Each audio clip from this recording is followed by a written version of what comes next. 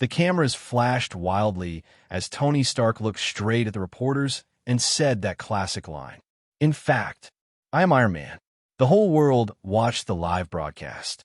Sitting on the sofa in front of the TV, Lynn couldn't stop the smile tugging at his lips. To be able to see this scene again in another world. There was no way to put that feeling into words. Yes, Lynn was a transmigrator. 3 years ago, an accident had thrown him into this extremely dangerous Marvel universe. When he first arrived, there was no system, no cheat, no awakening as some overpowered mutant. Aside from inheriting a small estate, he was basically just a normal guy. Only a short while ago, after Tony's kidnapping incident, Lynn finally awakened a sign-in system. The function was simple. Sign in every day, and you receive a random reward. During this period, Lynn had been checking in non-stop and collecting all kinds of strange things. Driving skills that guaranteed he'd never crash even when steering with one hand. Top-tier cooking skills borrowed from a certain star chef. Professional-level medical skills, enough to deal with most illnesses. A never-ending low-temperature candle. And finally, a SilverSupermantemplate. That last one was what really gave Lynn the confidence to live safely in the Marvel world. Because once the heroes and villains started fighting, it was pure disaster for ordinary people. Any random day, he could be walking down the street and end up flattened by a falling car. He had only had the Silver Super template for a few days and hadn't absorbed that much sunlight yet, but it was already enough.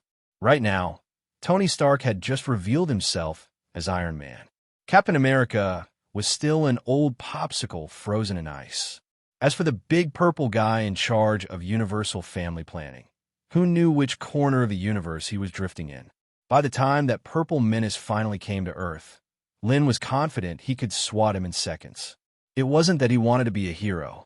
He just didn't want to gamble on that 50% chance of disappearing with half the universe.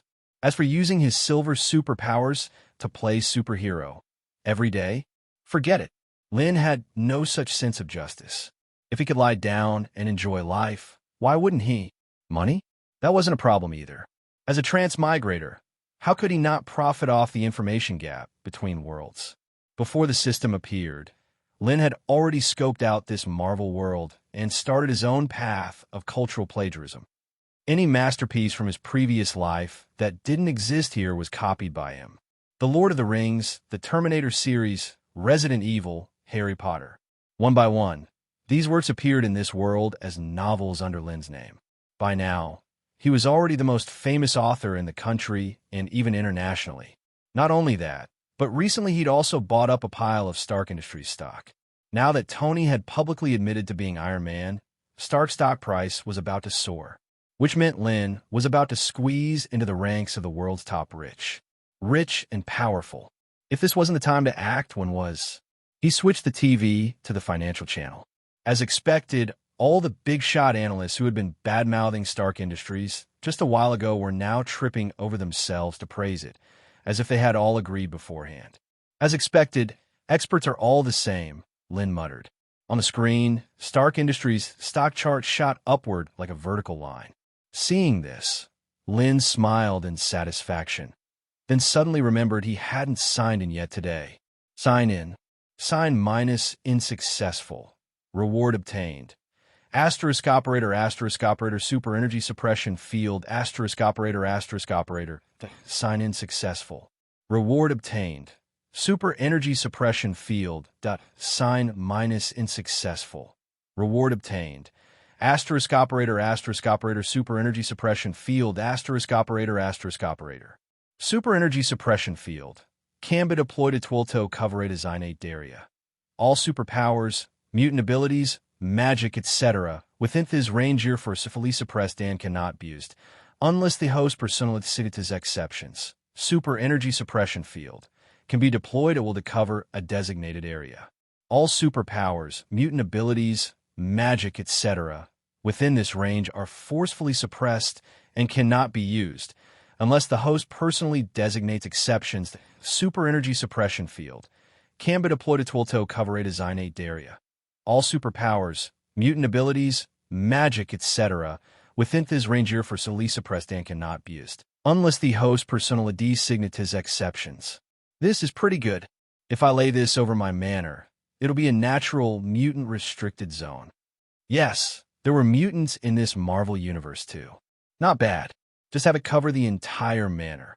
The manor was part of the inheritance he'd received after crossing over. And the best part? No one else had a claim to it. Let's start here. Lynn walked into the living room, pressed one hand to the floor, and willed it. An invisible force spread out from him, quickly enveloping the entire estate. At the same time, on the small road outside the manor, a blonde girl in a black school uniform was walking slowly, fingers unconsciously touching the back of her neck. It's strange. I clearly remember a bug biting me last night, she murmured. That bug looked a lot like one of Oscorp's engineered super spiders. So why did the bite mark disappear? Just as she was puzzling over it, her heart suddenly clenched, as if grabbed by an invisible hand.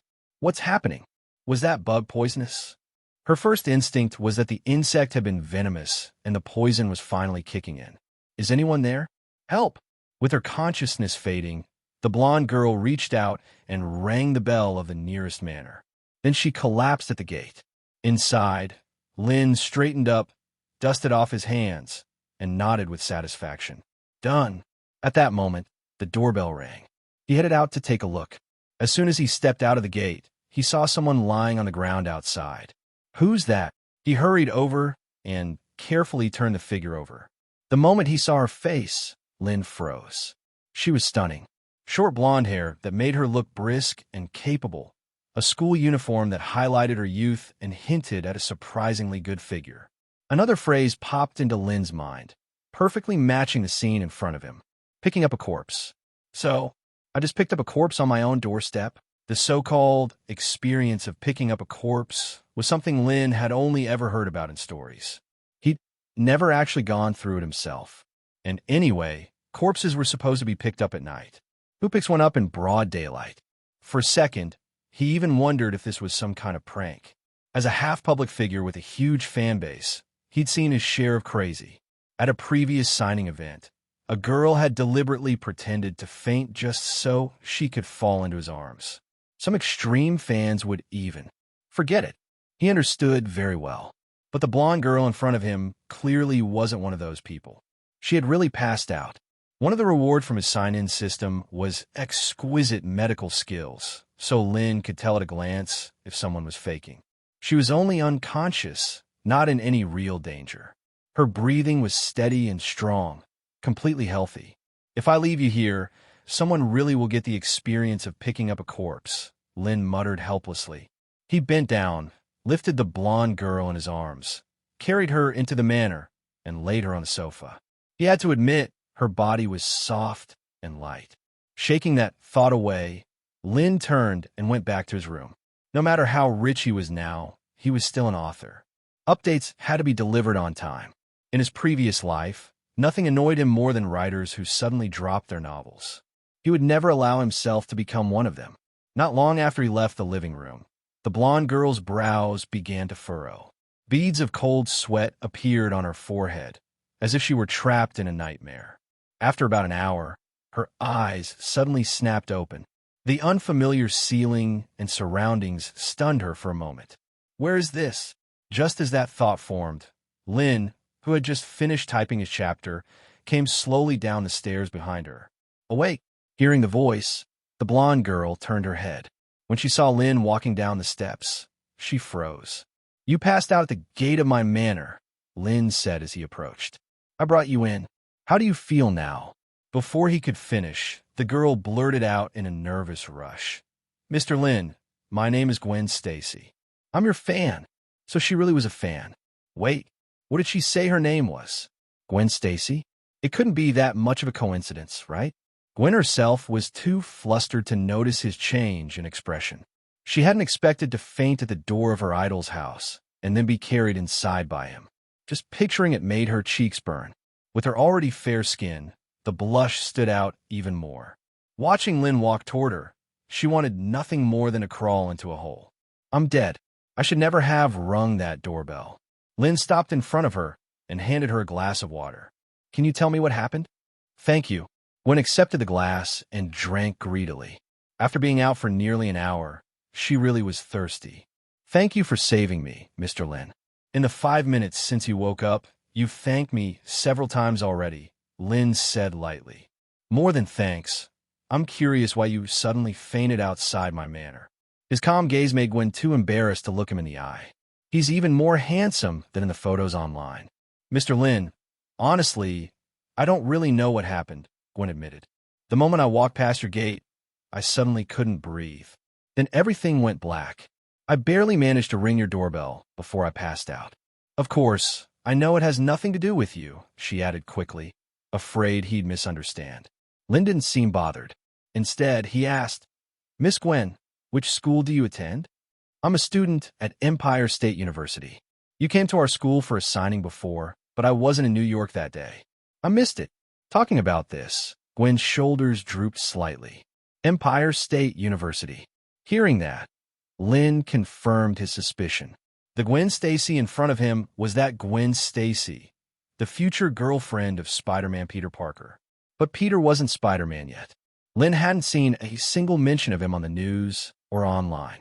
Compared to Spider-Man, Gwen's father, New York Police Captain George Stacy, appeared in the media far more often.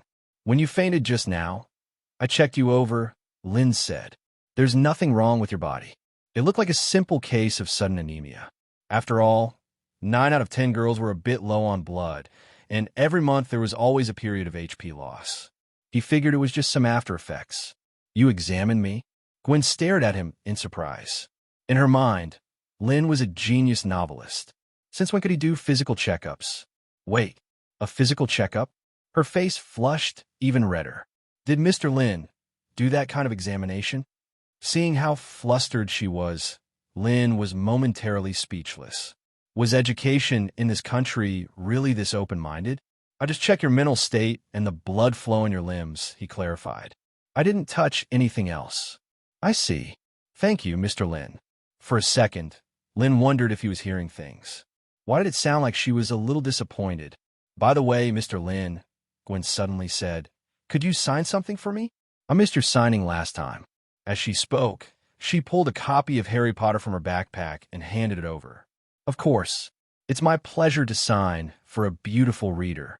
Lynn took the book and signed his name neatly on the title page. Thank you, Mr. Lynn. Gwen hugged the book to her chest like a precious treasure. We've already met in person, Lynn said with a smile. No need to be so formal. Just call me Lynn. With that, Gwen relaxed a lot. Okay, Lynn, but then you also have to just call me Gwen, not Miss Stacy. Hey everyone, welcome to our channel, and thank you for your support. If there's a favorite novel on the channel and you want the next part, you're just one step away. Become a Patreon member and I can make it depending on your tier. Thank you for your attention. Manor Gate. Lynn, can I still come to see you in the future? By the way, I would like to ask you some questions about the plot of the novel. Gwen tried to find a reason, afraid Lynn would deny her request. Discuss the plot of the novel. Lynn definitely has no objection, especially when the other party is still a big beauty. Definitely, you can come to me anytime as long as I'm home. Like I said, we're friends now. Then I'll go back to school first. See you next time. See you next time. Gwen, who turned around with unconcealable excitement on his face, clenched his hands in a fist to cheer himself up. Yes, as soon as he walked out of the manor, Gwen felt light all over, very comfortable. However, the excitement in his heart made Gwen subconsciously attribute this situation to his good mood. Not too much research. Looking at the appearance of Gwen's little girl, Lynn also smiled slightly. As soon as I got home, my phone rang in my pocket. Just after picking up the phone, a magnetic female voice rang out. Hello, is this Mr. Lynn? I am. May I ask you? Hi, I'm Pepper Potts, head of Stark Industries. Hearing the self-introduction on the other side, Lynn immediately knew who it was. Tony's old friend Pepper. How could she call? What can I do for you? Well, Mr. Lynn, now that you are the largest holder of Stark Industries stock, Stark Industries is having a dance tonight. You are sincerely invited to participate, and there are many people who are your fans. I wonder if you would like to participate. I see. Can't wait to celebrate after just escaping a catastrophe. Okay, it's Tony. Definitely. What time is it tonight? Lynn never refuses to eat, drink, and play, especially the one held by someone who knows how to play like Tony. 7 o'clock. Do you need us to send a car to pick you up? No thanks. After saying this, Lynn heard a howl from the other end of the phone. Immediately afterwards, there was a scolding voice from Little Pepper. Happy, you are so rude. Sorry, Miss Pepper. I'm really sorry, Mr. Lynn. We have a fan of yours who wanted to pick you up, but it seems that you refused. Pepper is worthy of being Tony's only assistant besides JRVS, but he can speak on the spot. Okay, see you tonight. Looking forward to your arrival, Mr. Lynn. After speaking, Lynn hung up the other party's phone and checked the time. There's still time. Go take a nap first, get up and change clothes. When he came to the rooftop, there was a reclining chair specially prepared by him, facing the sun. As long as it is not the weather where the sun cannot be seen. This location is all but guaranteed to stay in the sun until the sun goes down. So comfortable, especially after having the template of buying Da Chow. Lynn feels more comfortable in the sun. And don't wear sunscreen, not afraid of tanning. I don't know if there will be a chance in the future to put sunscreen on Gwen. This feeling of laziness soon put Lynn into a nap. Looking forward to your arrival, Mr. Lynn. Little Pepper hung up the phone in his hand and cast an annoyed glance at Happy next to him. Sorry, Pepper. The burly Happy also realized his gaffe just now and apologized. Little Pepper didn't say anything, but looked at another middle-aged man on the sofa. Tony Stark. Tony, the invitation list for tonight's dance has been promised.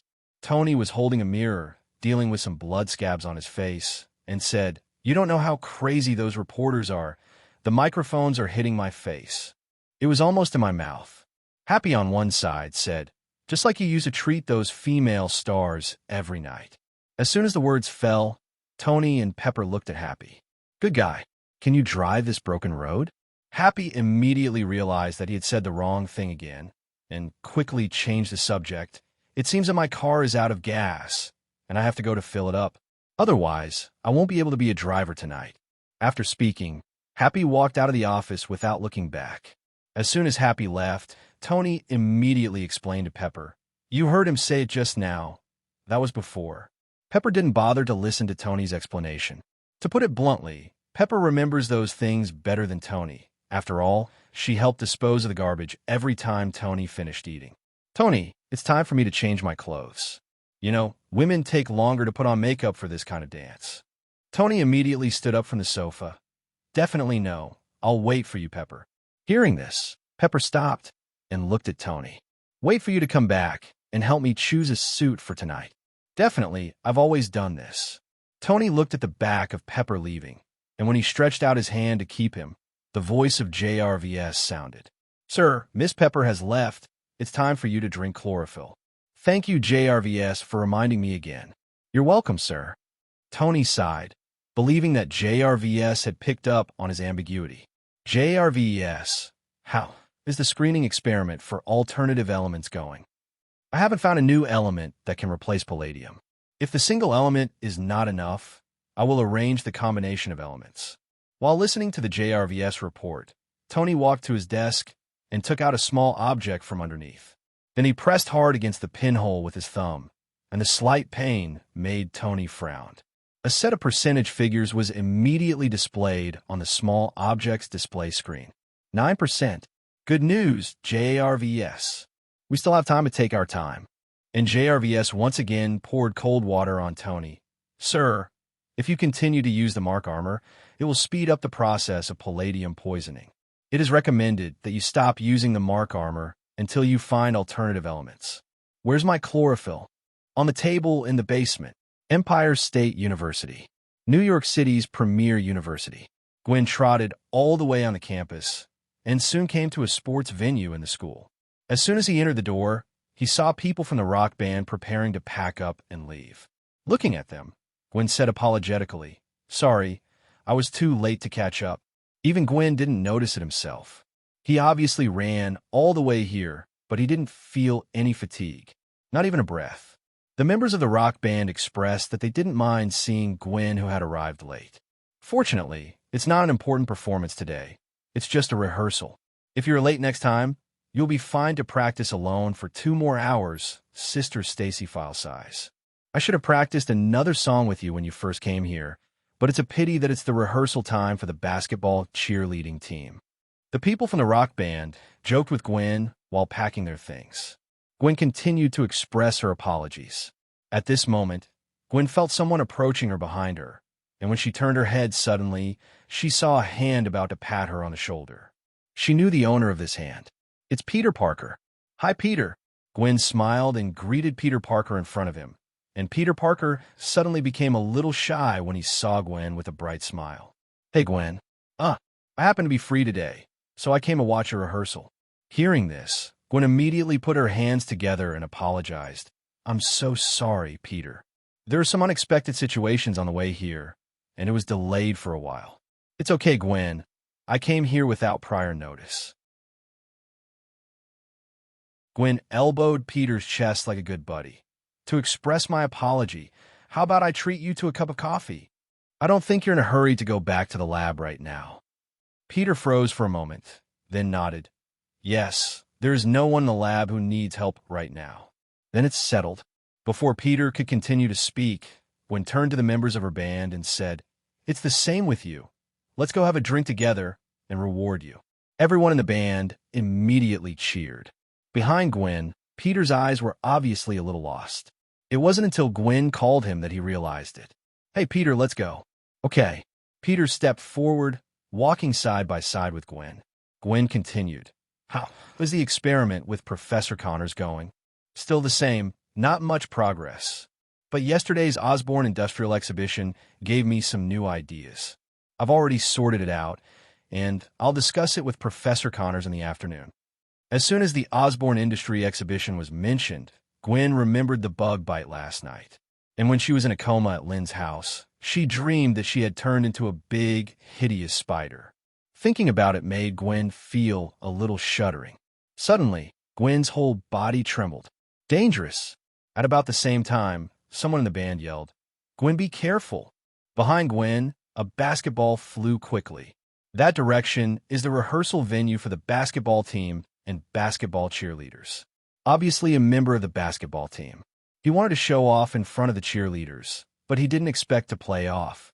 The basketball flew out. Coincidentally, the direction of the smash was Gwen and Peter. The next moment, an unexpected scene happened. The basketball that had hit Gwen hovered behind Gwen, making a muffled sound. The ball is caught. The one who catches the ball is none other than Gwen. Gwen didn't even look back and directly caught the ball blindly. Gwen, who came back to his senses, looked at the basketball in his hand in amazement. She didn't even know what was going on just now. Almost subconsciously, the body responded. Are you all right, Gwen? Peter beside him also reacted and immediately asked with concern. I'm fine, Peter. Sorry, you're not hurt, are you? Gwen shook her head, indicating that she was fine, then passed the ball back to the opponent. A small accident ended like this, and the band members packed up their things and came over. Gwen, you're catching the ball just now was really cool. Where did you learn basketball? Yeah, Gwen. You know what? I was too scared to watch. For everyone's praise, Gwen could only give a smile to perfunctory. Fortunately, let's go to the coffee shop first. Everyone is thirsty. In this way, Gwen went to the coffee shop surrounded by rock bands. All afternoon, Gwen thought about everything that happened today, and she always felt that her body was experiencing an unprecedented metamorphosis. And this kind of metamorphosis is very likely related to that bug last night. Just haven't been able to find evidence. Outside the school gate.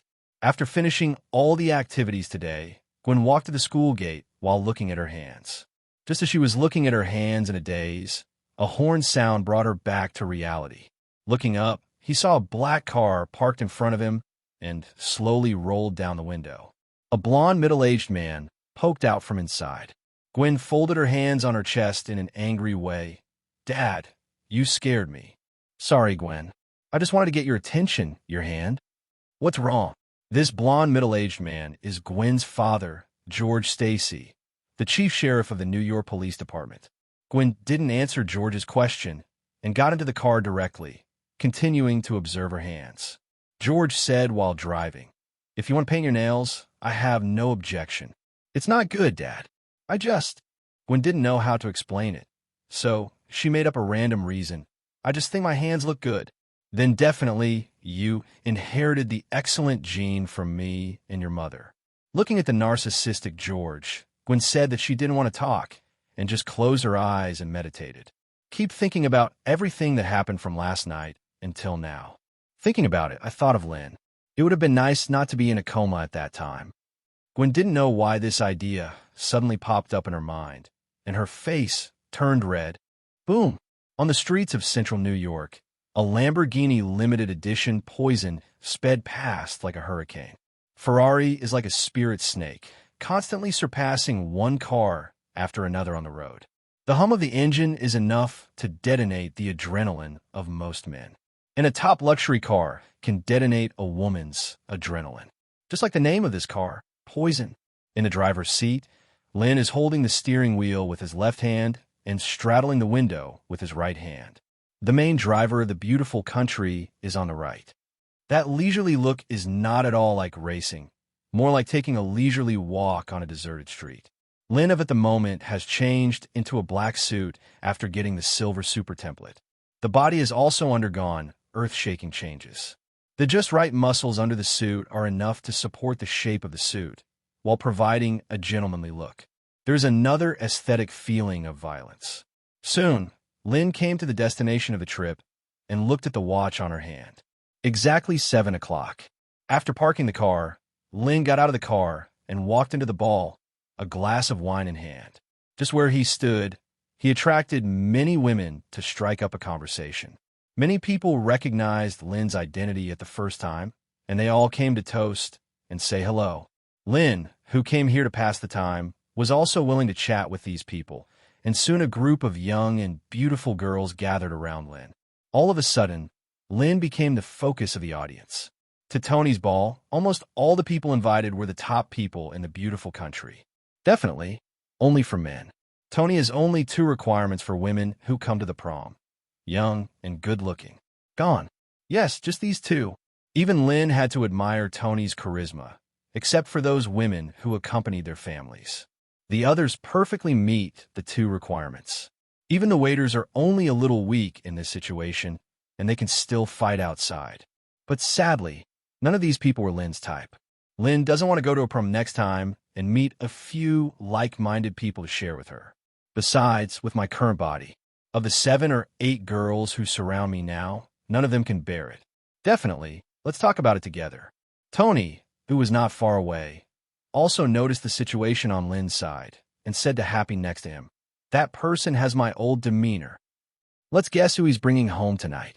Whether it's the C+ on the right or the long-legged one on the left, to be honest, I think these 2 look familiar. Happy. After Tony finished expressing his opinion, he realized that Harpy, who was still by his side just now, had gone to nowhere. Instead, she was wearing a blue evening dress with a gorgeous and moving little pepper. Tony pushed his sunglasses and looked at the little pepper in front of him. "That's great. This suit suits you very well. You are so beautiful tonight." "Really? I think I'm not as good as Lynn C+ or Longlegs." Only then did Tony realize that Pepper had listened to his comments just now and immediately argued, No, those are not as good-looking as you." "I mean it, Pepper." "Definitely. After all, the few over there have communicated with you more or less overnight." "Really? I don't remember all of it," Tony said with a scumbag face, and then quickly changed the subject. "Who is that guy? He's even more popular than I was before." "Lynn, the hottest contemporary novelist. He wrote the Terminator book you were obsessed with a while ago. Also the person who owns the most shares in Stark Industries right now. According to the current price increase of Stark Industrial stock, I believe he will become the 2nd richest man in the world soon." "Then who is the first?" Tony said proudly and knowingly. "It's you." Pepper fully satisfied Tony's vanity. As expected, Tony looked at Lynn in surprise. He had seen Lynn's Terminator before the accident. "I am very interested in the robot's setting inside. The reason why I was able to create the Mark I in the cave is that there are more or less hints of the Terminator in it. Perhaps we should go and visit him." "Real?" Pepper couldn't believe his ears. Tony would take the initiative to visit someone else. This was absolutely impossible to happen before. Definitely true, let's go. Tony picked up 2 glasses of wine and walked over with Chili. And Happy has already come to Lynn's side 1 step ahead, looking at Lynn surrounded by a group of women. Happy's eyes couldn't stop envy. Whenever I can be like him. Hey, that Mr. Lynn, I'm a huge fan of yours. Happy's voice was not loud, but it was enough to attract Lynn's attention. Lynn immediately recognized the man as Tony's bodyguard and driver, Happy Hogan. These people are my fans. Lynn pointed to the girls around her. Yes, we are all fans of Mr. Lynn, sir. Would you like to join our reader chat circle? The woman rated C+ by Tony leaned towards Lynn and buried Lynn's arm in it. Faced with the other party's teasing, Happy was at a loss for a moment and could only take out the novel Lord of the Rings he had specially prepared from his arms. Mr. Lynn, please sign for me. Lynn took the Lord of the Rings, handed over, took out a pen from the inner pocket of the suit, and signed her name. Apparently, Happy is a true fan. As for the women around me, I understand everything. After signing, Lynn raised her glass and toasted Happy. Just then Tony's voice sounded. I'm sorry, everyone. I'm also a fan of great writers. I don't know you. Looking at Tony's eyes, they immediately understood what Tony meant, took their things, and left Lynn's side. Lynn glanced at Tony speechlessly. This guy drove away his fans as soon as he came. Pepper immediately said, Hello, Mr. Lynn. I am Pepper Potts, who is in touch with you. This is my boss, Tony Stark. That's Happy Hogan, driver and bodyguard. After the people around cleared up, Happy also came over. Hello, Iron Man. Tony didn't know why Lynn called him that. But that's okay, because he is Iron Man, and Iron Man is him. Hello, greatest writer of this century. Tony also responded to Lynn, and then said, I have to admit that you are not only a talented writer, even amazing ability in financial management. Under that situation, you still dare to buy the stock of Stark Industries. It seems that you have great confidence in Stark Industries. Every sentence praises Lynn, and every sentence is inseparable from Stark Industry. But anyone could tell that Tony was boasting himself in disguise. I have to say that Tony is narcissistic enough, but he also has the capital of narcissism. Pepper and Happy are used to it, and Lynn doesn't care. Because in Lynn's opinion, if he has Tony's ability, he might be even crazier than him. Can you be called a young man without being aggressive? When you're young, you're not angry, but when you're old, you're not angry. Lynn also boasted, compared to Stark Industries, I believe in my own vision. I've seen your Terminator, and the setting of robots in it is very novel. To be honest, my Mark armor is more or less inspired by it. Lynn was taken aback by Tony's words. Unexpectedly, his Winchagong accidentally affected Tony's Mark armor. But the artificial AI Skynet inside is not very good. If it was me, he wouldn't have any chance of rebellion. Tony continued confidently. JRVS is absolutely loyal to him, and he can guarantee it with his life. As long as it is the artificial intelligence he made, it is 100% obedient to humans. There will be no such situation as Skynet destroys the world in the Terminator. Lynn smiled non-committally. Just wait to slap yourself in the face. What you will create in the future will be much more terrifying than Skynet. Pepper felt that Tony talked a lot today. This is rare in front of a person who has just met. Perhaps this is the sympathy between the two geniuses. In Pepper's view, Lynn and Tony belong to the same type of genius, but in different fields. By the way, Pepper, there are a few partners of Stark Industries over there. Go over and have a chat with them. I won't go there. Pepper looked in the direction Tony pointed, and there were indeed a few people there who were partners of Stark Industries. But that was all before. But there is no righteousness in buying and selling. Xiao Jiao still understands this, said sorry to Lynn, and walked over. Then Tony turned his head and took out a car key. Happy, my car doesn't seem to be parked properly today. Go and help me park it again. Remember, the front of the car must face inward. Okay, Tony. Lynn's eyes narrowed. Tony is taking away Pepper and Happy. Although she didn't know what Tony was doing, Lynn didn't expose Tony. After Happy and Pepper had left, Tony took his glass and sat down at the bar counter and said to the beautiful bartender, "Thank you, whiskey." At the same time, he did not forget to wink at the beautiful bartender. The girls today are all very good. Right, Lynn? And Tony thought for a moment before remembering Lynn's name. Yes, if you hadn't sent them away, I would still be chatting with them now. Tell me what you want from me. I want to ask you, in your Terminator worldview, what energy technology do those robots use? Do you think there's a possibility to reproduce this energy technology in reality? When Tony finished speaking, he seemed relieved. He thought he must be crazy to choose to ask such a question to the author of a science fiction novel. But right now, there's no way to do this. Although JRVS has been experimenting with new elements, Tony understands that there is no existing element on the Earth that could be used as a substitute for palladium. In other words, as long as he is still using the arc reactor to maintain his life, the symptoms of palladium poisoning are unresolved. I can only wait to die slowly. That feeling was so tormenting that Tony would do everything he could to save himself. Even a science fiction novel.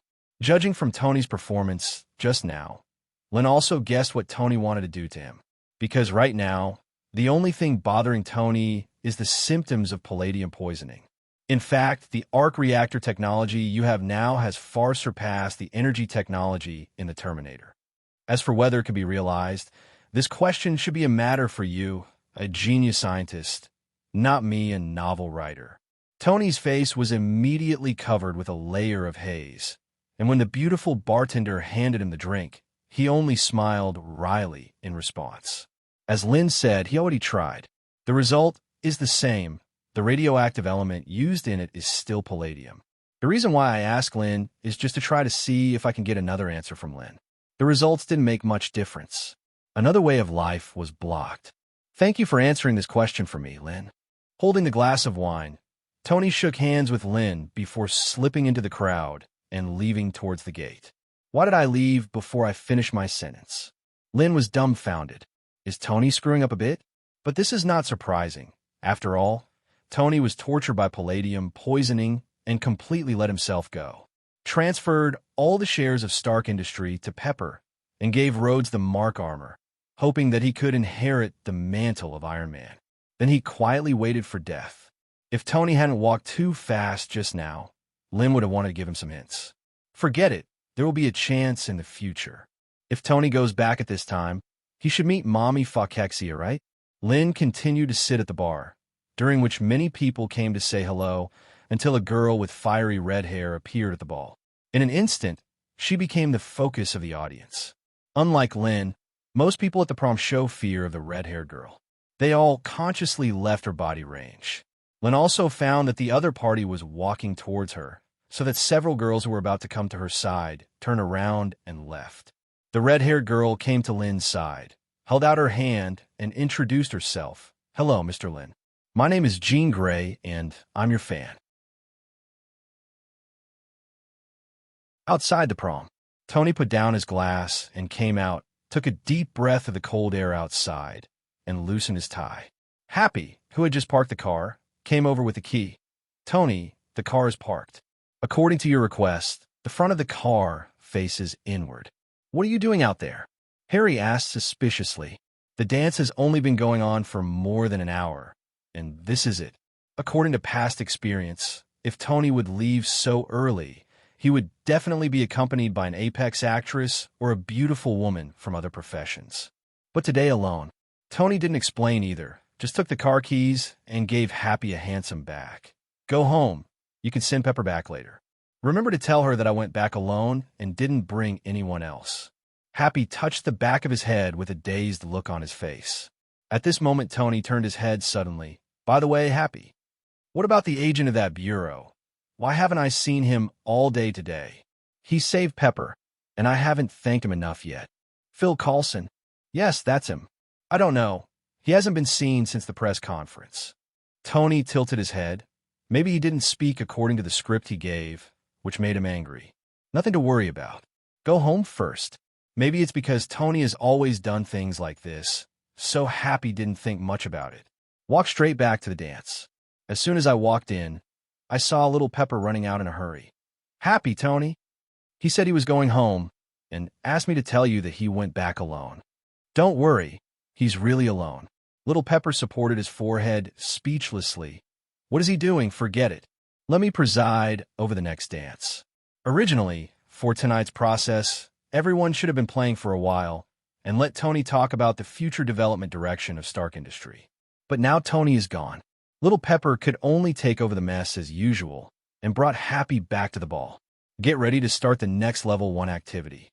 Lynn looked at the red-haired girl in front of her and finally understood why many people were scared when they looked at Jean Grey just now. Because Jean is mutant. Phoenix in X-Men, the teacher of Xavier's School for Geniuses.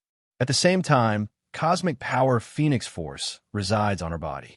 Most of the people who can come to this party are not from Common, so they naturally know something about X-Men and Xavier's School. So they recognize Jean at a glance. Add to that, not too long ago, the Mutant Brotherhood's Magneto made a big deal. Story of X-Men 1. Now in the society of the beautiful country, almost all voices are against mutant. Even the X-Men, who are on the side of justice, were deeply affected by it. So the moment Jean appeared at the ball, she immediately became the focus of the audience. But no one dared to go up and say hello. And now that she is in front of Lynn, other people's eyes can't help but look over. Look, that mutant is going to contact a great writer. I don't know what conspiracy that mutant has. Regardless of our business, stay away from them. What happened to Stark Industries? They invited mutant over here. Soon, a vacuum formed around Lynn and Jean. Jean has the power of the mind. She can hear all these rumors, and Lynn's 5 senses have long surpassed the common people. Even with the loud music, he could still hear these people whispering. It seems that my arrival has caused a little trouble for Mr. Lynn, so I'd better leave first, Jean said apologetically to Lynn. Originally, with Jean's character, she would not attend such a gathering of high-level officials from a beautiful country. In her opinion, most of the people here are full of hypocrisy. But she is more aware that the mutant group has reached a difficult level in society. So she has to show up at this kind of gathering, hoping to convey the goodwill of Xavier's School to these high-level figures in the beautiful country, in exchange for them speaking for mutant. And this is precisely the attitude of Professor X. And it is also Professor X who weighed the pros and cons to Jean and asked Jean to attend the dance. But the attitude of these people tonight has already made Jean a little disheartened. Maybe it was a mistake to come to this ball originally. The reason why she went to Lynn was only because she was a fan of Lynn. That's all. It's okay, sit down. It just so happens that I'm bored by myself now. Let's drink and chat together. Jean, who was planning to leave, seemed to have light in her eyes after hearing Lynn's words. Mr. Lynn, aren't you afraid of me? Why should I be afraid of you? Will you still eat me tonight? Lynn asked Jean back with a hint of a smile. Jean's face was quickly smeared with a blush. He is so handsome. Then he sat next to Lynn in a strange way, and Lynn asked, what kind of wine? I can do both, Mr. Lynn. Then join me for a cocktail. Soon, a glass of wine was delivered to Jean. Cheers. Jean can feel that Lynn just wants to drink with herself and has no other thoughts at all. This feeling was something she had never felt before. The feeling of being treated equally. After a few glasses of wine, Jean also opened the conversation. Mr. Lynn, I am your fan. My favorite thing to watch is The Terminator. Lynn looked at Jean with some surprise. You are a girl. I thought you would like Harry Potter more. No, I prefer Terminator. Because in The Terminator, I saw the shadow of our mutant. How to say?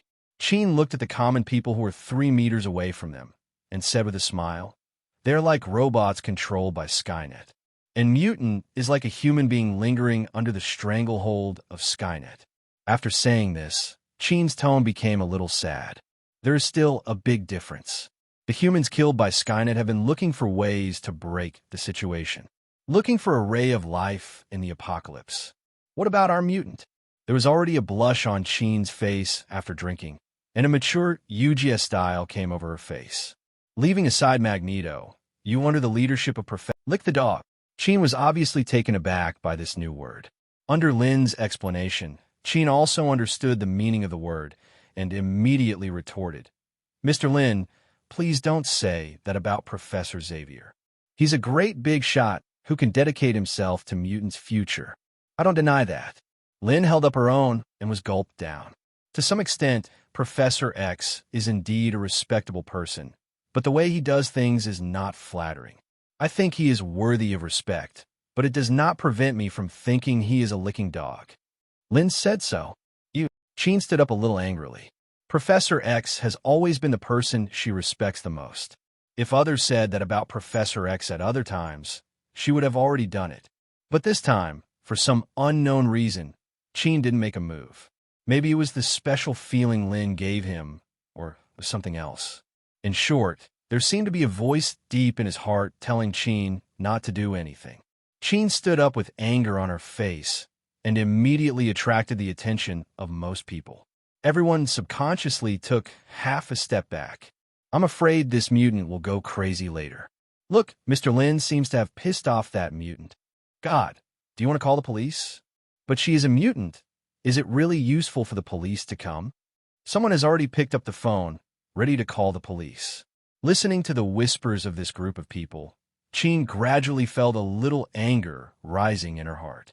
Has the right to lose your temper become that much of a luxury just because you're a mutant? Suddenly, Sheen felt that someone grabbed her hand, and a warmth came down her wrist. This anger also gradually subsided.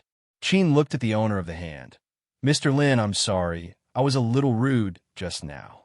It's okay, just sit down first. Most people here can't see you standing angrily like this. They have mutants. In the crowd, Little Pepper also felt that the atmosphere of the dance party was getting a little bit wrong. Immediately walked onto the stage, patted the microphone. Ladies and gentlemen, let's enter the second stage. Today we are honored to invite. With the topic of Little Pepper changed, many people turned their attention to the stage again. Let's go. Let's drink somewhere else. It's a commercial atmosphere here now, which I don't really like. Jean didn't like being around these hypocrites either, so she picked up her glass and followed Lynn. She didn't know why she followed Lynn either. Obviously just got angry with Lynn. Soon, Lynn led her to a small balcony and closed the balcony door. Cut out most of the sound at the dance.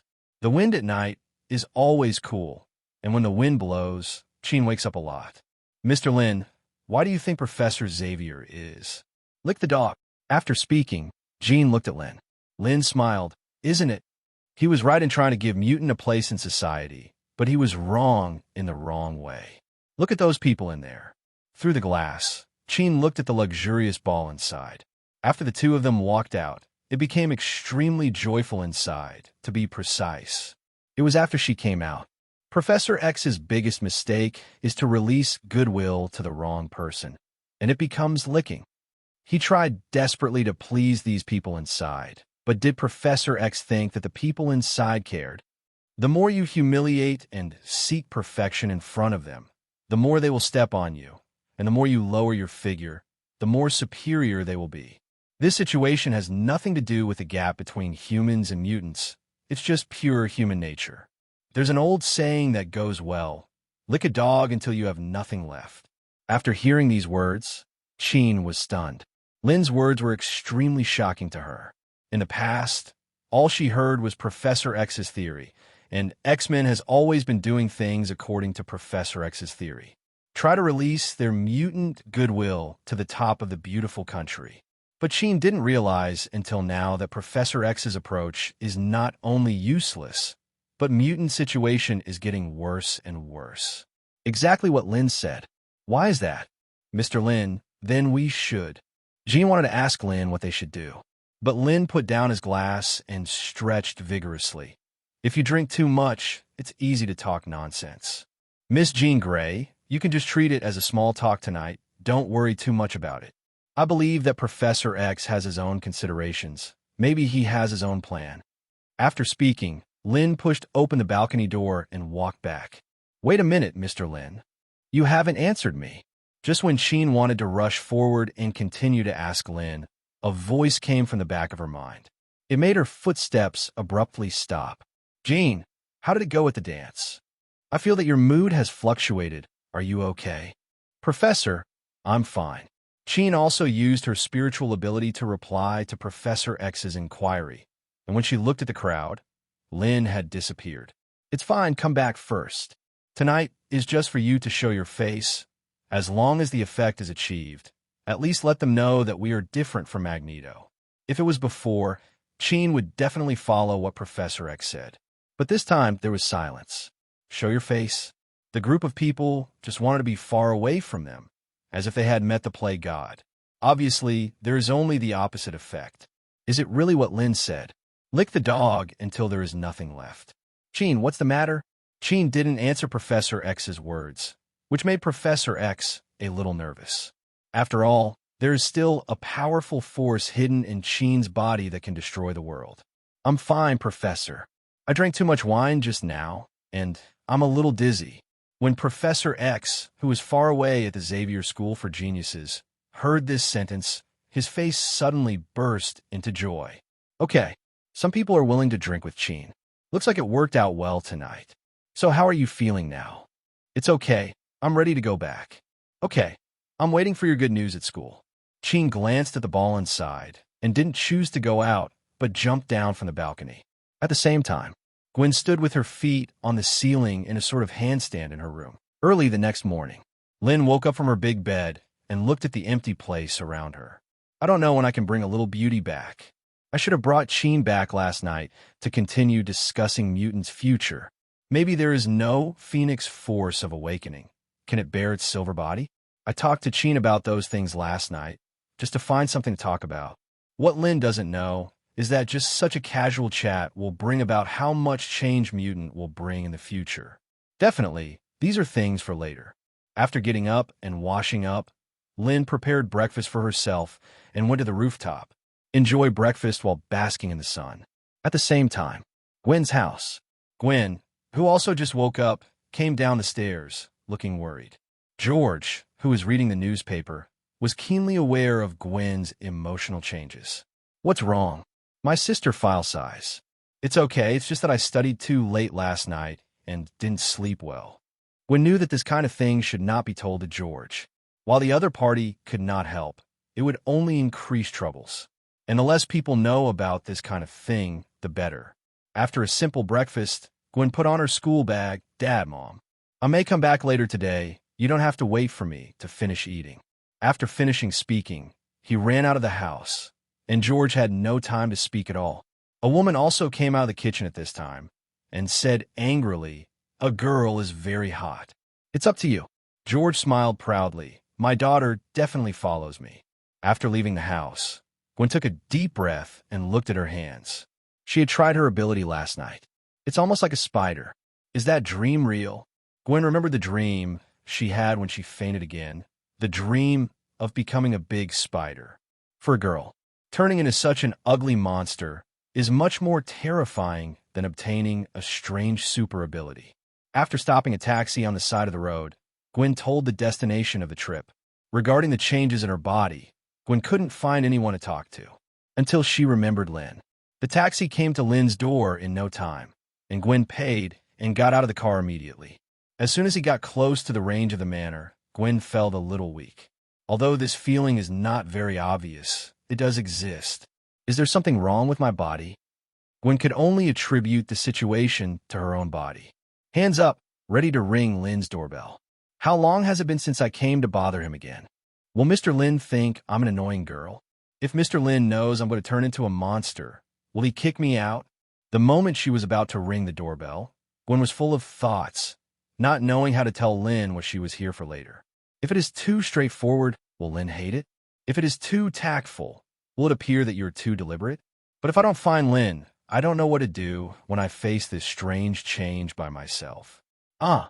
Gwen scratched her hair, feeling a little frantic for a moment. Why don't you find someone else? Suddenly, Gwen had a flash of inspiration. By the way, others. I'll just tell Mr. Lynn that a friend of mine is having a problem and see what Mr. Lynn has to say. Yes, that's it. Gwen couldn't help but praise her wit. Thinking of the reason, he rang the doorbell of Lynn's house with great peace of mind. Lynn, who was basking in the sun on the rooftop, heard the ring of her doorbell and answered a phone next to her. Hello, who is it? Doorbell talk function. Hello, Lynn, it's me. I have something to talk to you about. Can I come in? Definitely. The gate is unlocked. I'm basking in the sun on the roof. Come up by yourself. Okay. After hanging up the call, Lynn continued to bask in the sun. Although I don't know what Gwen is looking for, but it's also good to have an eye-catching girl come to bask in the sun with me. Soon, Gwen came to the rooftop. Looking at Lynn, who was wearing casual clothes and basking in the sun, he immediately greeted with a smile. "Hi, good morning." "Good morning, sit down." Beside Lynn, there are two other reclining chairs. Gwen hadn't tried to enjoy the chair anywhere else but at the beach. Seeing Gwen sitting down, Lynn continued, "The sun in the morning is the most comfortable. Let's lie in the sun together for a while." Yeah, Gwen really didn't know this. But since Lynn said it, Gwen followed suit and lay down, feeling warm all over her body as soon as she lay down. So Gwen couldn't help stretching. At the same time, there was a comfortable groan. So comfortable. The voice made Lynn on the side couldn't bear it. I didn't expect Gwen's voice to be so nice. But Gwen didn't feel that there was anything wrong. After adjusting her posture, she said, "Lynn, I came to you to ask you some questions." Obviously, Gwen has not forgotten the purpose of this trip. On the novel? No. Lynn said curiously, "What's the problem?" Gwen adjusted her tone, trying to appear as if she had nothing to do with her. "It's just that I have a friend who has been in a little trouble recently." I have a series of friends? Lynn was immediately interested. Usually, people who start with this kind of reason are talking about themselves in all likelihood. It seems that there are melons to eat. So what's your friend's trouble? There's a show. Gwen was overjoyed. I was really smart enough to think of such a good reason. Little did they know that Lynn had seen through her little trick. It's this friend of mine who recently got something that doesn't belong to her, and she's worried that these things will bring her misfortune. But there's no way to throw it away in this case. What should my friend do? It sounds very tricky. Can you tell me what kind of thing it is? Lynn asked with interest. At this moment, Gwen was confused. I want to describe this kind of thing like this. No solution anymore. Now it can only be half true and half false. Yes. Super ability? Lynn looked at Gwen with some doubts, and the translation of her words meant that. I got the super ability, but now I'm at a loss and don't know what to do. But how did Gwen get the super ability? Etc. Lynn immediately remembered another Spider-Man story. In a certain parallel universe, the person bitten by the mutant radioactive spider is not Peter Parker, but Gwen. Later, Gwen became the Spider-Man of that universe because of the black and white battle suit and dexterous figure. Was dubbed Ghost Spider-Man title. And Peter Parker has become Spider-Man's old enemy, the Lizard Man. Could it be that in front of Gwen? Is it Ghost Spider-Man? Immediately afterwards, Lynn remembered that Gwen fainted at the gate of her manor yesterday for no reason. At that time, it happened to be the time when I laid down the superpower to suppress the magnetic field. Could it be that? Gwen, did you feel uncomfortable when you came into my manor? Asked by Lynn. Gwen nodded immediately. Well, I always feel a sense of depression. The next moment, under Lynn's operation, a dialogue box popped up in front of him. Is Gwen Stacy listed as an invalid object of the magnetic field? Yes. Gwen Stacy has been successfully listed as an invalid object of the magnetic field. At the same time, Gwen felt light all over, as if the shackles on her were released. What now? Lynn, it's really amazing. I feel great now. Gwen stood up and moved excitedly. Looking at Gwen's reaction, Lynn is almost certain that Gwen in front of her is Ghost Spider-Man. It should have just awakened the spider ability yesterday, but it was suppressed by the magnetic field. Only then did he suddenly faint at the gate of the manor. In other words, I picked up a Spider-Man yesterday. Good guy. No novel I wrote dared to have such an opening. Although Gwen didn't know what happened, the comfort was real. Lynn, you are amazing. Makes me so comfortable. As soon as this was said, Gwen realized that something was wrong and sat down immediately. He blushed to the base of his neck. Lost dead man, lost dead man. In front of Lynn, all I said were tiger and wolf words. For such unintentional remarks, Lynn didn't have much thought. It's just driving. There will be opportunities in the future. Then let's talk about what happened just now. So what you mean is that your friend is a little confused now after getting the super ability. I don't know what to do. At the same time, I'm also afraid that this super ability will hurt herself. Lynn deliberately put the word friends very seriously, emphasizing that she was really only talking about Gwen's friends. Not talking about Gwen. That's right, that's it. Gwen nodded vigorously, and every word Lynn said hit the point. Sure enough, it was right to come to Lynn. But this time it made Lynn feel difficult asking him to enlighten the body, it is not a problem at all. Mental enlightenment. This is somewhat unprofessional. And in his previous life, he knew more about Peter Parker's version of Spider-Man. Not much is known about the Gwen version. How can this enlighten her? Suddenly, Lynn saw the glass filled with water on the table, and her eyes lit up. There's a way. Today I also become a master. Gwen, if I were you, I'd show this glass of water to your friends. Water? Gwen also looked curiously at the water glass on the table. Then he looked at Lynn curiously, without waiting for her to ask a question. Lynn spoke first. The answer your friend wants is in this glass of water. Do you understand? At this moment, Lynn felt like a fortune-telling master on the roadside in his previous life. A sentence, have you enlightened, has saved countless lost lambs. Gwen looked at the water in the glass and saw nothing. But she believed that Lynn would not lie to her. In this way, Gwen and this glass of water were on the bar. After watching for a while, Gwen, who didn't sleep well last night, began to feel sleepy under the lazy sun. The upper and lower eyelids fought. The next moment, he fell asleep on the recliner. The sound of even and calm breathing reached Lynn's ears, and she turned her head to see Gwen, who was sleeping like a porcelain doll. The white and tender skin on the face can be broken with a blow. This water has this function. Being able to make people fall asleep is something Lynn never expected. After basking in the sun for a while, Lynn stretched out on the recliner. It's time for submission.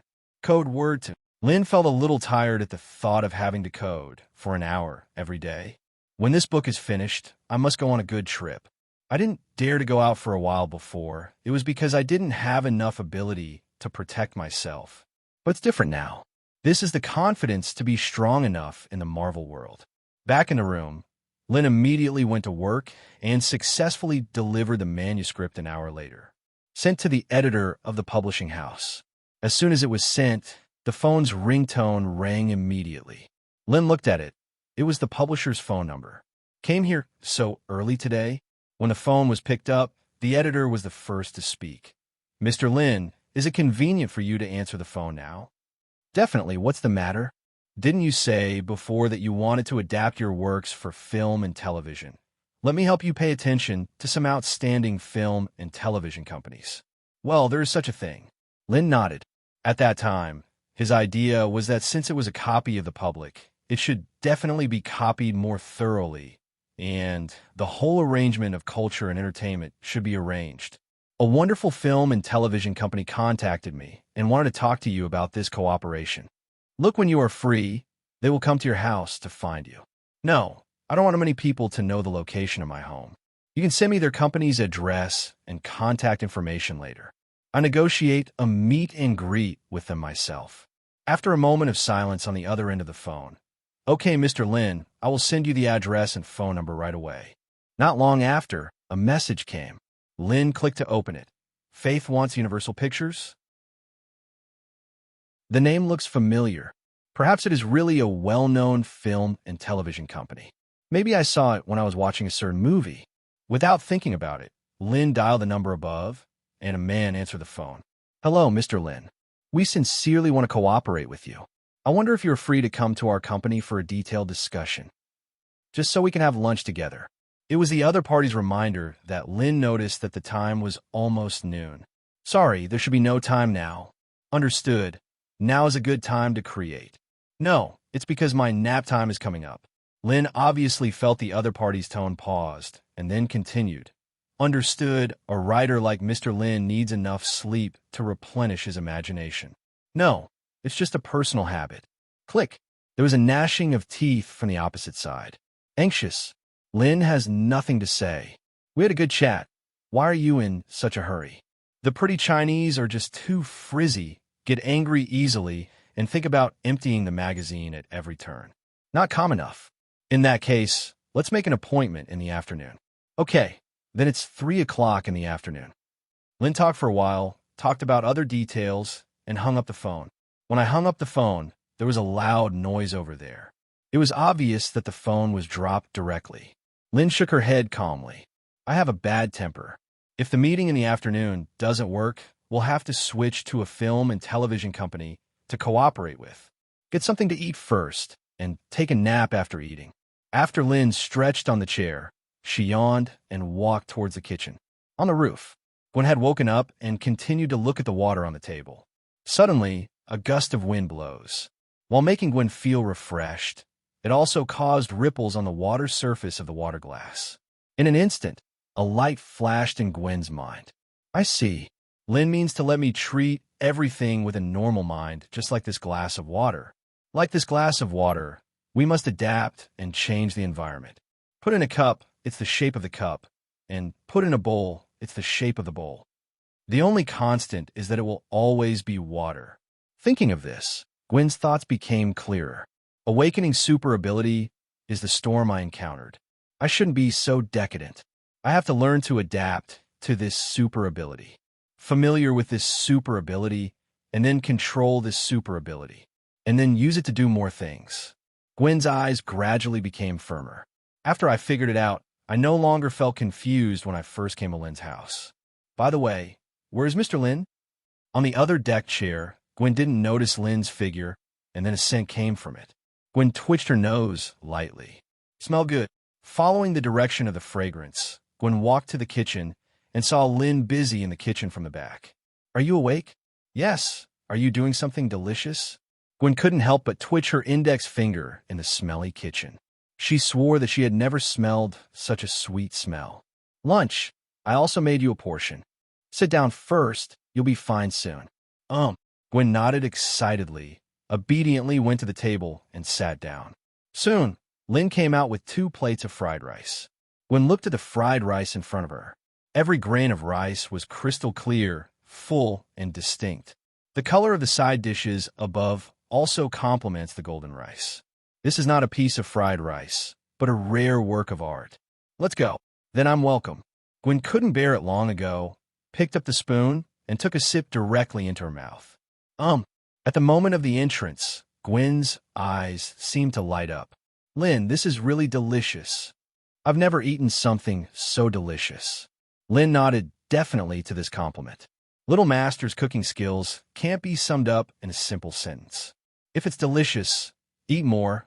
There's still some in the pot. After eating, go over and serve. Okay, Gwen said contentedly.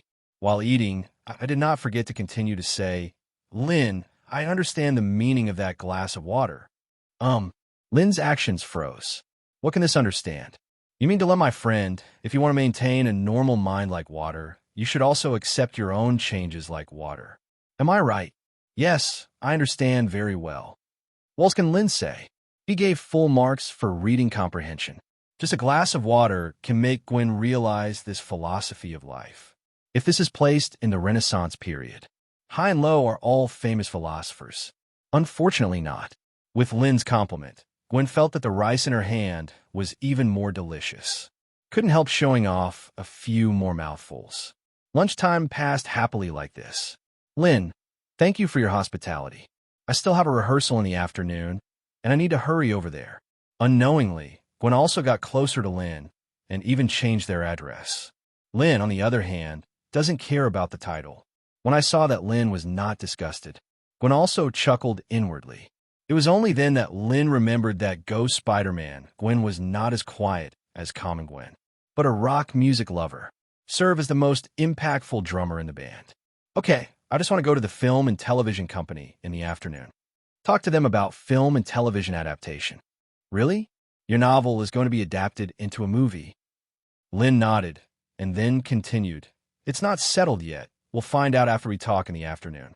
It's definitely possible, as your loyal fan. I am very much looking forward to the day when those excellent works will be put on the screen. Then can I ask you to go see it with me then? Gwen couldn't believe her ears. Is Lynn asking herself to watch a movie? Definitely, no problem. Seeing Gwen's reaction, Lynn suddenly asked curiously, Gwen, have you never been in a relationship yet? Because my dad is stricter, so... The meaning is obvious. I haven't talked about it. Lynn was immediately happy. With Gwen's looks and age, her first love is still there. In the social atmosphere of the beautiful country, it is more precious than endangered species. Your dad was right. Lynn gave George a big thumbs up in her heart.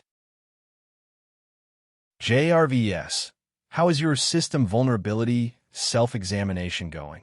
Tony came to his underground laboratory and asked, Sir, several vulnerabilities have been checked, as well as the one that was hacked last night. It is being repaired, and it is estimated that the repair time will take 3 days. Tony took a sip of the leaf green juice on the table and frowned. Compared with this thing, he still prefers to drink. That's good. I don't like what happened last night again. Thinking of what happened last night, Tony was terrified for a while.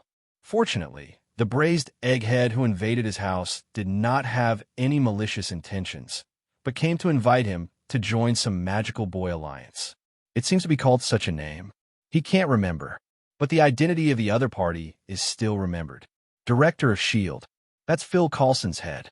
Get ready to work, JRVS.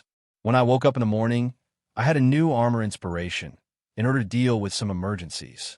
I need a portable Mark armor, which is easy to wear and also provides me with good combat power. This set of battle armor is temporarily positioned as Mark V. The Mark V database has been established. Please provide the data according to your request, sir. It should be noted that with today's materials, the pursuit of lightness means that many powerful weapons will be sacrificed. Tony's hands are constantly operating on the projection keyboard, designing his new armor. I know, JRVES. This set of armor is designed for emergencies, and it doesn't need to be strong. At least the next time that braised egghead invades my house again, I can give him a good beating.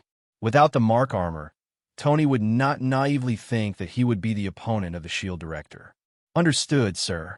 JRVS, as the top artificial intelligence butler, can do almost everything Tony ordered. He is also one of Tony's proudest works. JRVS can even chat with Tony sometimes like an old friend. Just like now. Sir, you want to ask Mr. Lynn something? How is the inquiry going? Tony finished the chlorophyll in the cup in one gulp and said with some disappointment, We must be crazy. He's just a science fiction writer. Many of his descriptions of technology come from his wild imagination. Tony told JRVS the exact communication he had with Lynn last night, etc. Suddenly, Tony sensed something was wrong. JRVS, did I say something wrong just now? Mr. Lynn mentioned the arc reactor, if your description is correct. With a reminder from JRVS, Tony immediately realized what was going on. When Lynn communicated with himself last night, he accurately said the name of the energy source on his chest. You know, these technologies Tony has not officially disclosed. People outside only know that he invented the iron armor. Only a very few people know that the core technology of the iron armor is the arc reactor on his chest that sustains his life. What Tony can be sure of is that he never disclosed any relevant information to Lynn. Then how did he know the name of this thing? JRVS, I guess it's a coincidence. Writers are good at naming things, aren't they? Tony could only comfort himself like this. Even JRVS, without the support of a data model, cannot answer such incredible questions. Maybe Tony regretted a little. Why did he walk so fast last night? You can't just sit there and chat for a while. Maybe it's really a coincidence. Tony cleaned up his mood and continued to design his own Mark V, while also constantly simulating experiments with new elements. This is 2 hours. It wasn't until the voice of JRVS sounded that he came back to his senses. Sir, Miss Pepper is here. Just let her come down. Before JRVS could reply, Little Pepper's voice sounded behind him. Don't bother. I know you are in the lab at this time. Pepper walked into the laboratory and saw the projection in midair. It was full of three-dimensional modeling of steel armor. Except for the graphics, she couldn't understand the rest. Tony turned the chair. There's a mess here. I'll clean it up when I have time. Looking for me? There's been a little discussion about where Stark Industries is headed next. Talking here, I also can. Little Pepper said indifferently. Tony glanced at the fruitless new element experiment, calmed down, and said, Pepper, how about this? Let's find a restaurant and chat while eating. Can I take it that you're asking me out to dinner? Tony scratched his head in embarrassment. Definitely, that's what I mean. Little Pepper looked at his clothes. Woman? There is always special attention to detail in this regard. Tony wanted to tell Pepper that this is very good and there is no need to change it. It's still early. I'll go upstairs and change a set of clothes first. Is the room that was left for me still there? Definitely, all the time. The clothes inside are all tailor-made. When Tony built this house, he specially reserved a room for Pepper. But Pepper never lived. But even so, Tony will still ask someone to clean it on time. Well, you booked the restaurant first. I'll change clothes and come down. Tony nodded. No problem. I'll wait for you. Looking at the back of little Pepper going upstairs, Tony's eyes gradually became a little melancholy. Then he picked up the test box on the table and pressed down hard with his thumb. 10%. JRVS, it's like my life is counting down. Sir, don't be discouraged. We haven't finished our element experiments yet, and we may be able to find alternative elements in the future. Maybe. Tony knows better than anyone whether the existing elements on the Earth can be found. Just don't want to admit it. JRVS, help me find restaurants with higher Michelin ratings. The environment should be more beautiful. And the most important thing is I want to reserve the venue. Understood, sir. Tony glanced at the clothes on his body. Maybe I should also change into a suit suitable for a date. On the Empire State University campus, after Gwen and several band friends said goodbye to each other, they walked out of the school. Along the way, she felt more relaxed than ever, especially during the training just now. Gwen was surprised to find that her strength in beating the drums and her cooperation with the team members were much better than before. Perhaps this is the benefit of super ability. What else can I use these super abilities for? Gwen always feels that these abilities can be used to do more things. At this moment, an event happening not far away caught Gwen's attention. When she saw the protagonist of the incident clearly, her expression changed and she ran over immediately. Several gangsters on campus are bullying another student. And this student is none other than. It's Peter Parker. Peter was suddenly pushed and fell to the ground, and Gwen rushed up at this moment. What are you doing? Seeing that it was Gwen, the gangsters didn't dare to step forward to trouble Peter. After all, at Empire State University, who doesn't know that the schoolgirl Gwen's father is the chief sheriff of the New York Police Department? It is also because of this level of identity that many gangsters who want to get close to Gwen are discouraged. Only hi. He fell down by himself. It's none of our business. Look, Peter Parker wants women to protect him. What happened here quickly attracted the onlookers of passing students. Gwen helped Peter up from the ground and asked with concern, "Are you all right, Peter?" "I'm fine. Thank you, Gwen. Let's go." Peter glanced at the gangster who was still looking for trouble. He didn't care. He was used to being bullied long ago. But don't mistake Gwen. But those gangsters are not happy anymore. Why can such a coward get so close to the school beauty? Continue to boo. Peter Parker is a coward. Only cowards need a woman's protection. There are many good people around, and they also started howling. Peter wanted to turn around and leave. Gwen grabbed Peter's arm and then looked at the gangsters. Now apologize to Peter. Gwen, who grew up under George's education, originally had a sense of justice far beyond ordinary people. She came to help Peter, not because Peter was her friend. It's that she can't bear to see someone being bullied. Especially after the bullying, you have to talk nonsense to humiliate people. Gwen's reaction was unexpected by the gangsters, and even the people watching the theater shut their mouths at once.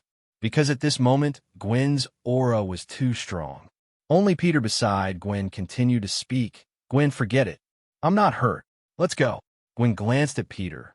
"Peter, if you keep doing this, they will keep bullying you. Today, I must ask them to apologize to you." Seeing more and more students gathered around, the gangsters suddenly felt a little ashamed. But what if you lose face? The other party is the sheriff's daughter, if she is hurt. Squatting games are small. Several people were able to bend and stretch and whispered sorry in Peter's direction. After speaking, he immediately left in despair. A group of gangsters left, and the surrounding students also dispersed. Human nature is all the same. There is no need to stay here if there is no melon to eat and no drama to watch. Thanks, Gwen. Peter, thank Gwen again. You're welcome. Who made us friends? By the way, why are you here at this time? Shouldn't you be doing experiments with Professor Connors? Some important instruments are missing in the laboratory. I just came back from Osborne Industry. Sent a batch of biological materials for them to help with experiments. Gwen patted Peter on the shoulder and said earnestly, "These guys will bully you again in the future. You have to learn to resist. The weaker you are, the more they will bully you." "I see, Gwen. I have to go back to the laboratory and give Professor Connors the experimental data, so I'll go first." After speaking, Peter ran towards the laboratory without looking back. Gwen also turned around and left toward the school gate, constantly thinking about what happened just now in her mind. That feeling of helping someone else. It was like igniting her DNA. To use a localized word to describe it is degen. Perhaps. When approaching the school gate, Gwen suddenly stopped and said happily, "Maybe I know where my super ability should be used." All of a sudden, Gwen felt enlightened. Lynn's rooftop. Lynn, who just woke up on the recliner after a nap, remembered that he hadn't signed in yet. Sign in. Sign in successfully. Get the popping candy with double the effect. Lynn, how can such a strange thing be signed? Is this system really an orthodox system? Lynn is skeptical. There's so many uses for popping candy. In addition to eating, you can also play. In short, there are various usages, depending on the degree of personal development. For things that are not used temporarily, Lynn puts them directly in the system space. Wait until you need to use it before taking it out. At least in this regard, the system is still very user-friendly. It's almost time. Let's talk about the issue of film and television copyright. Boom! The hum of the engine came from the basement, followed by a black shadow rushing out of the underground garage. After doing a perfect drift and flick, I entered the main road and drove towards the destination with full horsepower. In less than 15 minutes, Lynn arrived at Faith's Universal Pictures office. "Mr. Lynn, this is the place. Our general manager has been waiting for you inside for a long time." "Just go in." "Good." Lynn pushed the door open and saw a big man with a tattoo on half of his face sitting on an office chair with a snow cone in his mouth. There was also a black silk secretary sitting on his lap. Judging by the secretary's disheveled hairstyle and slightly unbuttoned office coat. Obviously, because of work problems, the secretary and the general manager had a fierce quarrel. Seeing Lynn coming, the tattooed man stood up and pulled out a contract from under the table. "Mr. Lynn, since the person is here, sign the contract." Lynn narrowed her eyes.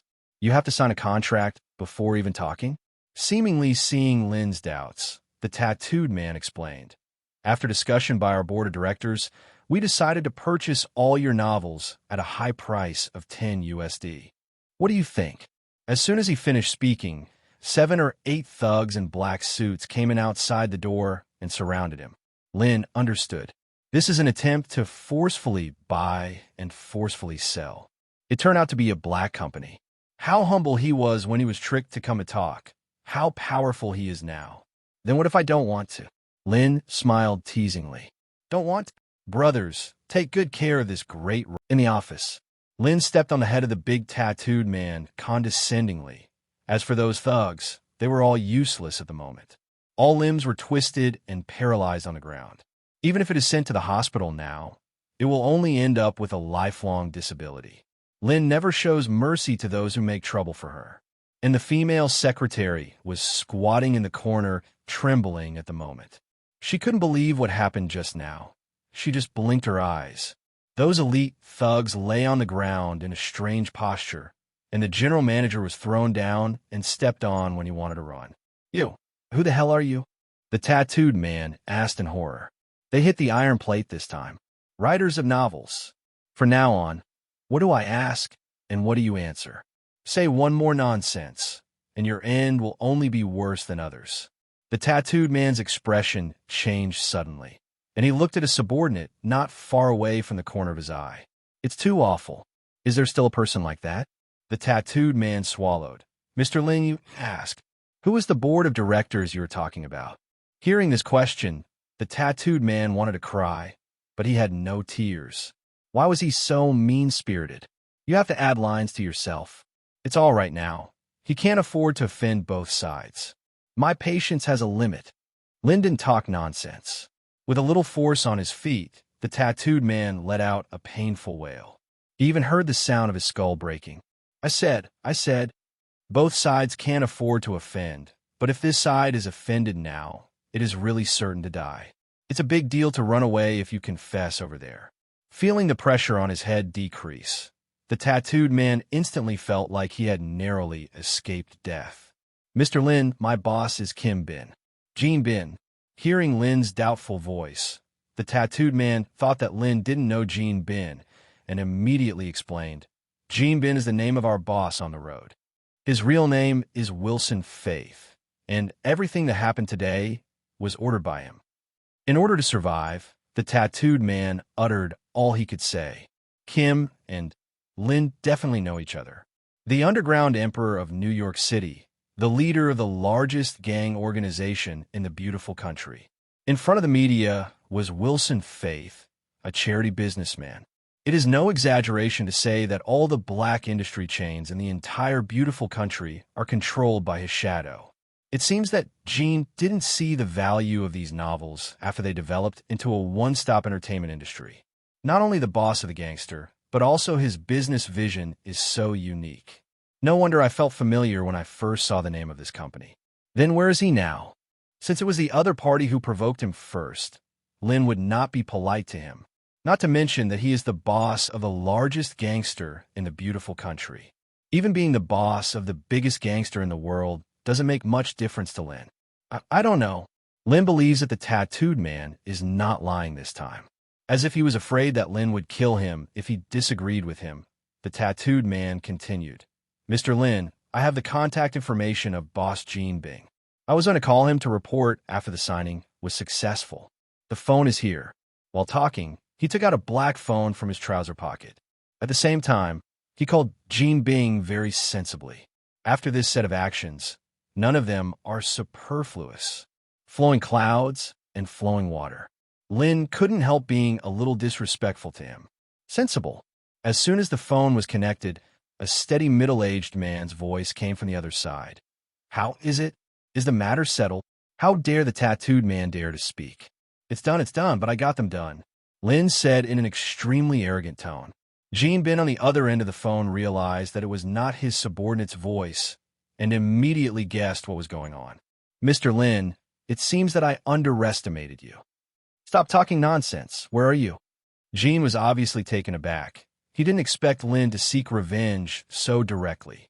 In his opinion, there are generally only two situations for such an arrogant person.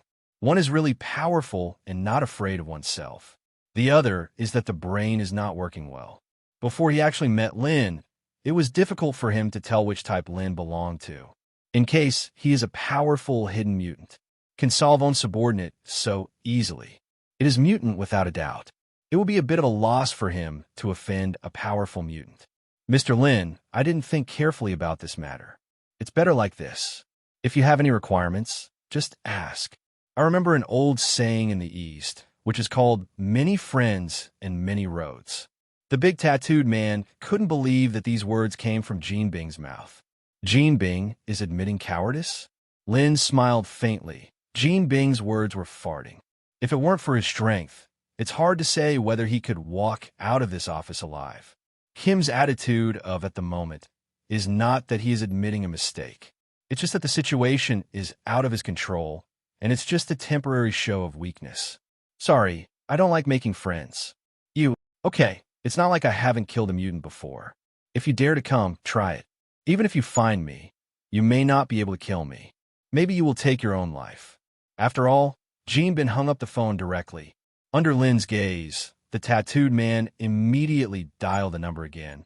But this time there was an empty number notification. Lynn? Hey guys, this is the biggest mob boss in America. I just overestimated him. He is so cowardly. I have already made an appointment at the door of the house.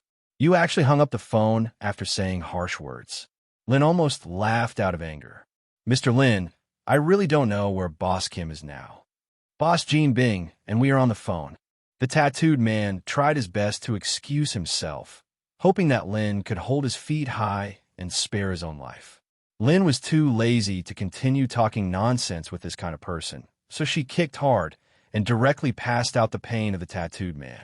It wasn't until Lynn left for a while that the secretary came to his senses in the corner. Report the police. No. Call an ambulance. Call an ambulance. In the manor room, Lynn's hands were flying over the keyboard quickly, and the rapid typing of lines of code was enough to prove his superb hacking skills. This ability was also obtained when signing in on a certain day. Finally, it came in handy.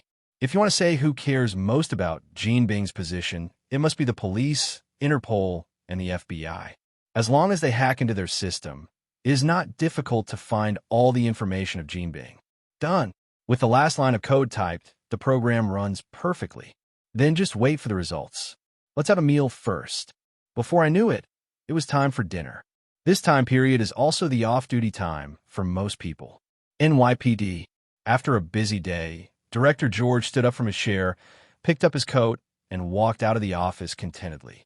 But he didn't realize that when he left, the computer screen lit up again. Through the police intranet, all kinds of information were retrieved. After walking out of the NYPD, George picked up his cell phone and called Gwen. Hey, Gwen, where are you now? Do you need me to pick you up? Dad, I'm already at home. If you don't come back again, my mother will be angry again. Gwen went home earlier than herself today. This surprised George a little. Okay, I'll be right back. On the other end of the phone, Gwen was in the room, looking at the draft he had just drawn with satisfaction. Since it's a spider, add a little spider element to it. With that said, Gwen picked up a pen and continued to revise her draft. Soon a set of spider battlesuit design drawings appeared on the drawing paper. Perfect! What kind of material will this dress be made of? Gwen opened her closet, rummaged through her clothes, and soon found a black and white yoga suit in a small corner. The material of the yoga clothes is tight, but comfortable and breathable. Gwen held the yoga clothes in one hand and compared the sketches in her hands with the other. More inspirations burst into my mind. Gwen, your dad is back. Let's come down and eat together. Before he knew it, an hour passed, and the sketch in Gwen's hands became much more refined. Okay, come down now. At the dining table, the family of three enjoyed their dinner happily. Gwen shared some interesting stories about her at school, and George occasionally talked about things at work. Live news on TV.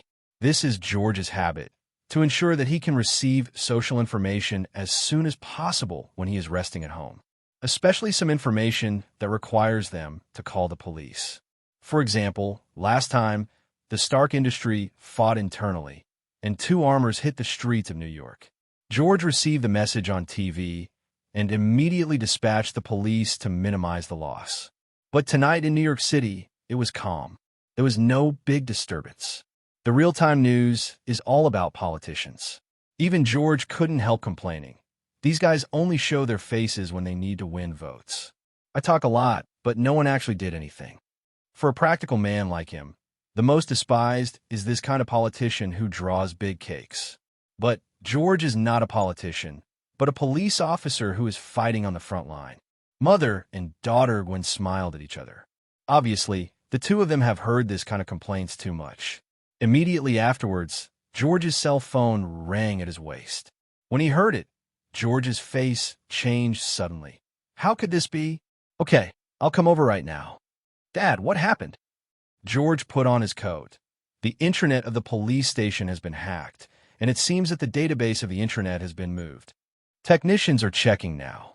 I must go over and see right away. After the mother and daughter watched George leave, Gwen's mother sighed. It's like this every time. Don't worry, Mom. At least this time it's a hacker crime. There is no need to be on duty, and there is no danger.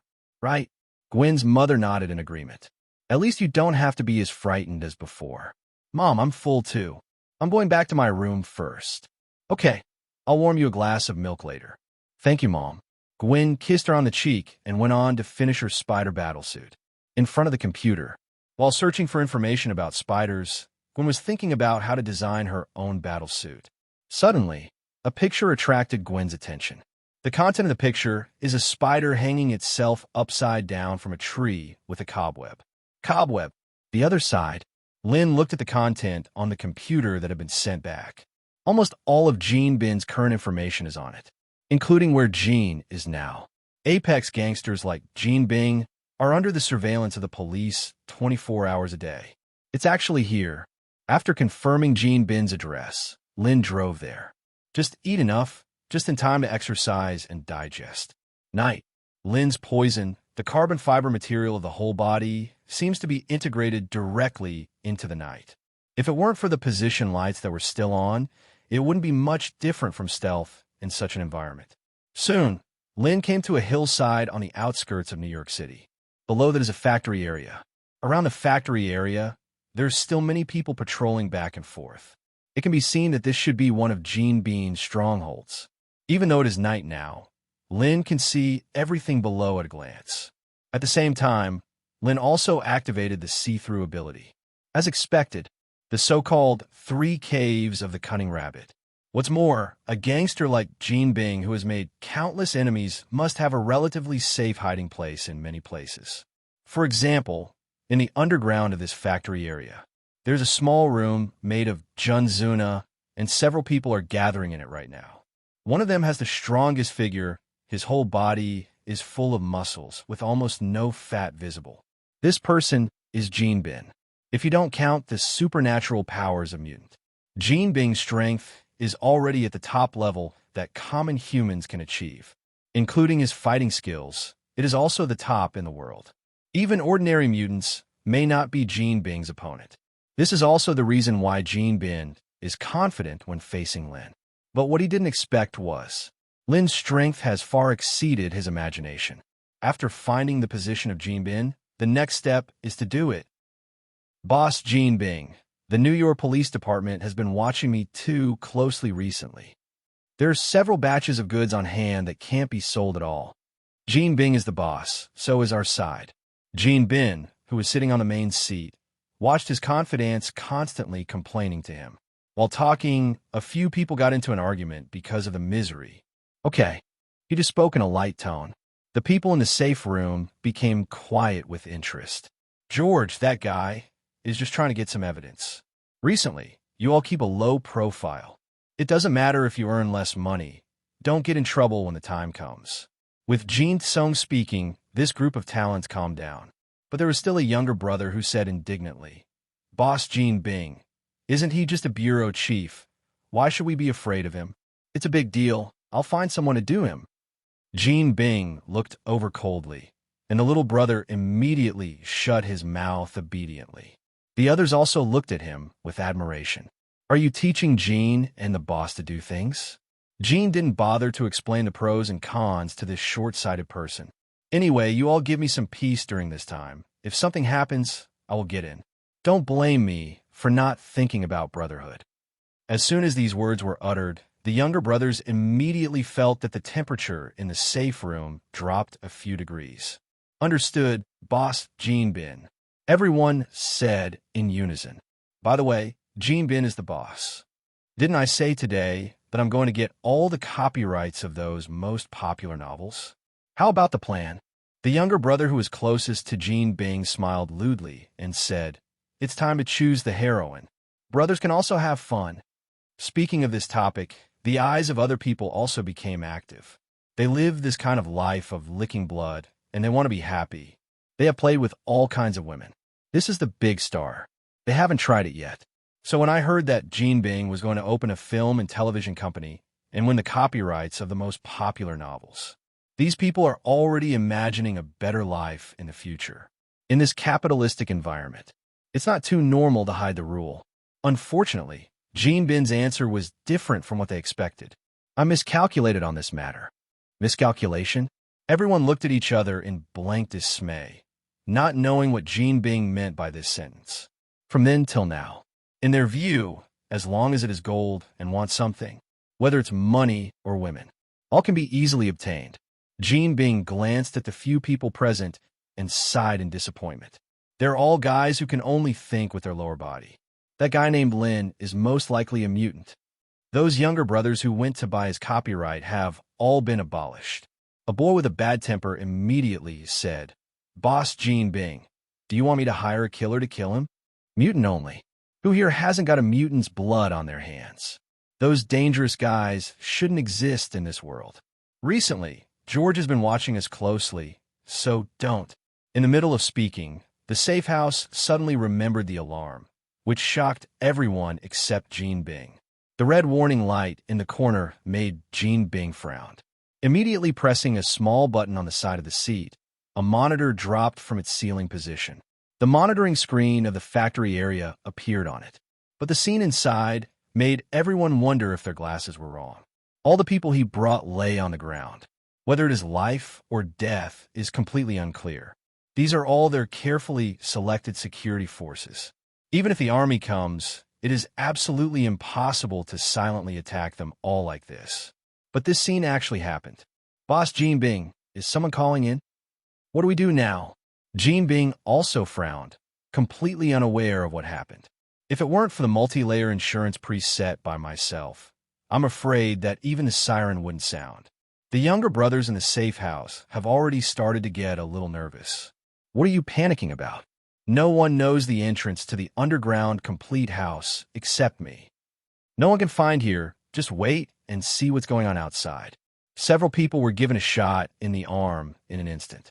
Even if they wanted to come in here, they walked in slowly with their eyes blindfolded and their hands on the shoulders of the previous person. If Jean Bing hadn't brought them along, they wouldn't have known that there was such a thing as an underground safe house in this place. Even though he said this, Jean Bing had vaguely sensed something was wrong. For a long time, Jean did not trust his intuition very much because he relied on this intuition. Let him escape too many times before he rose up. Press the button again, and the monitoring screen on the monitor changes directly. Turned into a corridor passage. The others didn't know where it was. Only Kim knew it was the only way into the safe house. When the picture appeared, Jean Bing's pupils shrank sharply, and his eyes were full of disbelief. This is impossible. How could he know this way? Jean Bing, who came here, already knew who it was. Lynn, that great writer. No matter how stupid the others were, they would have already guessed where it was on the surveillance screen. That person is most likely seeking revenge. Their enemies are too many. All over the world there are. Boss Jean Bing, didn't you say that no one can find here? Who is this person? Did he solve all those people outside by himself? The noisy sound immediately disturbed Jean Bing, and the hand holding the cane squeezed his mahogany cane vigorously and shouted, "What's the noise?" Even under such circumstances, Jean Bing's majesty can still suppress the fear in the hearts of this group of people. Immediately, it quieted down. This safe house is made of high-density 4.5 m thick alloy materials. Even if a missile hits it, it can only leave a mark. So what if he found it? Boss Jean Bing, look, what does he want to do? In the picture, Lynn clenched a fist and raised it slowly. Naive. Does he want to punch me through? Boom. Before he could finish speaking, there was a loud explosion behind Jean Bing. At the same time, Jean felt a strong wind blowing behind him. There is also this joking voice. I found you, Jean Bing. In an instant, Jean Bing's hair stood on end. Yes, the scene that happened in the safe house has surpassed the cognition of everyone present. Just now it was called an absolutely safe place by Jean, but at this moment, a big hole exploded, and it was blown up with a punch. Even Jean Bing, who had been calm all this time, began to sweat coldly on his forehead. There was still a burning pain on the face. The metal shards that had just splashed opened a hole in his face, already bleeding out. What kind of monster did I provoke? A single punch can explode 4.5 m thick high-density metal if this punch hits me. Thinking of this, Jean Bing swallowed in horror. Lynn outside the safe house is very satisfied with the strength she has shown now. This is the horror of the SilverSupermantemplate. Just simply basking in the sun has unlocked most of Superman's abilities. Becoming perfect is only a matter of time. It's getting late. I have to go back to rest. You all die. The others were speechless in fear at this moment.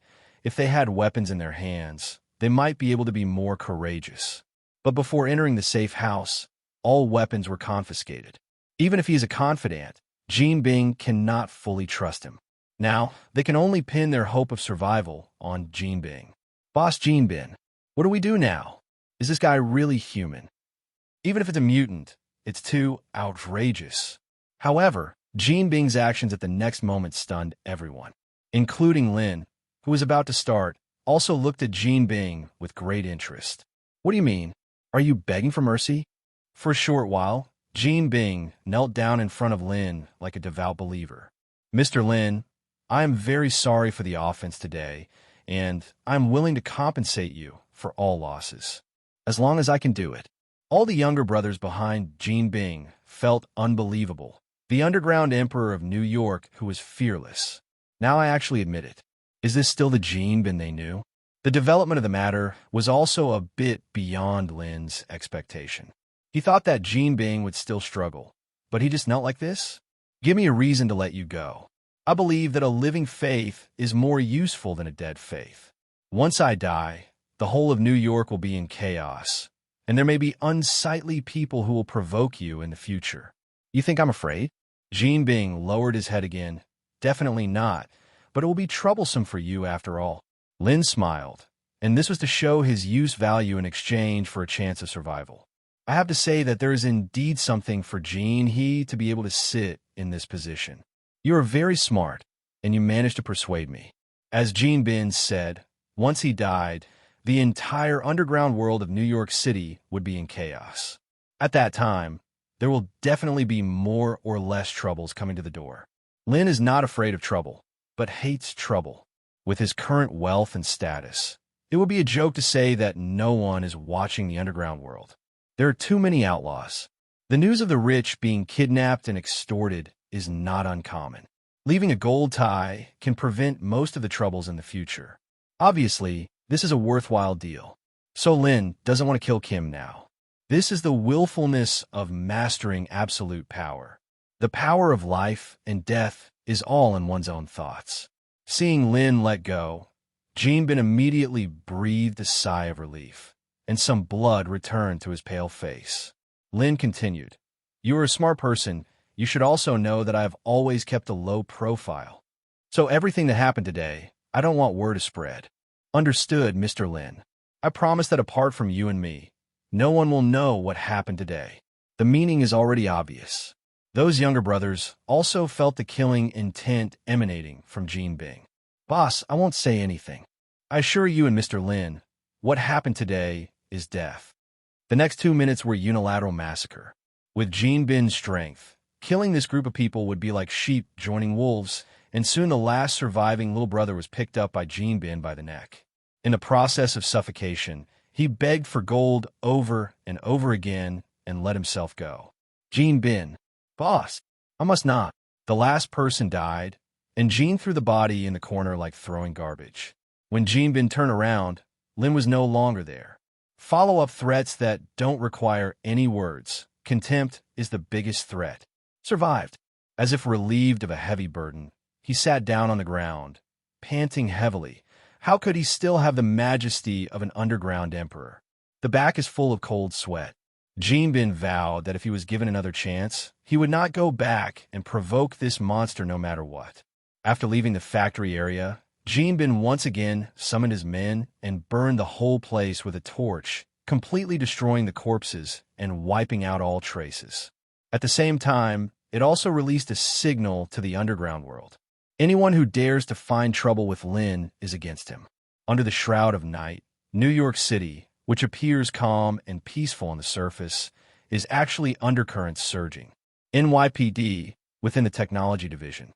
George anxiously watched the operations of his colleagues, and soon a group of police officers stopped their work. "What's the result?" asked George at once. The technician said with a sigh of relief, "Fortunately, the information in the police station is still there, and it has not been deleted or transferred. No trace of any modification was found either." As soon as these words came out, the stone that weighed on everyone's hearts finally fell to the ground. If we have nothing to lose, why did the hacker hack into the police station's intranet for no reason? A more attentive female police officer wondered. Based on years of rich experience in handling cases, George analyzed, should I want to try my own technology? Can I locate the other party's IP address? Several technicians looked at each other and finally shook their heads unanimously. George looked pensive, and this result was expected. Since this is the case, I will trouble you to work more overtime during this period to prevent this kind of thing from happening again. If the other party makes any further moves, we must do everything possible to locate his IP address. Yes. What happens in the underground world of New York City is naturally not felt by ordinary people. As long as Lynn doesn't investigate, it's the same. He also believes that Gene Bin's ability to handle affairs will not let him down. For the next period of time, Lynn continued to live a fulfilling life. The difference is that now Gwen occasionally comes to him and asks him some questions. For example, my friend wants to participate in a more dangerous sport. What material should be used for sportswear is more appropriate? Another example is, what kind of color combination do you like? Or, my friend thinks that girls don't like synthesis as heroes like Steel, what do you think? And so on. Lynn was also indirectly involved in the birth of Spider-Man, while helping Gwen answer questions, while signing in to get various things. This also makes Lynn feel that the system is getting less and less serious. The little black whip that feels less painful. The magic rope that gets tighter with more struggles, but not life-threatening. For things that are not used temporarily, Lynn will temporarily put them in the system space. Maybe one day in the future will be needed. Definitely besides these, there are also some useful things checked. Shooting skills without missing a shot. A super memory that never forgets. Permanent buff, spiritual immunity. 10 fairy beans. Among them, Lynn thinks the most useful is the spiritual immunity buff, but there are some mutants with mind control ability in this world, like Professor X, Jean Grey, etc., and the Scarlet, which that will appear in the future.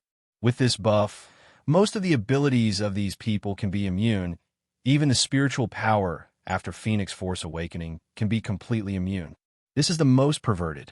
Although I have grown up, it is completely worthy of Phoenix Force. But the more buffs like this, the better. Don't ask too many questions. Asking is prudent. After working for an hour, Lynn returned to the rooftop to enjoy her own sunbathing. He also specially made a cup of milk tea by using the knowledge of his previous life and the cooking skills of Zydangia. After taking a sip fiercely, Lynn's eyes also brightened suddenly. Well, that's the smell. When Gwen comes, give Gwen a try. What Lynn doesn't know is that he is very comfortable now. But in a corner of New York, there are people who are unhappy because of him during this time. Just outside New York City, the Xavier Academy for Gifted Children is located here. Established by X-Men leader Charles Xavier to take in mutant children and give them a good environment for growth. Grow up to be an X-Men and demand justice. Therefore, this college has another name called Xavier School. In a classroom, as the bell rang for the end of Get Out of Class, Chin also ended the content of the class. Students, Get Out of Class is over. Remember the tasks I assigned. Everyone has to hand them in. Clear. There are about 30 mutant students in the class, and they all respect Chin very much. In the eyes of these children, it is their dream to be an X-Men like Chin. And Chin looked at the group of children. For some reason, the conversation with Lynn that night came back to my mind. During the time back to Xavier's school, Lynn's words were repeatedly remembered in Jean's mind. Chin also thought about the truth in Lynn's words many times. The more she chewed, the more she felt that what Lynn said made sense. But the guidance of Professor X over the years has also penetrated in her heart, and for a while, the two concepts seemed to be fighting in her mind. It tormented her for a while. After class, he walked absent-mindedly on the way back to his residence. Several times, I almost ran into students playing on the playground. And this scene was also seen by Professor X in the office. Behind Professor X stood a middle-aged man in a brown leather jacket. The man's hairstyle looked like a pair of raised animal ears. "Professor, why did you call me over suddenly?" Professor X, sitting by the floor-to-ceiling windows, immediately controlled the wheelchair to turn around after hearing the sound. "Logan, you're here. Sit down first." Wolverine James Logan, one of the main members of X-Men, Beast Mutant. Logan sat down on the sofa carelessly. Professor X also said straight to the point. "Some time ago, I asked Chin to attend the Stark Industrial Ball. Do you remember?" After thinking about it, Logan nodded. "I know. You want Jean to show her face on it, to convey the attitude of Xavier's school and X-Men." Regardless of Logan's appearance as a middle-aged man, he is actually over 100 years old. He is older than the Professor X in front of him. The so-called old man matures. He immediately saw what Professor X was doing.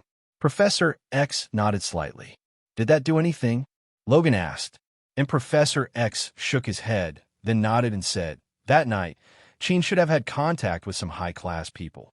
But Sheen said that she just drank wine and didn't talk about other things. Isn't that good? Indeed, given Mutan's current situation, someone would be willing to strike up a conversation and have a drink. It is already very good. Well, but I recently discovered that Sheen's state seems to be a little bit wrong. I was like there was more than just drinking that night. Logan narrowed his eyes. So you mean, let me follow Jean? See if Jean is hiding any secrets from you. Yes, Logan. Professor, is it a bit of a big deal? Tracking down his teammates, Logan honestly couldn't do it himself. Logan, there's nothing we can do about it. You know our situation very well. If something goes wrong, the top management of the beautiful country. Professor X didn't go any further, but Logan also knew the pros and cons involved. After following Professor X for so many years, Logan has assimilated a lot of his ideas. Okay, I'll do it. If there is any situation, I will notify you as soon as possible. After speaking, Logan got up and left Professor X's principal's office. Professor X looked down at the children through the window. His eyes flickered, not knowing what he was thinking about. The other side, Sheen, who returned to her dormitory, finally couldn't bear it anymore. No, I'm going to find Mr. Lynn. New York City. On the top floor of a building, Gwen was sitting on the edge, feet dangling constantly in the air. There is also a white mask on her side, and the black and white tights outline her almost perfect figure. Lynn's proposal is really good. With this radio, I will be able to grasp the crime situation in New York City in the first place. Gwen wore headphones and held a miniature radio in her hand. The frequency band of the radio is directly connected to the police frequency band and can receive various emergencies in New York City at any time. Suddenly, rustling reports came from the police channel.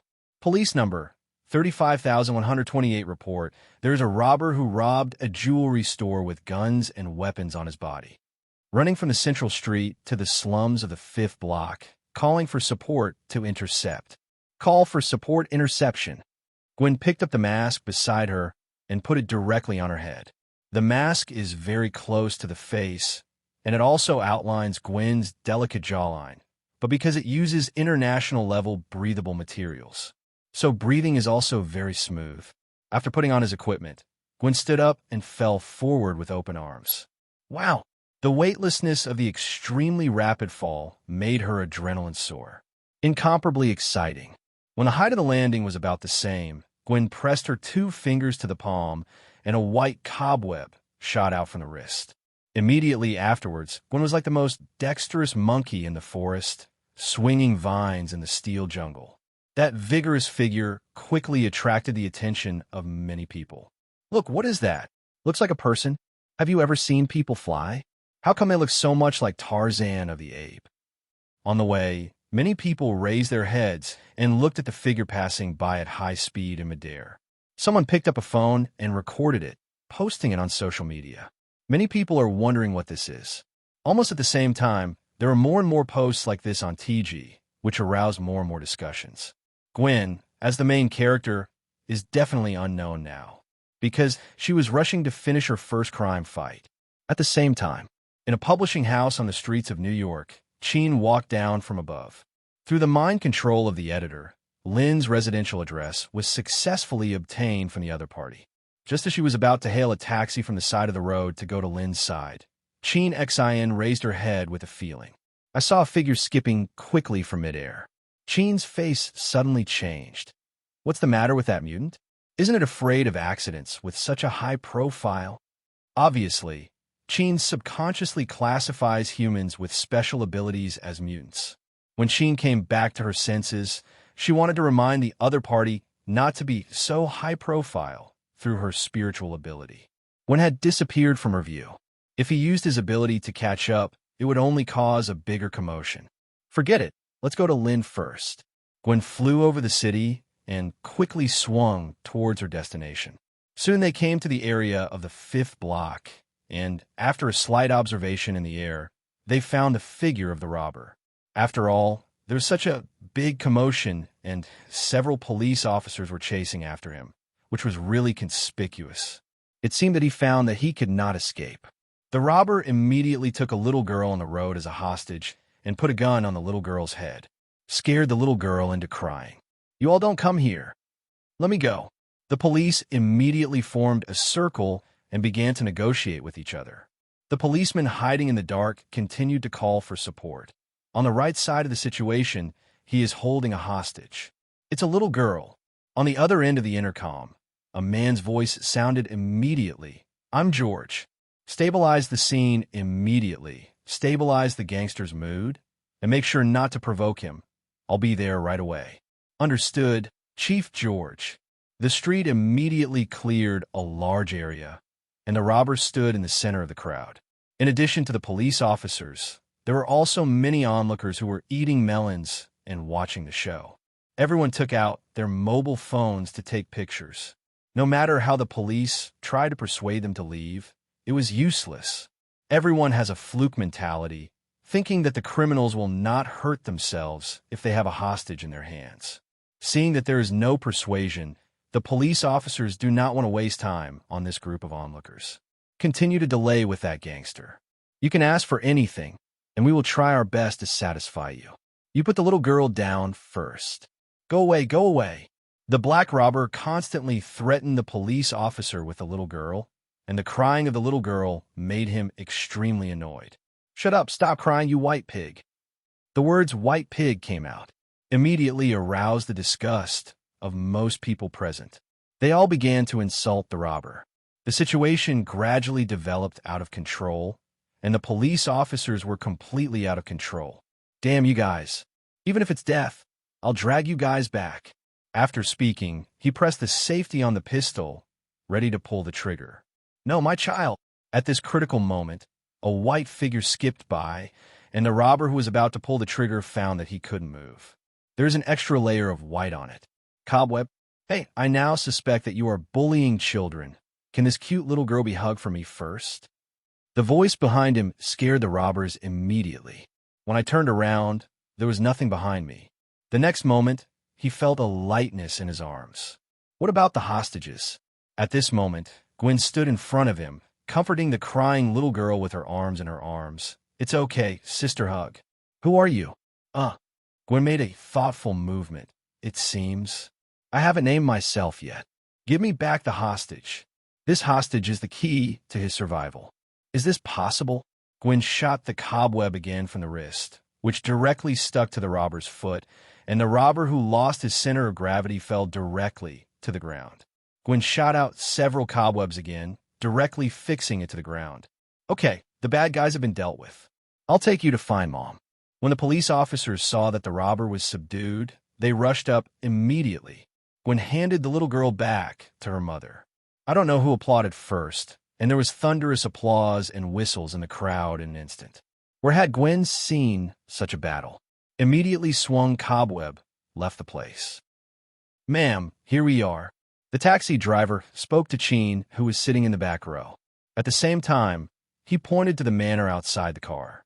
Although the manor was not big, it looked very clean and tidy. After paying the money and getting out of the car, Cheen felt an indescribable feeling when she walked into the manor. There is no way to describe it in words. Haven't been in a car for a long time. Are you a little motion sick? Cheen had forgotten how long she hadn't been out alone since she joined the X-Men. In addition to teaching students, the daily work is to perform tasks. In most cases, the car is rarely used. After comparing the address on the house number, Cheen determined that this was Lynn's home. After the doorbell rang, after waiting for a while, I finally saw a figure walking out of the manor. "Hello, Mr. Lynn. Do you remember me?" In order not to be recognized by others, Cheen also dressed up in disguise when going out. He took off the silk scarf on his head and the sunglasses on his face when he saw Lynn coming out. "Cheen." Lynn was a little surprised why Cheen suddenly appeared outside the gate of her manor. Seeing Lynn's expression, Cheen smiled and said, "Using a little trick, your editor gave you your address." When she first came into contact with Lynn, Cheen knew that Lynn was not a person who liked to play tricks. Be honest in front of him, sure.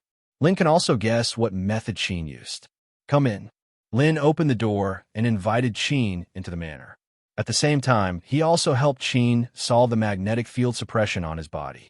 Is Qin Gray listed as an invalid object for the magnetic field? Qin Gray has been successfully listed as a magnetic field invalid object.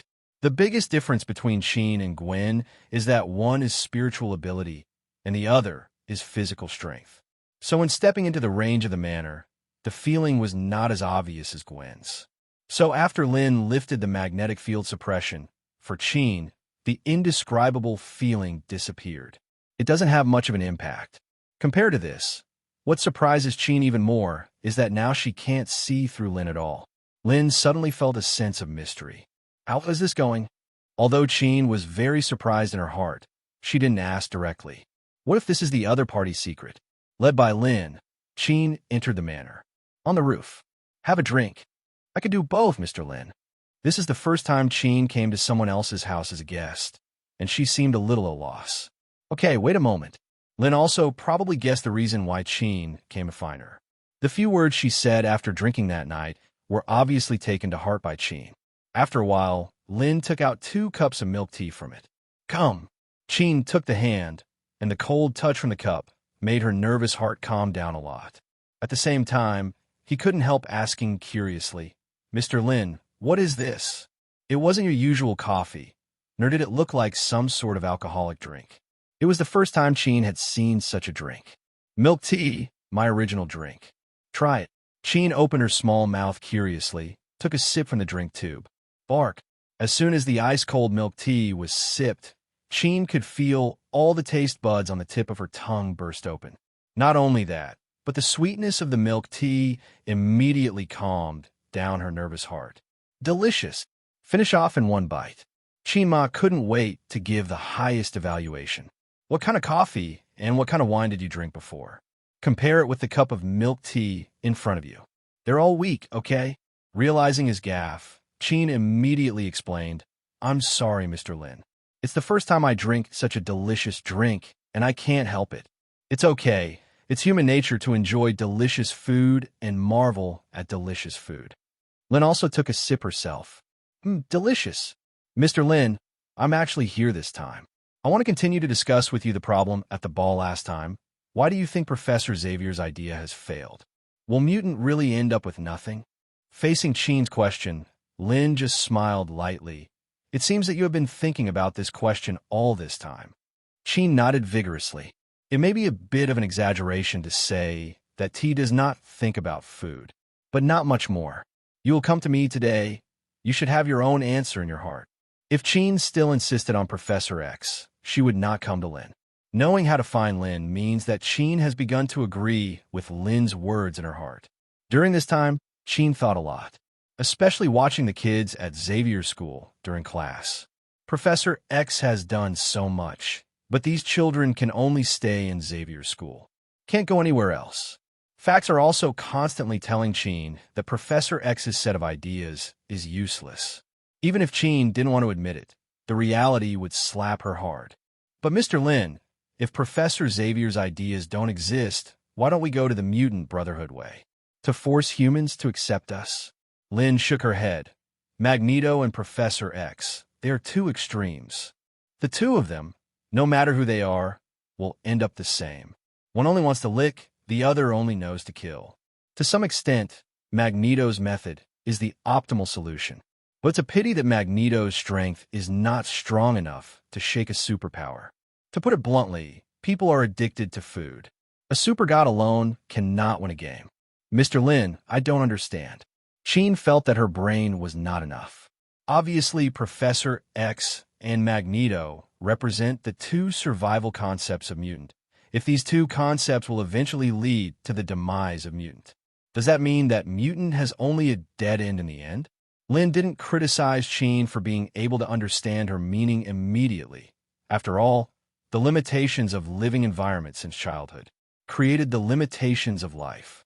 Lynn believes that if Professor X learns a little bit about the ancient history of the ancient Oriental country, from it we can understand the ultimate theorem of a level universe. That is, princes and generals have a kindness. The current behavior of Professor X is basically the same as that of Song. Qin, Mutant's future can never depend on other people's charity. It's about holding it firmly in your own hands. For the next 2 hours, Lynn instilled advanced red ideas into Jean. Advanced guidelines. Under the indoctrination of this thought, Jean's small mouth also slowly turned into an O shape of surprise. It made Lynn feel like Jean was trying to seduce him into doing something. But there is no evidence, so you have to deeply understand a truth. If you think about Professor X's blind tolerance and accommodating, it is impossible to make the high-level officials of the beautiful country value you. On the contrary, it will make them feel that X-Men is cheap and easy to fool. What you're talking about with them has never been peaceful coexistence, but a transaction between the two races. Lynn continued, deals are never fair and just. It depends on who has the most bargaining chips and who has the most say. After absorbing so many useful knowledge concepts at once, Jean felt that her little head was not enough. It feels like I'm about to understand something, but still a little bit worse. It felt like my head was about to grow out. Mr. Lynn, let me digest it first, Jean said, begging for mercy. No problem. I've finished what I have to say. But I can give you a little help. You think about question, Magneto, Professor X, and Tony Stark. These three people pose the greatest threat to the beautiful country and the whole world. As long as you can understand this problem, you can understand what's going on with Mutant now. After all, Lynn continued to bask in the sun. Only Jean was left in a daze. I was constantly thinking about Lynn's question in my heart. Who is the greatest threat? If it was the previous violin, it would definitely say Magneto without any hesitation. But not anymore. In front of a powerful state machine, as long as Magneto's strength is not enough to ignore everything, then he's a joker. So who is it? On the street, George finally arrived at the scene of the kidnapping just now. When he saw several policemen squatting on the ground, he immediately scolded. What are you doing there? Where are the robbers? Where are the hostages? Director, where is the robber? We are interrogating him. On the ground? Was shot dead. No. How to interrogate him after he was shot dead? It should have been brought down. Why didn't the interrogation be brought back to the bureau? Is it nice to watch in public? George is not opposed to interrogation in this kind of place, but the beautiful country is a place where human rights are respected. In case the other party is concerned about this matter, they will find a lawyer to file a lawsuit. It's hard for them to go up and down the police station. The policeman didn't know how to explain it, so he could only say helplessly, Director, you should go and have a look yourself. George was taken aback for a moment and immediately walked over. I saw that the robber was stuck on the ground by the spiderweb. Cobweb? Where did the spiderweb come from? And it's so big. Did some big spider appear?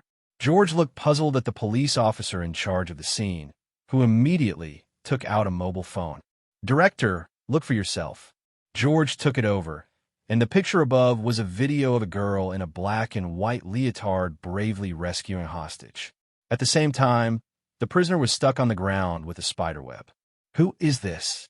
Spider-Man. When the police officer said the name, the excitement in his tone was uncontrollable. He's someone who has experienced Spider-Man fighting crime firsthand. It was a lie to say that I was not excited. And this is Spider-Man's first crime fight. Spider-Man? George's confused eyes indicated that he had never heard of such a character. The superhero who just appeared today, her video has been forwarded by many people. Now netizens on the internet call her Spider-Man. The police officer manipulated the phone, allowing George to see the comments below the video. There was also an outrageous racial remark. Spider-Man fights black crime and protects white rights. This sentence appeared because the white-skinned pig that the prisoner said at the scene was also recorded. George is numb. Obviously, it is a video of heroic rescue, but it can be related to racial antagonism. The key is that this comment has the most replies. It's just a fight. Nonsense. George suddenly became a little angry. Fighting crime is our police's business. When will it be the turn of a guy who dare not even reveal his face? Take this guy back to the police station immediately, and I will interrogate him myself.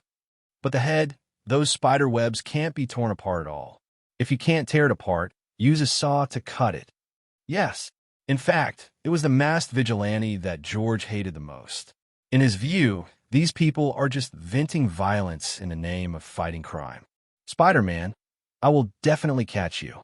On a tall building, Gwen took the phone and took a selfie of herself. But for some reason, he suddenly sneezed. Achoo! The mobile phone in his hand fell out of his hand in an instant. But fortunately, Gwen quickly shot out cobweb and stabilized the mobile phone. So close. Sure enough, the higher you stand, the stronger the wind. Gwen continued to operate the phone, looked at the remarks under her video, and automatically filtered out most of the provocative remarks. A satisfied smile appeared on the corner of his mouth. Spider-Man. I like this name. Gwen was clearly very pleased with the new title. After continuing to monitor the police channel for a while, Gwen took off the earphones, go to Lynn's house. Ask him what he thinks of Spider-Man. After putting everything in the backpack, Gwen swung the cobweb towards Lynn Manor. The appearance of Spider-Man not only detonated the internet, he even paid attention to another place. Maritime. Inside a black aircraft carrier, countless surveillance devices are running. The images on the surveillance cover almost every inch of the beautiful country. Each staff member has an eagle logo on their overalls. Below is the name of the institution: Homeland Strategic Defense Attack and Logistics Support Agency. And they also have another name known to a few people: SHILD. The director, Nick Fury, is standing on the observation platform at the moment, watching the work of the agents. At this time, a female agent with a ponytail came forward. Director, a new superhero has appeared in New York City. Would you like to take a look? Nick Fury glanced at the tablet handed over curiously, then handed it back. With just one glance, Gwen's age under the tights was analyzed by virtue of her excellent agent quality. Children's playhouse. As long as there's no trouble, don't worry about her. Clear. Half an hour later, Sheen looked at Lynn and found that Lynn was lying on the recliner very leisurely. Understood. Sheen nodded uncertainly. Well, it's Tony Stark. At the same time, Tony, who was being forced by the Ministry of Defense to hand over his steel battlesuit technology, couldn't help but sneezed. Achoo! The Minister of Defense, sitting at the top, said righteously, Tony Stark, hand over the steel battlesuit technology. This technology should belong to all mankind, and the beautiful country will be great again because of him. Tony pinched his nose and joked to the beautiful reporter beside him. Someone must have scolded me just now. Otherwise, I wouldn't sneeze with my physical fitness. Do you believe it? If you don't believe me, let's have an in-depth discussion tonight. The female reporter was about to nod in the face of the playboy who was talented and rich. I heard the anxious voice of the Minister of Defense. Tony Stark, answer my question. The Minister of Defense's mouth twisted in anger. This guy is actually flirting with women in front of his face. Doesn't he know that this woman has already taken a fancy to him just now?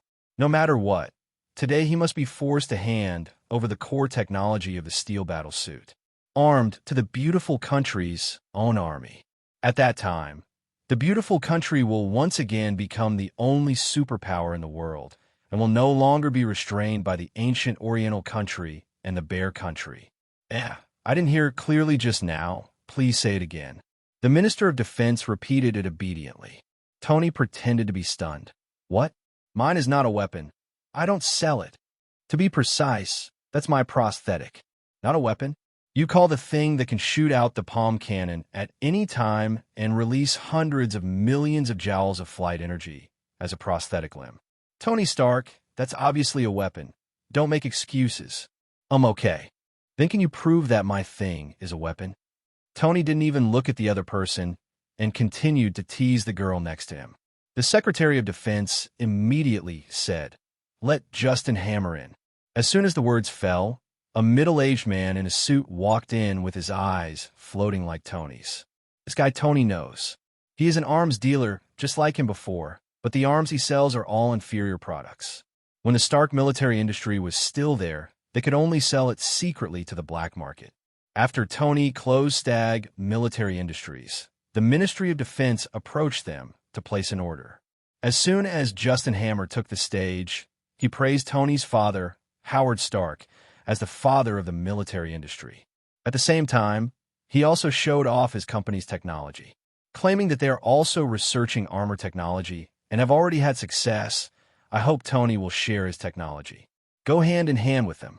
Seeing that Tony didn't answer, Justin Hammer thought Tony was shocked by himself, while I was secretly delighted in my heart. People in the media are now screaming, because on the demonstration screen behind him, a test accident began to be played, and many experimenters died in the mecha test. This time it was Tony's turn to ask back. I don't know how those experimenters are doing now. Justin Hammer knew right away it was Tony. Tony Stark, you are slandering. Turn it off for me right away. What? Didn't you put that up yourself? It's none of my business. As he spoke, he raised his hand. Obviously, the content played on the mobile phone in hand is the same as that on the display. But Tony was just talking nonsense. No matter how many media there are, he is still so arrogant. Seeing that the playback could not be stopped, Justin Hammer directly picked up his chair and smashed the display screen. Tony pointed to the Minister of Defense on the stage. Iron Man is me. I am Iron Man. You don't want to get any technology from me. You are not worthy. Tony, that's how arrogant he is. So what if the opposite side is the Ministry of Defense? He is too clear about what the high-level executives of the beautiful country want to use this technology for. Definitely will not let this group of prodigal and ambitious guys succeed.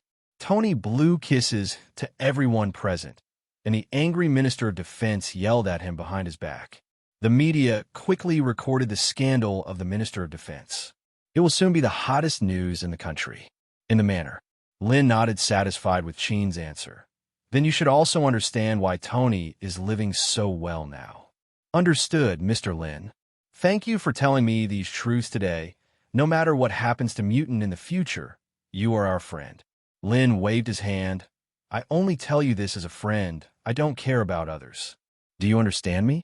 Sheen immediately nodded in understanding. What Lynn meant was simple. Don't expose yourself. Mr. Lynn, it's getting late. I'll go back first. Sheen was about to get up and go back. Lynn shook her hand and asked, Can you swim? Faced with this sudden problem, Sheen was obviously taken aback, then nodded. Yes. There's an old saying in our eastern country, which is called come, all come. Then swim with me for a while. As I have nothing to do now, the swimming pool is behind. But, Mr. Lynn, I didn't bring a bathing suit. Sheen was also moved by Lynn's proposal. She herself hasn't been swimming for a long time and hasn't relaxed since joining Xavier's school and X-Men. After all, she was originally just a girl in her early 20s. It's the age to play. How can you not like to play? Lynn stood up. Don't worry. What you were thinking about just now is that I have already placed an order for someone to deliver it. Should be here soon. As soon as the voice fell, there was the sound of ringing the doorbell. I saw a black sedan parked outside the manor, and Lynn walked over with Sheen. Immediately after getting on and off the black car, a woman in an old suit asked, Is this Mr. Lynn? Yes. Here are the swimsuits of all sizes you ordered. They are all in this box. Please sign for them. Sheen looked at it in surprise and asked her own question, Is it so fast to sell clothes now? The man immediately explained, Definitely not. It's just that Mr. Lynn has wrapped up all the expensive swimsuits in our store. We just sent him right away. I see. Sheen glanced at Leon with some resentment in her eyes. This damn money ability. At this time, at the corner of the street, Gwen came out and asked curiously, Lynn, what are you doing here? Gwen, want to swim together? In an underground parking lot. Happy was looking in the rearview mirror, fiddling with his already scarce hairstyle. Today he came to this military hearing with Tony. While fiddling vigorously, the co-pilot's door was opened. Don't do it. If it doesn't work, I'll help you find the best hospital for hair transplantation. But Happy, have you ever thought that not being popular with women may not be a matter of hairstyle? As Tony's friend for many years, Happy has long been used to Tony's venomous words. At the same time, he is also very grateful to Tony, who helped him create a strong heart. I thought you wouldn't be back until after dinner. How did the hearing go? Tony waved his hand. You should know that I don't like the food in this place. It's not good. I wasted my day. I might as well go to the circus to see the Joker performance. A circus joker is better than them. Tony can guarantee that if these words are heard by the Minister of Defense, the other party will rush up and beat him up. The idea just came out. There was a knocking sound on the window. Tony was taken aback and turned to look. It was the beautiful reporter just now. Tony rolled down the car window. "What's the matter?" The beautiful reporter said coyly, "Mr. Stark, I'm free tonight. I took 2 days off with my superior just now." In that way, it was almost packed and delivered to the door. Tony looked disgusted. "I just teased her just now when I was idle and bored, but I actually took it seriously. Sorry, I'm not free." With that said, Tony was about to roll up the window. Happy on the side saw this scene and immediately replied, "Hey, I'm free. How about having dinner tonight?" The beautiful reporter looked down at Happy, then turned and left with a look of disgust. The action is not sloppy at all. Just made Tony laugh. Ha! Okay, Tony, don't laugh. It's not the first time this kind of thing happened. What I don't understand is why I get rejected by girls every time. Maybe next time I can ask those girls for you. Then I thank you. Where are we going now? Tony took a deep breath. You're welcome. Let's go home first. By the way, where did you put the bottle of drink I asked you to put away? Here, take it yourself. Tony took out a cup from the armrest box, opened it, and drank it in big gulps. Tony, this smells a little off. What are you drinking? Tony didn't explain, just said casually, special drink. Guys without women can't drink it. Heartbroken again. Oh, come on. After drinking the chlorophyll, Tony picked up his mobile phone, and there was a message from JRVS on it. Failed to combine and arrange elements, trying new possibilities. Tony's mood deteriorated visibly. After turning off the phone, I immediately closed my eyes and meditated, somehow recalling the conversation with Lynn that night in my mind. Maybe he really has ideas? In the face of death, even if the possibility is only 1 in a billion, Tony wants to try again. Tony, what are you talking about? Happy, who was driving, didn't understand what Tony was talking about. It's okay, let's drive your car. At the same time, the SHILD mothership in Nick Fury's office. A gorgeous woman with red wavy hair in an agent uniform stood in front of him carelessly. Romanoff, you did a great job on this mission. Did you not be satisfied with that mission of mine? Facing the opponent's reply, Nick Fury couldn't find any point to refute. Because the agent in front of me is one of the best agents of SHILD, codename Black Widow. All abilities are top-notch, including body and appearance. Especially when the task object is a man. Both of these are her absolute advantages. Is there any new task for me? Nick Fury took out a document from the drawer. This time the task is simpler. You only need to help me keep an eye on one person. The rest follow my orders before taking action. Black Widow flipped through the information and looked at Nick Fury in surprise. Tony Stark? Yes, that's him. All the mission content is in it. I believe he will think about you the first moment he sees you. Black Widow looked at the information in his hand without raising his head. Okay, I've accepted this task. Is there anything else to explain? No. Go down and get ready. Lurk beside him, the sooner the better. Just as Black Widow was about to leave, Nick Fury's assistant knocked on the door and walked in. Head, there seems to be a problem. For the conversation between the two, Black Widow was not interested and walked out of the office directly. Hill handed over the information in his hand. Jean Bing sighed. Several of his confidants died. He is now promoting some newcomers to make up for it. With Jean Bin's size, he is naturally also on SHILD's watch list, but usually Jean Bin doesn't make any big moves. So Nick Fury has not listed him as a key focus. At the same time, there are also reasons for belittling Jean Bin. Nick Fury took a cursory glance at the information and then asked, "Do you know how they all died?" Hill shook his head. "I only know that they and Jean went to a meeting outside the city that night. The disappearance that is reported later is death. It seems that it should be Jean and wants to reshuffle his power. So let's leave him alone. This matter is for the police station to deal with and has nothing to do with us. If he messes around, it's a big deal to change to a New York underground emperor." Nick Fury said it very easily. As S.H.I.E.L.D. director, he does have such ability. How's the Hulk going? Dr. Banner is now working as a doctor in a small mountain village in the Middle East after escaping from the military encirclement. Don't worry about him. Just keep an eye on him. If there is any change, report it immediately. This news is classified as top secret and does not need to be disclosed to the military. Understood, Head. in the manor.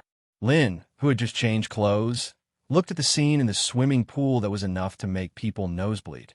Both Gwen and Jean changed into Lynn's prepared swimsuits, and Gwen was in a pure black bikini. The places that should be covered are covered, and the places that should be exposed are also exposed. Jean chose a set of purple with mesh. The two are equally good at swimming in the water, just like two nimble mermaids. In terms of stature, no one loses. It is obviously a small swimming pool, but it shows the rough sea. If you have to compare the two, it's probably because of their different styles. Jean's experience made her more mature, with the feeling of eugia, and Gwen is still a college student, with a little girl next door feeling in her youth. As for whether he likes Sister You or the little girl next door, it depends on personal preference. But Lynn is different. He likes both. Gwen and Jean also got to know each other under the introduction of Lynn, but Lynn did not reveal the identity of Jean Mutant. Rather, Jean is a teacher. The two girls are also Lynn's book fans, and they quickly became acquainted with each other when they had a common topic.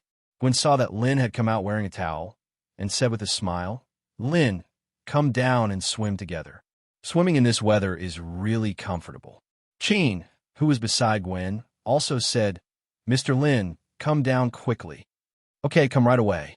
Lynn pulled off the towel, revealing her perfect muscular curves. The exposure to the sun during this period has caused huge amounts of changes in his constitution. This kind of figure made Gwen and Jean look straight at once. At this moment, they're no different from men seeing hot beauties on the street. No matter men or women, a good figure is absolutely attractive to the opposite sex. Coupled with Lynn's handsome face, which is as handsome as the reader's, the attractiveness is even more linear. This made Gwen, who didn't have much contact with boys, turn a little flushed. She knew Lynn had a good figure before, but I didn't expect Lynn's figure to be so good. Jean was better, but was also deeply shocked by Lynn's figure. Without giving them any time to react, Lynn also jumped into the water, causing a burst of water to splash on them. The two also came back to their senses and started playing in the swimming pool together. After swimming for a while, Gwen, who had adapted to the visual impact of Lynn's figure, became active again. Started splashing water attack on the piano. Not to be outdone, Jean started to fight back, and the two had a great time playing together. After the two women attacked each other for a while, suddenly there was a tacit understanding, and, at the same time, he gave the other party a look. The two of them understood together and started to attack Lynn. "Okay, you two teamed up to bully me, right? Lynn, let's play together. Mr. Lynn, come on." Jean smiled happily. This kind of happiness comes from the bottom of my heart. Even Jean herself didn't know how long she hadn't been this happy. Or maybe never. Xavier's school. Professor X, who was processing school documents, suddenly raised his head and his expression changed. Jean's emotions are fluctuating. Not angry, but happy. No, I have to stop Jean. Professor X dare not bet on whether such emotional fluctuations will detonate the Phoenix force in the piano. Although his soul seal is useful, it must be Jean who keeps a peaceful mind. If that thing exploded, the whole earth would have to be destroyed. Professor X immediately put a finger on his temple, closed his eyes, and began to use his spiritual ability to connect with Jean. What happened? Professor X suddenly found that he could not contact Jean. This has never been the case before. Obviously, I can still feel Jean's mood swings, but I just can't contact Jean. It was as if something had formed a unilateral partition between the two. Now, unless it is Jean who contacts him, there is no way to have a spiritual dialogue with Jean. Where is Jean now?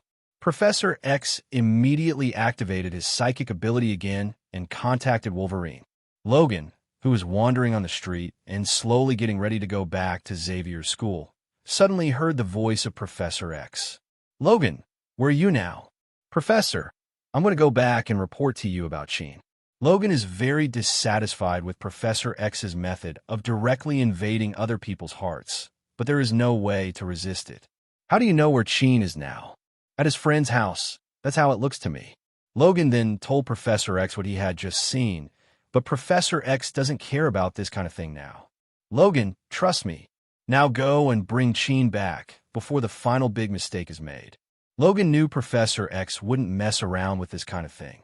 Okay, I'll go back somewhere. After receiving Logan's reply, Professor X immediately disconnected the mind link. Logan, I'll leave the rest to you. Professor X can't do anything, but can only pay close attention to Cheen's emotional changes. Strange. What the hell is Cheen doing? Why are you always so happy? He couldn't understand. This was an emotion he had never felt on the piano before. A kind of joy from the bottom of my heart. But it is also because of this that Professor X is so terrified. While asking Logan to bring Cheen back, he continued to try to contact Cheen with psychic power. If there is a person with a brain who can turn a corner right now, here, they will point to the phone on the desk and tell Professor X. Professor, you can call. Unfortunately not. So Professor X can only rack his brains to contact the piano. On the other side, Logan quickly walked through the streets and alleys of New York, turning over the heavy traffic again and again. Finally came to the outside of the manor. Almost nonstop. Logan had only one idea, to climb over the courtyard wall to find Cheen, and then bring Cheen back to Xavier's school. When the distance was about the same, Logan jumped violently. The moment he entered the range of Lynn's manor, Logan felt a strong restraining force. It directly caused him to be unstable. Not to mention that the wall was not overturned, and it was smashed down heavily. In the eyes of others, there was just a fool. After a run-up, he rushed up and hit the wall fiercely. Also made myself dizzy. Yes, Logan passed out in front of Lynn's house. NYPD. A police officer rushed into George's office with a document in his hand. Ed, something went wrong. The few Gene Bin's subordinates we monitored are all dead. What? In disbelief, George took the information from the police officer, which clearly recorded the time and place of the deaths of those people. They all died at home. Some are heart attacks, and some are accidents. In such a large New York City, it is not surprising that dozens or hundreds of accidental deaths occur every day. But this group of people are all Gene Bing's subordinates, and they're all under the surveillance of the police. This is where it gets weird. Is there any last travel record and movement track of them before their death? The police officer nodded. Yes, it's all very normal. There is no flaw. What is too normal is abnormal. Knowing that the deaths of these people were not that simple, George immediately suspected Gene Bing. Have you gone to ask Gene Bing? Some brothers have already gone, but Gene used various reasons to shirk and only let his lawyer receive us. George frowned. This is the most troublesome place for those rich people. The law is not a constraint at all in their hands. It is a weapon that allows them to exploit loopholes.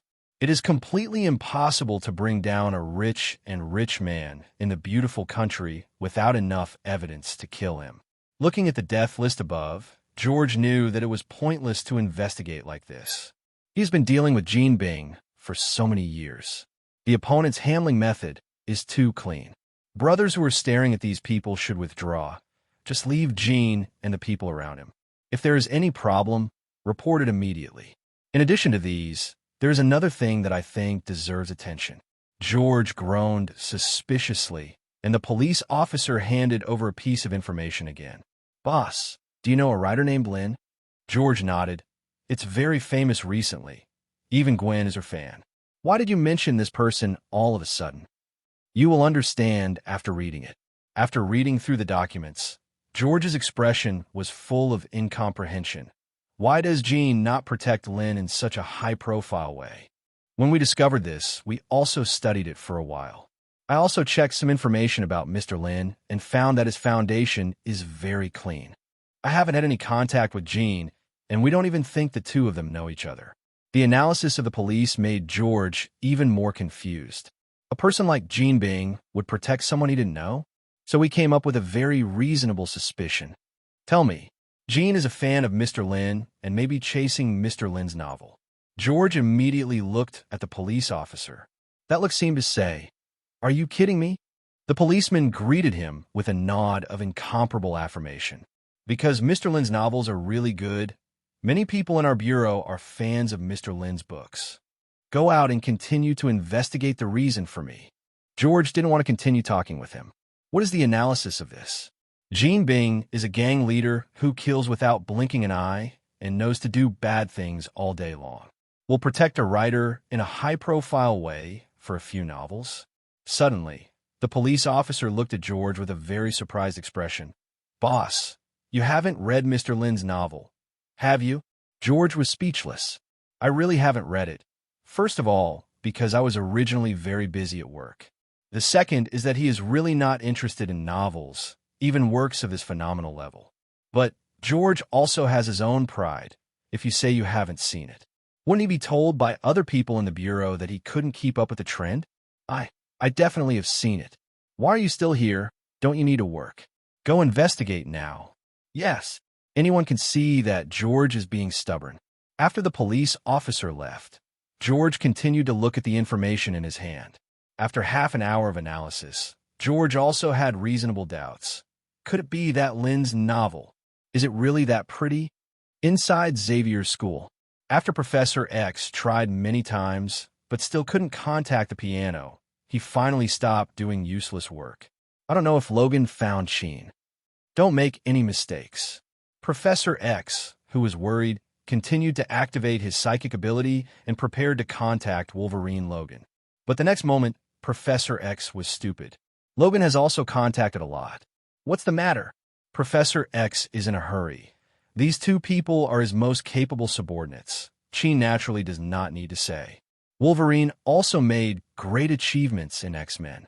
Both are now missing. While I have lost a lot, it is not easy to explain to the high-level officials of the beautiful country. Two mighty mutants were missing under his Professor X's nose. At that time, the sense of trust that was so hard to build will disappear in an instant. No, the two of them must be found immediately. All X-Men, come to my office.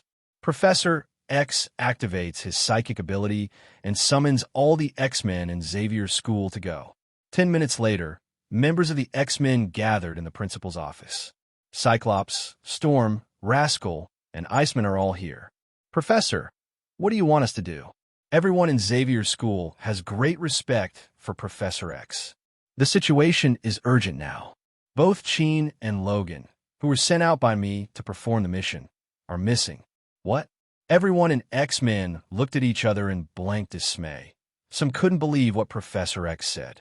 The strength of these two people is not generally strong. How can they say that they are missing when they are missing? I don't know now. My mind ability can't contact them at all now. So I can only ask you to go out and look for it. What is certain is that none of them should have left New York City. Under the mobilization of Professor X, the X-Men left Xavier's school in several groups and entered New York City to search for the whereabouts of Logan and Sheen. The X-Men came out in full force, naturally attracting the attention of S.H.I.E.L.D. Reported to Nick Fury almost immediately. Nick Fury returns to the observatory. The largest monitor screens in front of them all turned into individual shows of several X-Men. "Would you like to contact Charles?" Hill walked over to Nick Fury's side. "No, let's see." In the manner. The three people who were enjoying themselves in the swimming pool did not know the current situation outside. In the small swimming pool, scenes of turbulent waves are constantly being staged.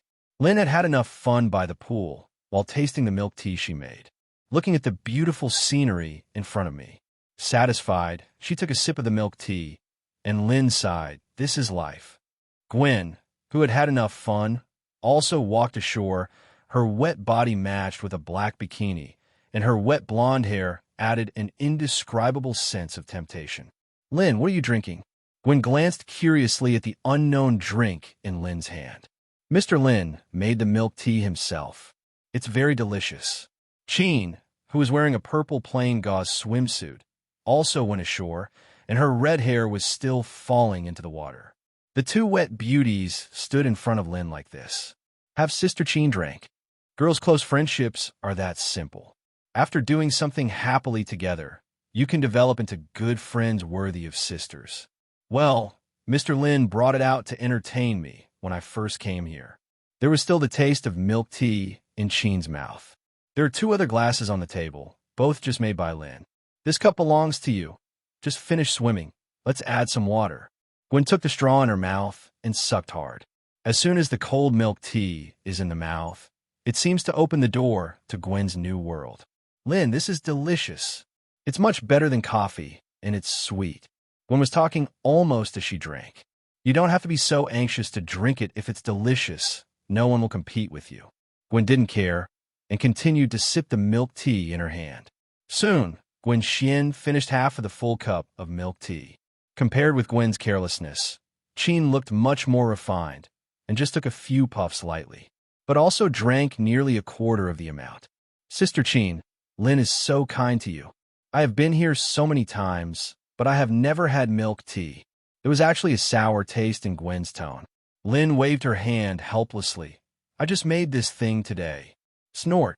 Gwen snorted in disbelief, and then seemed to remember something important. Sister Qin, do you think it's a little cold outside? Cold. Qin was taken aback. Would it be cold in this weather?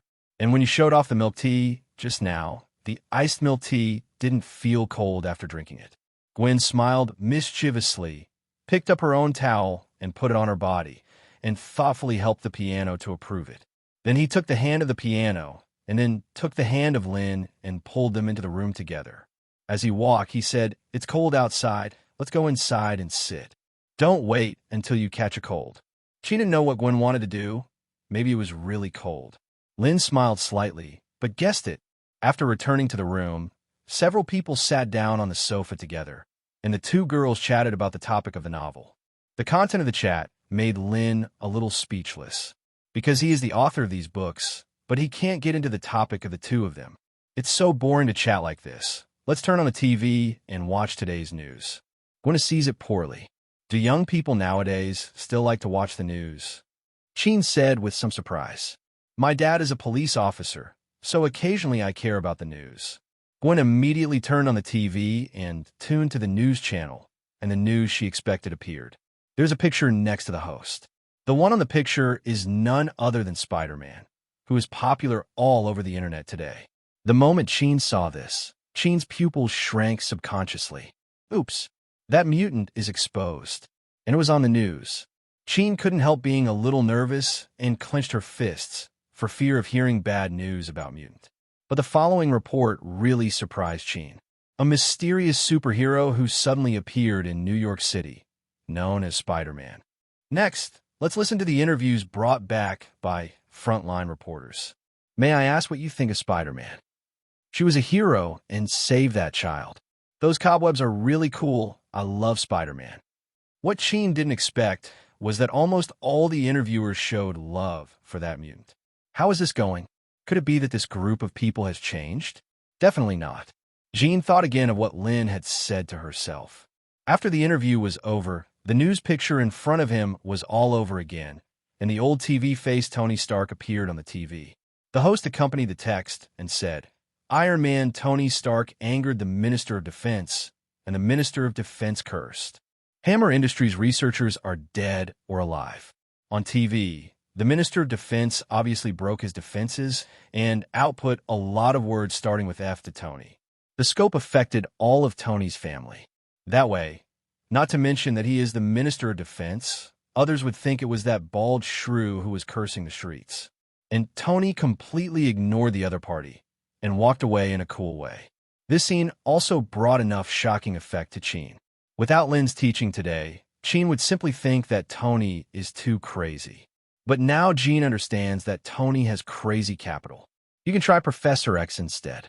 The arrangement for Professor X is clear every minute, and public opinion will condemn Professor X overwhelmingly.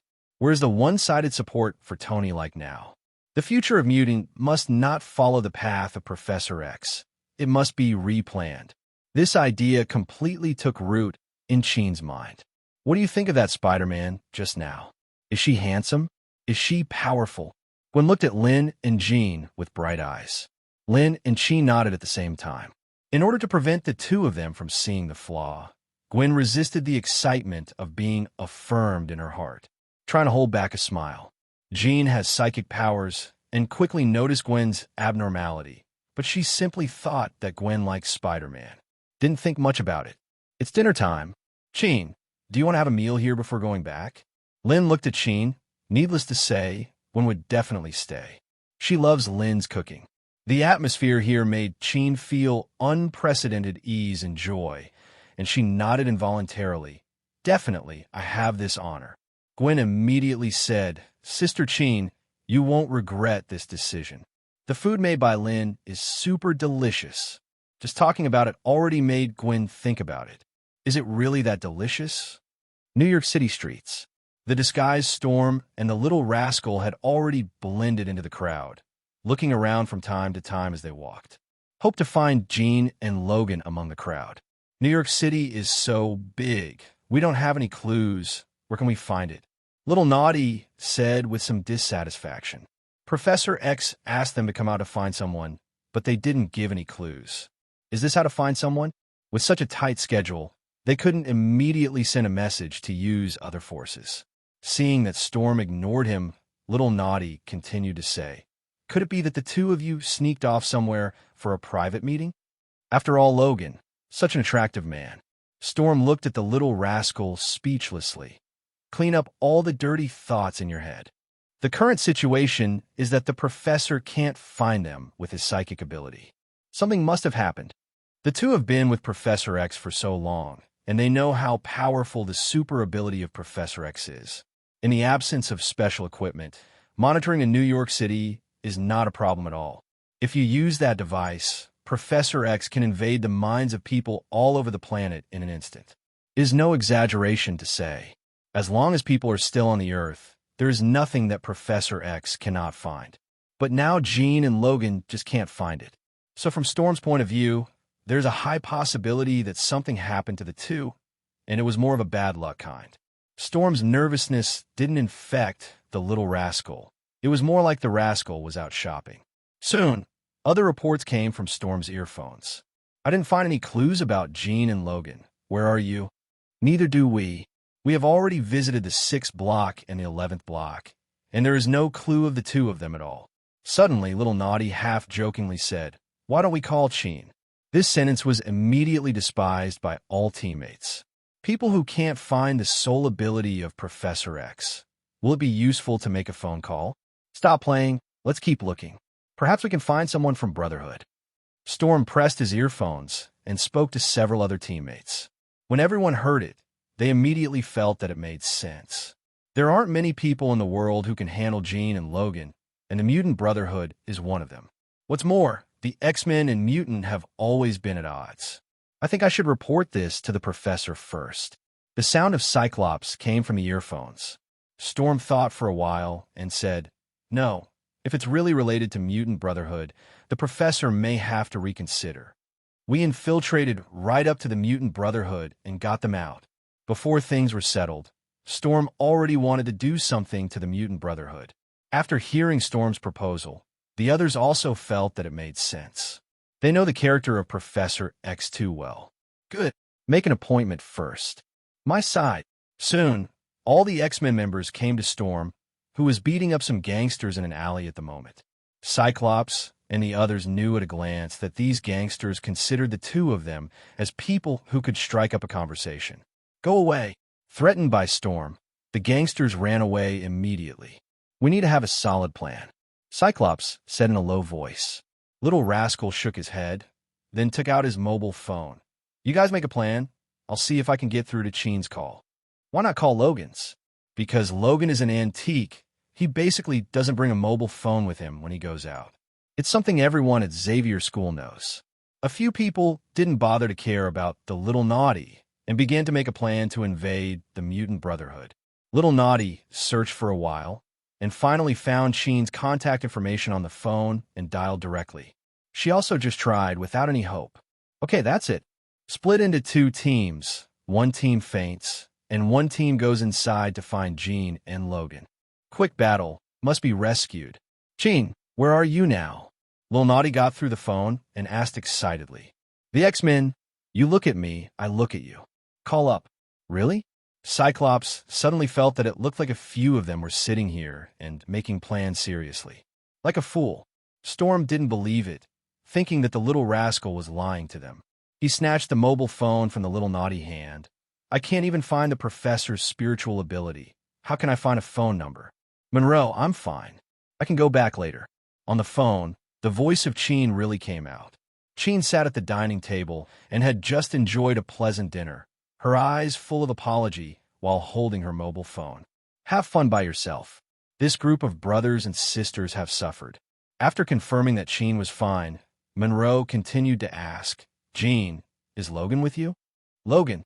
Cheen was taken aback and then said, No, Logan is not here. The professor sent Logan out to find you, and now Logan can't be reached. At the dinner table, Cheen was a little anxious. If Logan had an accident because of herself, then she would be sorry for the rest of her life. Don't worry, I'll meet you right away. Okay, we'll wait for you. After hanging up the phone, Cheen packed up her things. Mr. Lynn, I'm really sorry that my family is looking for me. I have something urgent to do, and I have to leave immediately. Do you need help? Gwen said generously. My dad is a policeman, and he's the best at finding people. Thank you, Gwen, but it's better for us to handle this matter ourselves. With that said, Cheen was about to leave. Before you leave, don't forget to change back into your clothes. You'll be the center of attention by walking out like this. Cheen's face turned red, and she hadn't changed into her swimsuit yet. Downstairs, Cheen thanked Lynn. Mr. Lynn, thank you very much for your teaching today. You're welcome. You can come and play often when you have time in the future. Will do. Sister Cheen, see you next time. Behind Lynn, before Gwen changed back in her clothes, only Lynn came to the door with the piano. Just got to the door. Cheen noticed a figure at the corner of the wall. Logan. Lynn was taken aback for a moment. This scene, so familiar. Cheen squatted down to check Logan's situation and found that he just passed out and was immediately relieved, putting a hand on Logan's temple, using the psychic ability to wake it up. As soon as he regained consciousness, Logan screamed in pain. Cheen, why are you here? Who are you? Logan felt completely dazed, unable to remember what had happened. I just remember that I jumped, and then my eyes went black. Lynn, Jane's friend. Lynn introduced herself. Logan turned to Jean to confirm. Jean nodded and asked, Logan, what happened? How did you pass out at Mr. Lynn's doorstep? Faint? Logan shook his mushy head vigorously. Lynn probably guessed what was going on. If I'm not wrong, Mr. Logan should be worried about your accident. That's why I want to go in my manor to find you. But I didn't jump over and hit the wall and fainted. Hit the wall and fainted? Jean looked at Lynn, then at Logan. Logan, is what Mr. Lynn said true? Is that true? Logan thought hard and realized. It is true. Really like what Lynn said. I passed out after hitting a wall. He is a dignified Wolverine, participated in large and small battles in World War II, and stopped Magneto's conspiracy. A skeleton is all adamantium. I'm so awesome. He crashed his car into a wall and passed out. Although Wolverine rarely cared about these false names, this was something he couldn't admit to. It's not a matter of reputation anymore. If this TM is known by other X-Men, where will I put my face in the future? Logan didn't answer immediately, but stood up from the ground in this short time. He immediately thought of an unassailable reason. No, I think it was adamantium and my body that repelled me, which caused me to pass out. I have to say that Wolverine is old and smart. The superb acting skills even fooled Jean's telepathy. The point is that you still can't find a reason to refute that the adamantium bone in Logan's body was indeed injected later. Really? Jean confirmed again. Logan nodded without blushing. Yes, but it should be fine now. After confirming that Logan is fine, Jean immediately said, Then let's find someone else. We have been out for too long, and the professor has sent someone out to find us. Okay, let's go back. Goodbye, Mr. Lynn. Lynn shook hands with Logan. Goodbye, Mr. Logan. Nice to meet you. Definitely, though your guess was wrong. But it's nice to meet you, too. Lynn, who sees through everything, nodded slightly. This Wolverine. Not only the bones of the body are adamantium, but so is the mouth. Ridiculously hard.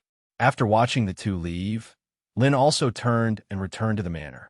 It was just him and Gwen Lane now. Back inside, I saw that Gwen had already cleared the dining table. In order not to splash grease during cleaning, Gwen even put on an apron. And what's more, she still hasn't changed into her bathing suit. Apron and bikini? Lynn couldn't help but be taken aback when he saw it. The two things that are clearly contrary to each other seem to be very harmonious in Gwen's body at the moment. Not just harmony. It also gave Gwen an indescribable charm. Lynn walked over calmly. "Gwen, let me clean up these things." Gwen smiled and said it didn't matter. "Has Sister Jean gone back?" "Gone back." Lynn omits the Wolverine thing. Looking at the back of Gwen busy in the kitchen, Lynn walked over. "Let's wash together." "Good." Gwen readily agreed. Working together, it is inevitable that there will be physical contact. When I was in the pool before, although the touch was more obvious than now, there was Sheen at that time. So Gwen didn't feel anything. But now, there are only her and Lynn in the family. Gwen, who came back to his senses, slowly turned red. Though it wasn't the first time she was alone with Lynn, but it was the first time to be alone with Lynn dressed like this. It feels weird. Gradually, Gwen slowed down as she washed the dishes. When the last wash bowl was handed to Lynn, Lynn grabbed Gwen's wrist. Gwen shuddered. Immediately after, Lynn also seized the opportunity and pulled Gwen into her arms. The soft feeling sticks tightly together. "Lynn, the dishes haven't been washed yet." Although Gwen said this, she was feeling the unique masculinity in Lynn. His face became redder. "Then I'll wash the dishes. Don't let go of yourself." Hearing what Lynn said, Gwen replied weakly, "Okay." Then he hugged Lynn involuntarily with both hands, and Lynn turned around and continued to wash the dishes. Gwen hangs on to Lynn like a koala. After a while, Gwen asked softly, "Lynn, are the dishes ready?" Lynn smiled. "What? Can't wait." "Hey, you bully me. I won't play with you anymore." With that said, Gwen let go of Lynn and ran towards the pool, while turning her head and making a face at Lynn. "Snort. Dive into the pool." Lynn is not in a hurry. Can she get away with the things that go to the tiger's mouth? Soon, the kitchen was cleaned up by Lynn. Then he strode towards the swimming pool, and Gwen had already started swimming in it. Lynn jumped out of the pool and swam straight to Gwen and picked her up. "Ah!" Gwen screamed, and then felt something warm stop her mouth. Surprised, she also responded to Lynn. After a while, Gwen lay limp on Lynn's shoulders. He whispered, "Lynn, don't be here. Go to your bed." "Okay." Just like that, Lynn carried Gwen out of the swimming pool and back to her room. Tonight was destined to be an unforgettable night for Gwen. The other side, Jen and Logan have assembled with the rest of the X-Men, and Jen says they're just looking for friends. And Logan still said that, because of Adamantium's rejection, he fainted on the side of the road. People found it, and they didn't ask much. The rest is up to Professor X. On the car back to Xavier's school, Sheen looked at the already dark sky outside and the twinkling stars in the sky. "I don't know what Mr. Lynn is doing now." Shield. Hill walked to Nick Fury's side on the podium. The X-Men have withdrawn from New York City and returned to Xavier's school. On the monitoring monitor, the X-Men were no longer visible. Nick Fury turned and left without saying anything, and Hill immediately followed. "Hill, if you have any questions, just ask. I don't want my men to have doubts when they work for me." Hill, who was seen through, immediately said, "I don't quite understand. X-Men and Professor X have always been very friendly to humans, and they have been helping humans. Why should we guard against them like this?" Nick Fury said, "Hill, do you know what is one more thing about you as an agent?" Hill shook his head. "Compassion. Get rid of your sympathy. That doesn't work. Mutants and humans have always been two races, and we have no friends between us.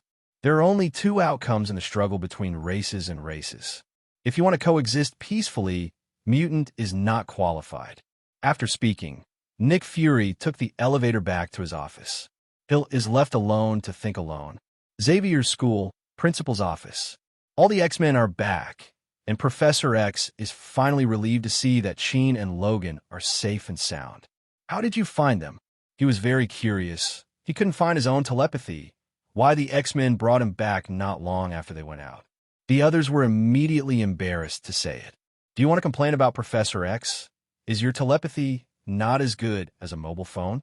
But the little rascal said very directly, "I called Sheen, and then Sheen brought Logan to find us. Call up." Professor X was taken aback for a moment. "I can't even find people on telepathy, but you can find them with just a phone call?" This makes him the strongest mutant, play with his face? Professor X thought that the little rascal must be playing with himself again, and then looked at Cyclops. Cyclops doesn't know how to explain this either. He could only nod his head. I think Sheen just happened to appear in the service area. So, the meaning is obvious. I did find it by phone, but Cyclops' way of expressing it seems to have a higher emotional intelligence. Professor X blushed instantly. What is this called? Is it because I'm getting old and my telepathy ability has deteriorated? No, it cannot be admitted. In an instant, with Professor X's IQ, he immediately thought of an excellent reason. I saw Professor X grinning. Actually, today's incident is a test of your resilience. It seems that only the little rascal passed. I did this to tell you, don't rely too much on your super abilities. In this new era, sometimes it's also about mastering the power of technology. As he said that, Professor X turned around, leaving a deep back view for everyone in X-Men. Logan, who knew everything that happened, also immediately added, "That's right, all of this is the professor's good intentions. If we want to blend in with humans, we have to learn to live in a human way."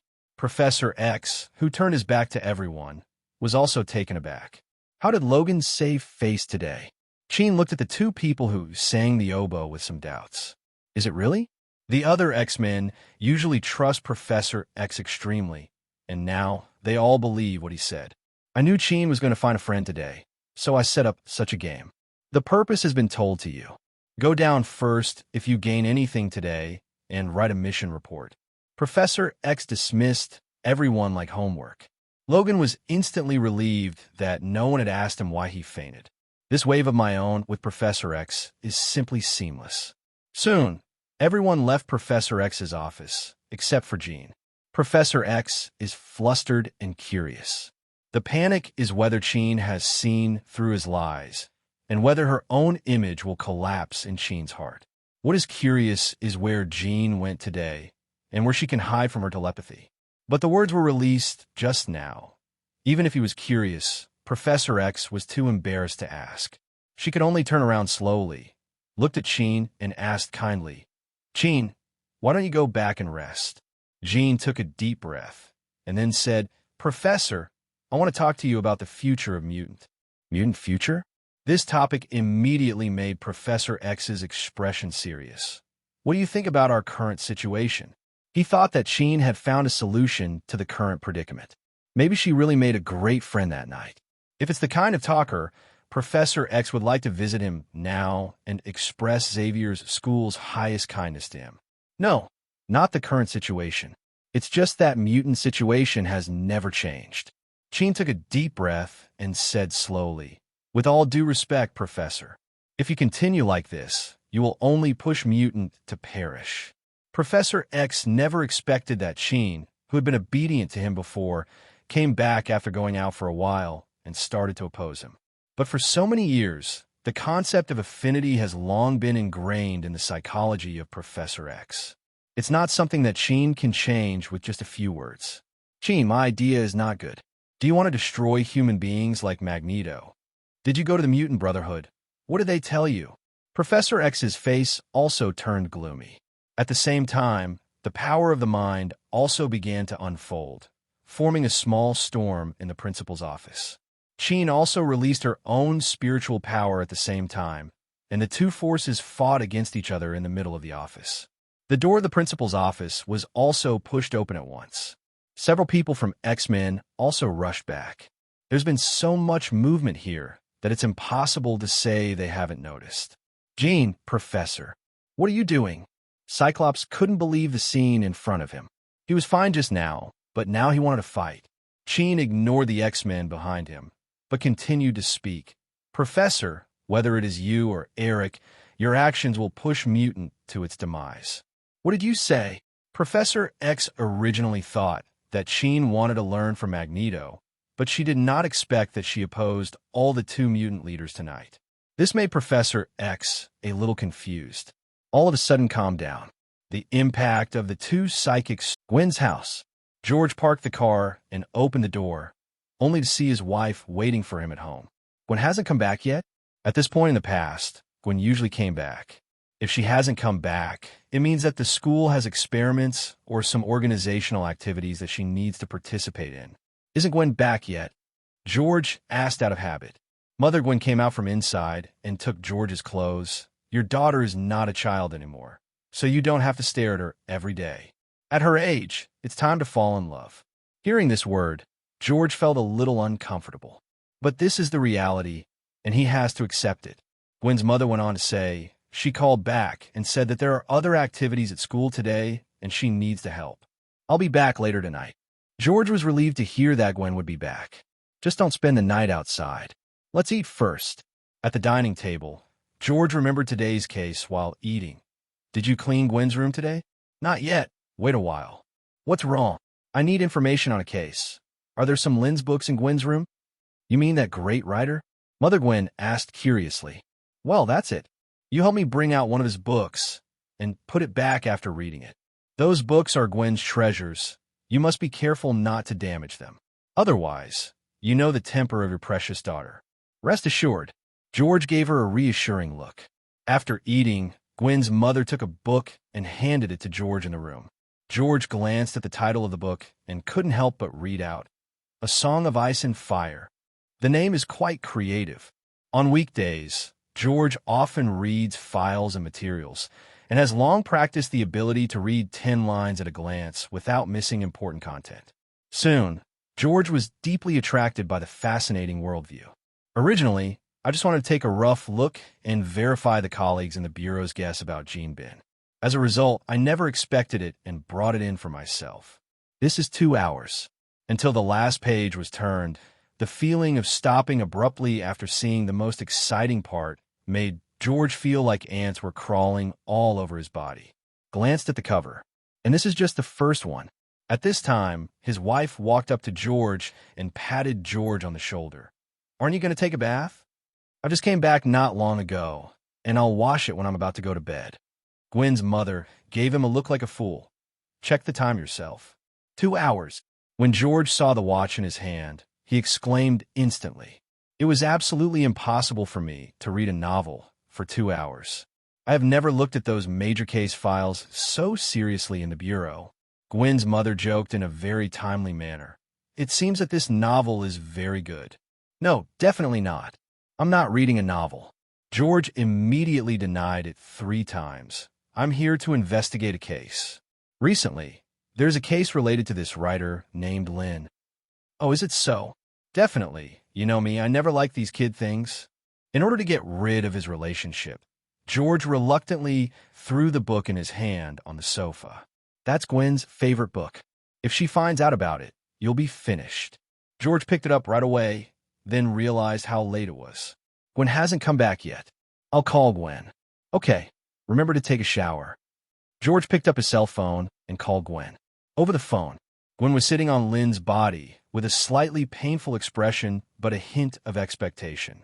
And on the ground, it was Black's bikini swimsuit. Gwen, if that doesn't work, switch places. Gwen is usually a lively girl with a touch of strength, and immediately replied, Yes, Lynn. Let me prepare. Suddenly, the phone rang in the backpack by the bed. Lynn reached over, took out Gwen's cell phone, and handed it to Gwen. Gwen saw that it was George who was calling and immediately gave Lynn a silent gesture. Lynn said, Okay. Hello, Dad. Hearing Gwen's voice, George's hanging heart was relieved. Aren't you going home so late tonight? Do you need me to pick you up? No need, Dad. They're all members of club activities. I probably won't be going back tonight. On the other end of the phone, George was silent for a while and then said, Okay then, take care of yourself. If you need anything, call me as soon as possible. I see, Dad. After speaking, Gwen immediately hung up the phone because Lynn was playing tricks. I almost couldn't hold back just now. Lynn, how are you? It's all your fault that this cake is so tempting. Gwen pursed her lips lightly, continuing what she had just done halfway through. George, who hung up the phone, looked at A Song of Ice and Fire in his hand and said with insatiable desire, I don't know if there is a second one in Gwen's room. Just as he was about to ask his wife to look for it, Gwen's mother came out wrapped in a big bath towel, came directly to George's side. If Gwen doesn't come back tonight, you'll have a new job to do. George knew. It's time to pay the rations. Gwen is often at home, and it has been a long time since the couple have sprouted old trees. George, who is usually dignified and serious in the police station, was walked towards the room by his wife holding a tie. Not long after, the sound of a hodgepodge of life came from the room. At the same time, in the Xavier school principal's office, everyone in Professor X and X-Men was shocked beyond words after hearing the new concept of Cheen. Among them, Professor X's heart set off even more turbulent waves. If Cheen is talking about ideas, then the two major events that detonated the internet today are the epitome of this idea. The Spider-Man loved by everyone, and Tony Stark, who left the Minister of Defense in anger. The idea that Professor X has insisted on for so many years has been overturned, and I feel somewhat uncomfortable. Cheen, you take them back first. Let me think about it alone. Professor X came to the window alone, looking at the Xavier's school, a paradise for mutants, which he had built with his own hands. Am I really? In the morning, the warm sunlight shines on the bed through the balcony window. Under the quilt, Gwen snuggled into Lynn's arms. Her face was rosy while she was sleeping contentedly. As time went by, that ray of sunlight also shone on Gwen's face, and the long eyelashes looked extraordinarily agile. With a slight shake, Gwen slowly opened his eyes. Lynn's gentle voice also came out at this time. Are you awake? Gwen groaned softly, raised her hands around Lynn's neck, and rubbed against Lynn's chest like a kitten. Lynn, what time is it? It's still early. It's only 9 o'clock. Hearing that it was already 9 o'clock, Gwen woke up all of a sudden. Jumped off Lynn. Oops. Lynn, get out quickly. I want to change clothes. Then you have to get off of me first. Gwen made a face at Lynn, then stood up from him alive and well. This appearance has to make Lynn lament the recovery speed of the Spider Constitution. It is the first time that it is so late. As soon as I woke up, I was alive and well, as if nothing had happened, etc. There was a flash of inspiration in Lynn's mind, as if he had discovered some new continent. If you follow this self-healing constitution, does it mean when is always the first time? This is a treasure I found. Yes or no? You will know next time you try it. Lynn got up and put on her own clothes and said, Don't worry, I'll prepare breakfast for you. I'll take you to school later. Gwen watched happily as Lynn walked out of the room. After 1 hour, a car of poison stopped at the entrance of Imperial State University. A super sports car of this level immediately attracted the attention of many students. In the car, Gwen, who was sitting in the passenger seat, looked very excited because Lynn was driving too fast just now, coupled with that unique engine roar. Better than her empty cobweb in New York City. Before getting out of the car, Gwen kissed Lynn. I'm going to class first. See you tonight. See you tonight. The students of Empire State University became curious when they saw that the person who got off the bus was Gwen. Who is this driver? Gwen put on her earphones and walked into the campus with happy steps, completely ignoring the speculations of those around her. Not long after entering the campus, Gwen felt someone pat her on the shoulder behind her. Morning, Peter. Morning, Gwen. Then, Peter asked curiously, Gwen, who was the person who drove you here just now? My boyfriend. Gwen replied directly. He didn't notice the change in Peter's eyes when he said the 3 words boyfriend. Think about it, too. Although Gwen's family background is not top-notch, her father is also the chief sheriff of the New York Police Department. Her boyfriend definitely won't be an average person either. Peter, I'm here. Gwen pointed to a teaching building next to her, waved to Peter, and walked in. Bye-bye. Peter looked at the back of Gwen leaving, waved his hands dumbly, and then said with firm eyes, as long as we develop a regeneration potion with Professor Connors. I'm not a common anymore. Peter made up his mind secretly and walked towards the laboratory at a faster pace. But Peter's face changed just outside the laboratory. A car was parked at the entrance of a laboratory, and a group of workers came out of the laboratory carrying things. That car also had a company name on it that Peter was very familiar with. Osborne Industries.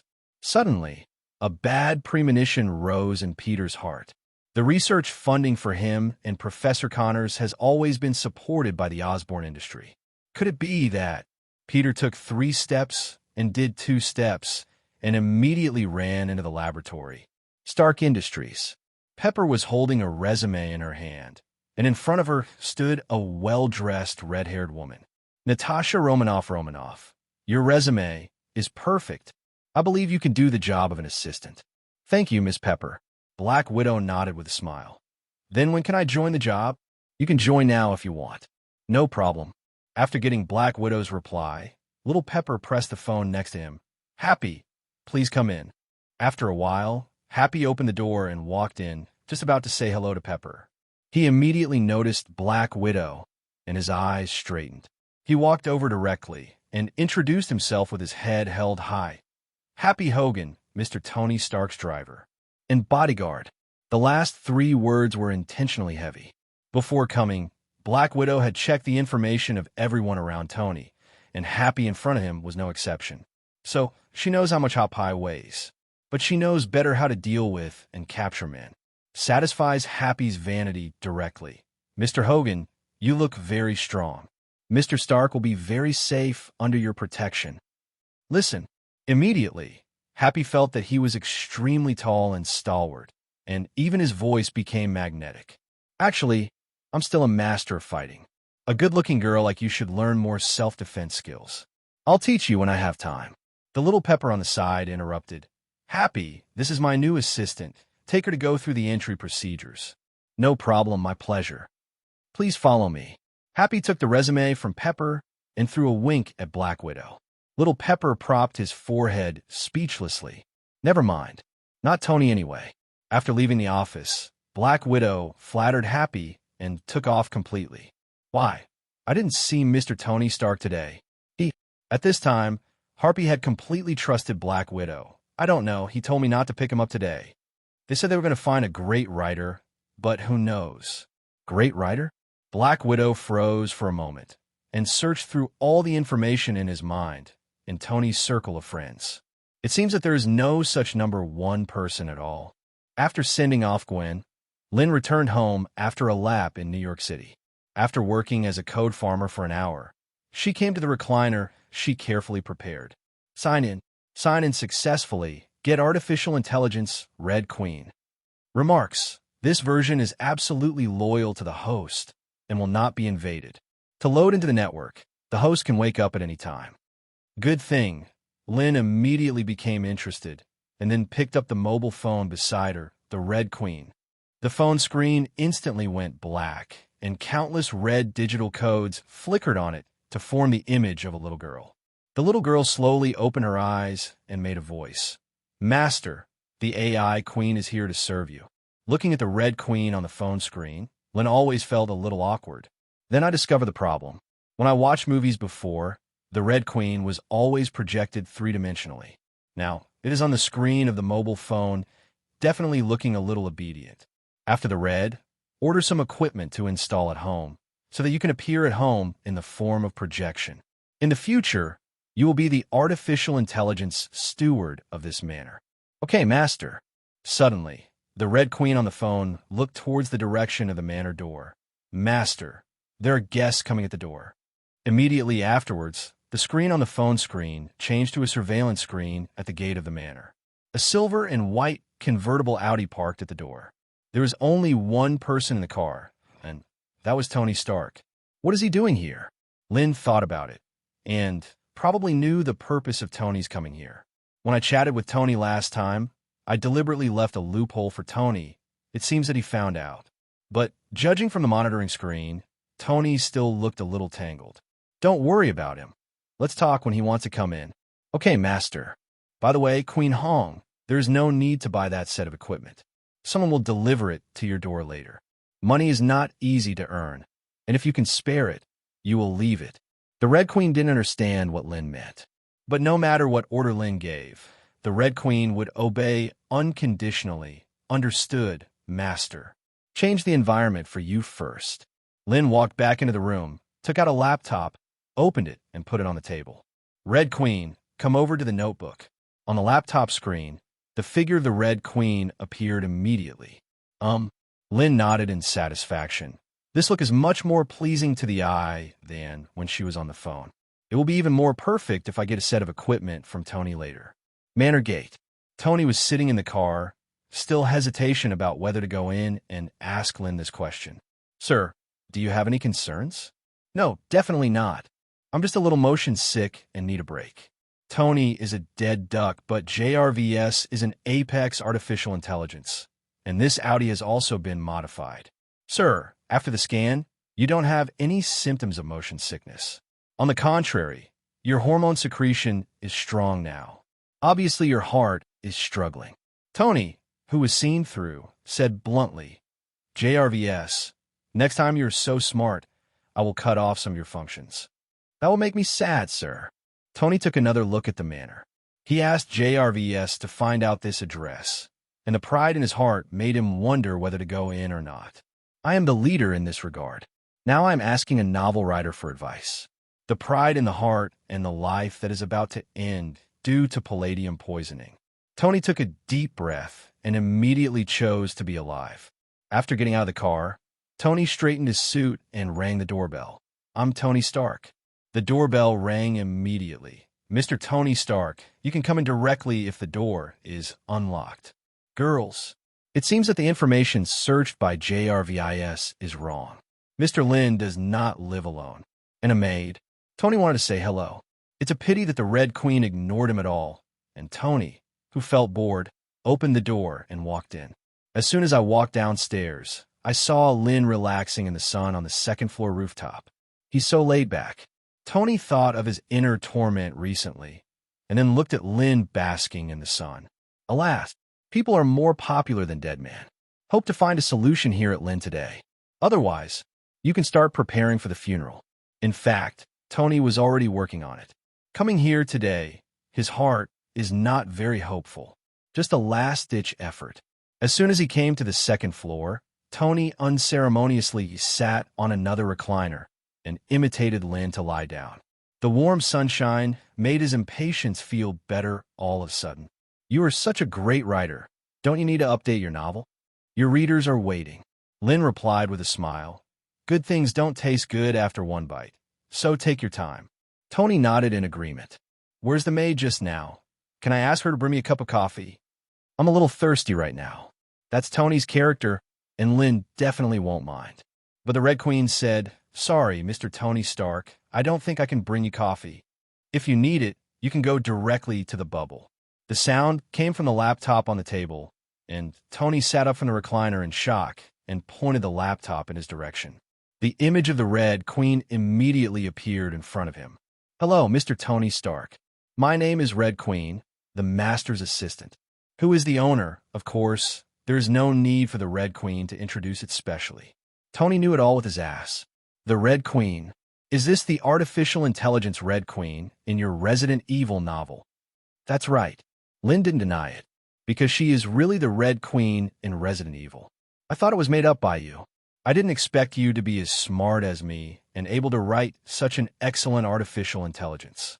As a bigwig in this area, Tony can completely infer the technical content of the Red Queen from the question and answer of the Red Queen just now, almost at the same level as JRVS. To be able to create such an artificial intelligence, Tony had a little more hope in his heart. Lynn gave Tony a disdainful look. This guy really never misses an opportunity to boast about himself. But Lynn didn't bother to argue with him. Do you want milk tea? The Oriental ancestry deep in his bones makes Lynn not neglect the guests who come to his house. Milk tea. Milk and tea. A drink I've never heard of. Give me a drink. Lynn, this drink is really amazing. As soon as the milk tea is in the mouth, Tony himself is also a person who has enjoyed the world's largest file-size small food, but never felt like this. Taking a sip of sweet milk tea into his mouth, his impatience was relieved a lot. Lynn, trust me. Lynn looked at Tony curiously. What do you believe in? You give me the recipe of this drink, and it won't be half a year. No, only 3 months. I can turn it into a new type of drink that is popular all over the world. What kind of garbage is cat poop coffee? Tony is not only a genius Scientology, but also a businessman. Businessmen can smell business opportunities. Definitely, Tony doesn't care about the benefit that milk tea can bring. He cares more about Lynn's recipe. Such a delicious drink should appear at one's own dance party. and in my own office. This way he can drink it anytime, anywhere. Give up. Tony, even if I give you the recipe, you won't be able to make it. Lynn's words are true.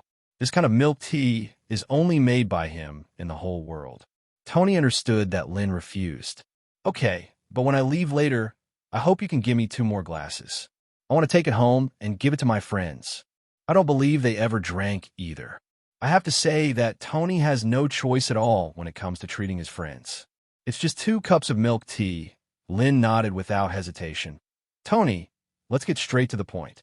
You came to see me today. You probably didn't come to bask in the sun with me. And I don't like basking in the sun with a guy. Definitely, I don't like it either.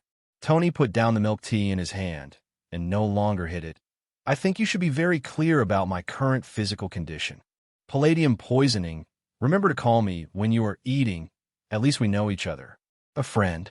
Although Tony didn't know what eating banquet meant, he could roughly understand the meaning of Lynn's words. Can't you be a little more tactful? Maybe I can still be saved, Tony said stubbornly. Lynn took a sip of milk tea and said bluntly, if you were still saved, you wouldn't have come to me. If you even find me who writes novels, you are at the end of the road. Admit it, Tony, you're here for my help. Tony, who was completely seen through his mind, took a deep breath, and then he was like a deflated ball.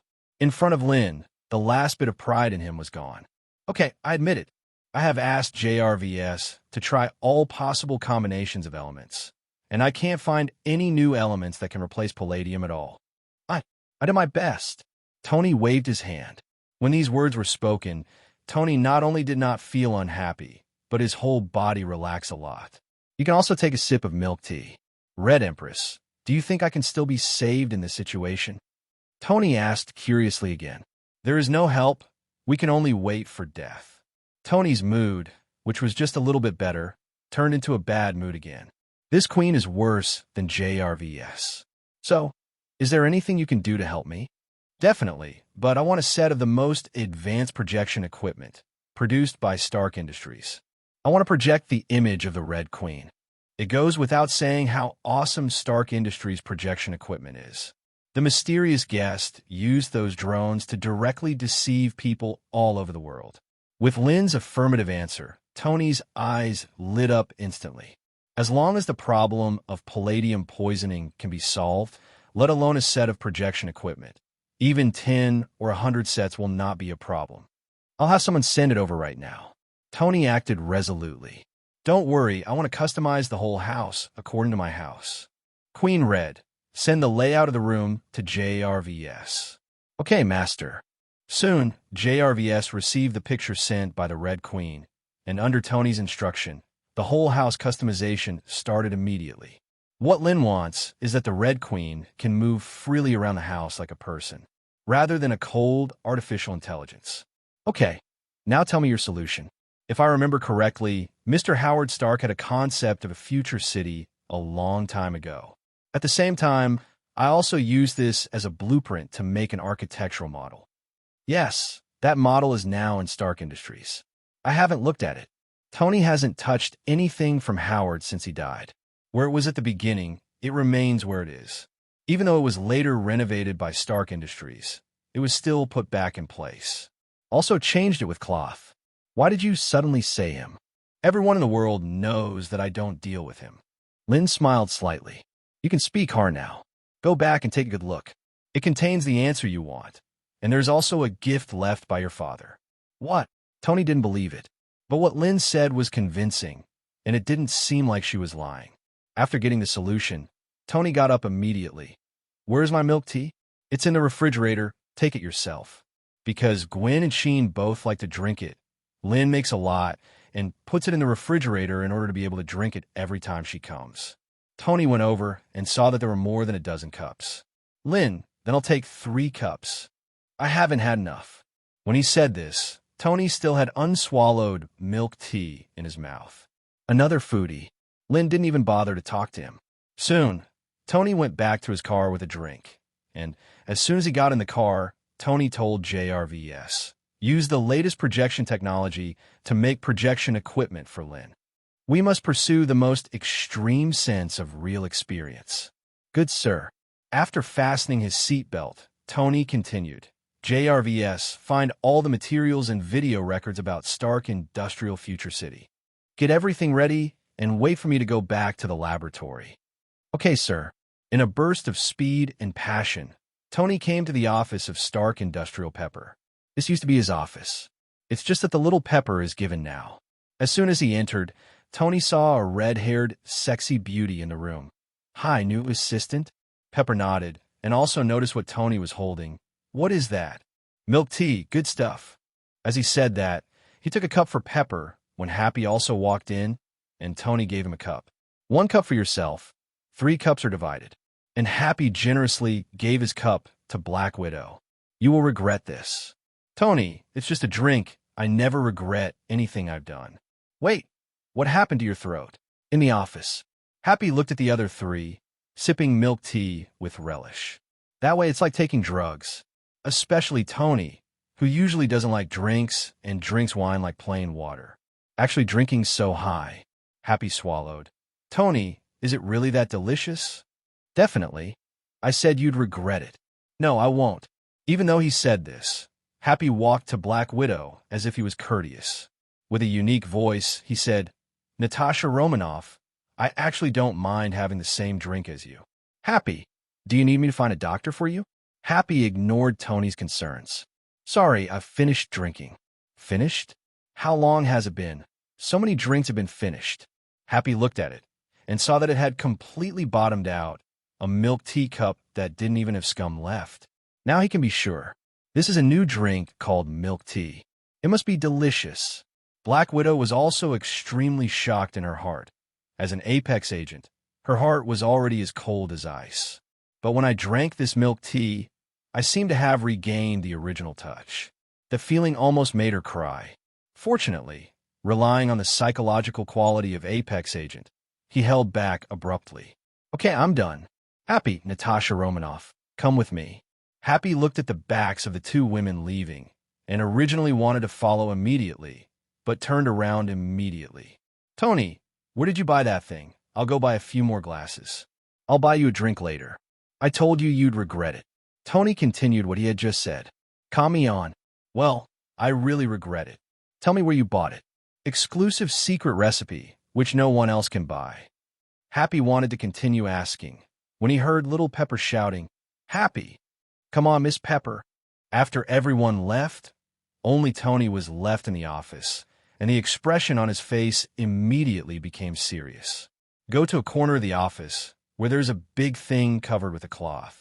After tearing it apart with force, the Future City model left by Howard was inside.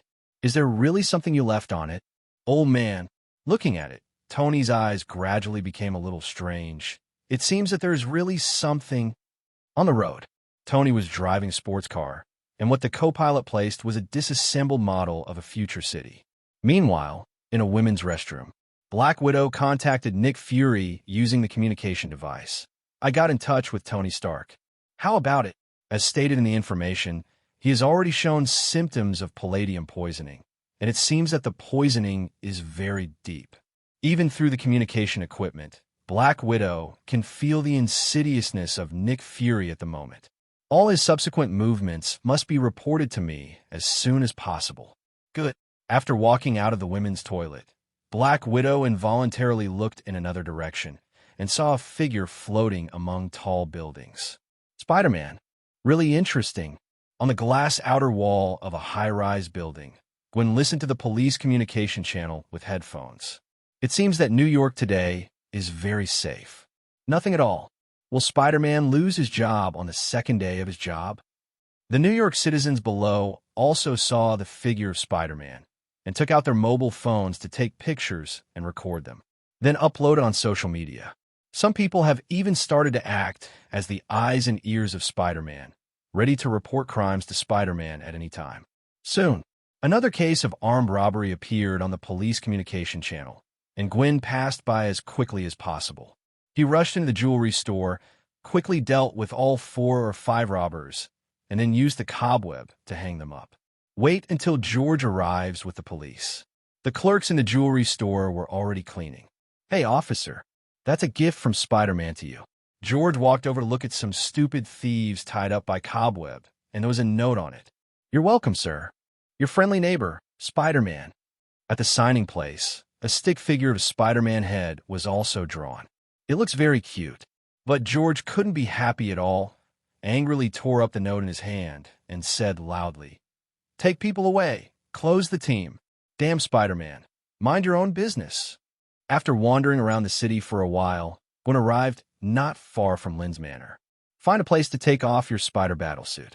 Looking at the spider battlesuit in her hand, Gwen fell into deep thought. Should I tell Lynn the truth? After thinking about it, Gwen still decided not to. Because she's afraid, Lynn will hate her for it.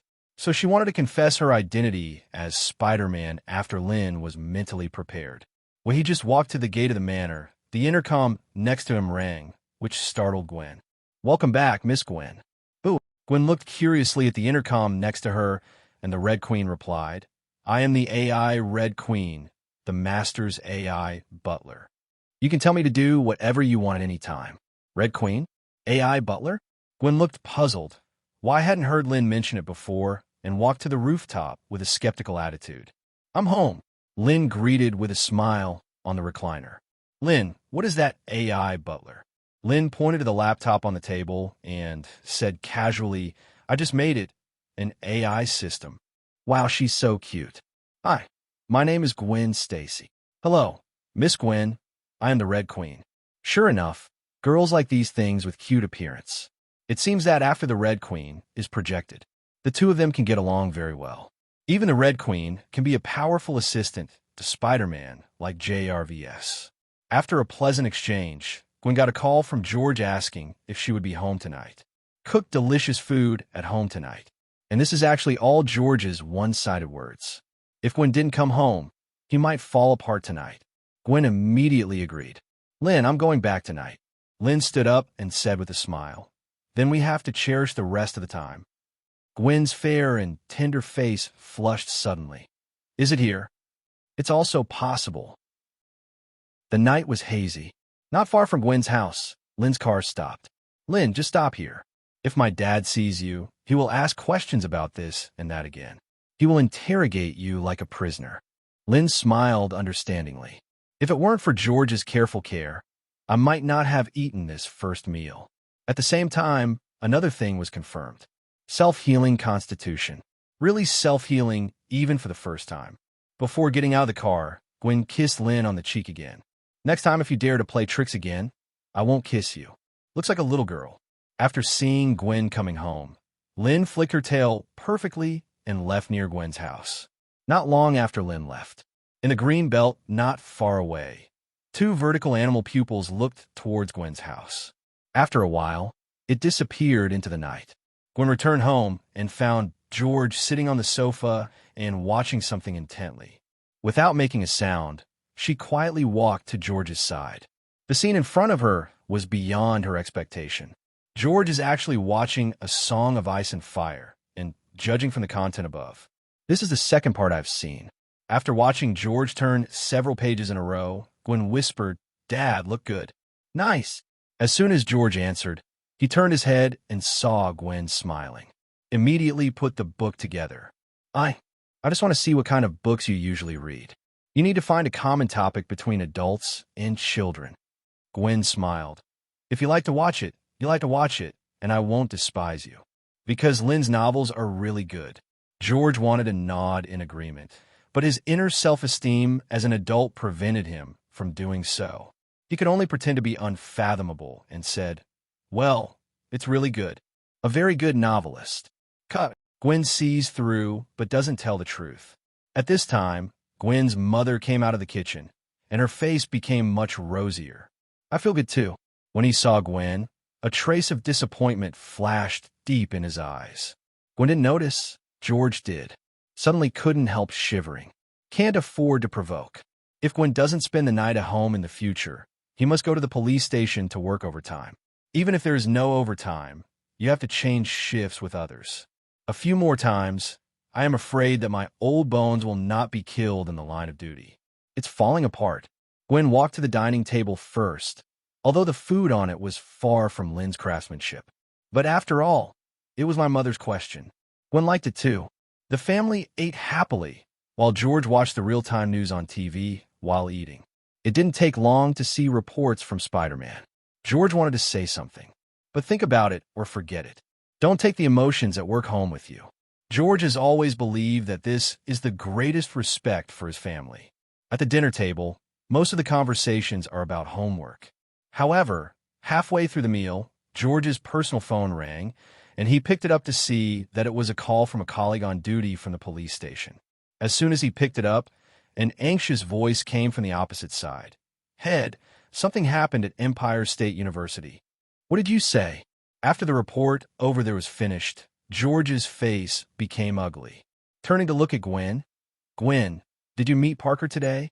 As a friend of Gwen's growing up, George also knew Peter, and I really liked the stubbornness in him. If he didn't study well and get into the university, George wanted to take him to the police force. Gwen, who was eating, didn't realize the seriousness of the matter. "Well, I met you when I went to class in the morning." "What's the matter, Dad?" "Something happened to him." To be precise, something happened to him, Professor Kurt Connors, and the entire lab. Empire State University. A cordon has been erected outside a laboratory. A group of fully armed police officers entered it to search, and several police officers were surrounding an experimenter, questioning something. A black sedan also stopped outside the cordon at this time. George leads Gwen out of the car. The police officer in charge of security saw that the director was coming and immediately let him go. They also know the director's daughter, Gwen. Several even watched Gwen grow up. Gwen glanced around and immediately walked towards the experimenter in a white coat. The man seemed to be in shock. What was even more surprising was that one of his sleeves was empty, obviously a one-armed man. Gwen came up to him. "Professor Connors, are you okay?" Peter Parker's mentor, the main researcher of regenerative genetic reagents, Kurt Connors. "Gwen, you're here too." Connors also noticed George behind Gwen. "Officer George." "Professor Connors, can you tell me what happened specifically?" Regarding George's question, Connors fell silent for a while. The policeman next to him handed over a document at this time. "Boss, the confession is all here." "It's kind of weird." After reading the statement in his hand, George's expression also changed. "It's all me. I'm the one who killed that child. I shouldn't have left him alone in the lab. I should have taken him with me." Connors became extremely self-blaming. Gwen realized right away that something had happened to Peter. Just as he was about to continue questioning Connors, George handed Gwen the statement in his hand. Logically speaking, non-police personnel cannot see it. But who told her that she was the director's daughter? After reading the transcript, Gwen finally understood what was going on. It turned out that people from Osborne Industries were dissatisfied with the experimental progress of the Connors experimental team, and their contract expired at the same time. Therefore, the financial support was withdrawn. According to the contract, all experimental data and experimental equipment must be taken back. During this process, both Peter and Connors fought for it, but to no avail. People from Osborne Industries insisted on retracting all experiment-related. The regenerative gene medicine has already achieved great success in animals, and human experiments are short. Unwilling to end it like this, Peter paid off Connors and injected himself with regenerative genetic medicine. When Connors came back, the scene was already a mess. "It's just that in the ruins, I saw a figure like a lizard which got into the sewer." According to Connors' description and the monitoring data in the laboratory, the mutated lizard man is Peter Parker. In the police station, George took Gwen and other relevant personnel to watch the surveillance video of the laboratory in the evidence room. Since most of the previous experimental cameras have been dismantled by Osborne Industries, there's only one aisle camera left, which can roughly see what happened in the laboratory. It has now been confirmed that Mr. Peter Parker has mutated into a lizard monster because of the registration of a genetic drug. At the moment, we have no way of determining whether he will cause harm to the public. So we have to have a response plan right away. George's skillful response also aroused the high approval of all the police officers. They all left their offices and started their respective tasks. Soon there were only father and daughter left in the office, and George comforted, "Don't worry, Gwen, I will help you bring Peter back." He's a good boy. I believe he just couldn't accept his changes for a while, so he found a place to hide. It won't hurt anyone else. Gwen nodded. Dad, what do you have to do first? I want to be alone. Good. Growing up, Gwen has always regarded Peter as her best friend. Unexpectedly, it suddenly became like this. And as a student of Empire State University, Gwen knew very well what this mutation represented. Is Peter aggressive? Will he attack people? This depends on the regenerative gene agent used at that time, which kind of reptile gene was extracted. If it is a mild herbivore, then definitely don't worry about Peter hurting people. But if it's carnivorous, thinking of this, Gwen immediately walked out of George's office and walked towards the detention room. Gwen, who has often come to the police station since he was a child, is familiar with the layout here. Due to Connor's cooperation, he is now only temporarily locked up as a suspect. It was not strictly guarded. Gwen just made up a random reason to see the teacher, and the guard let her in. After entering, Gwen found Connors immediately. Connors sat in the corner of the detention room with a look of self-reproach.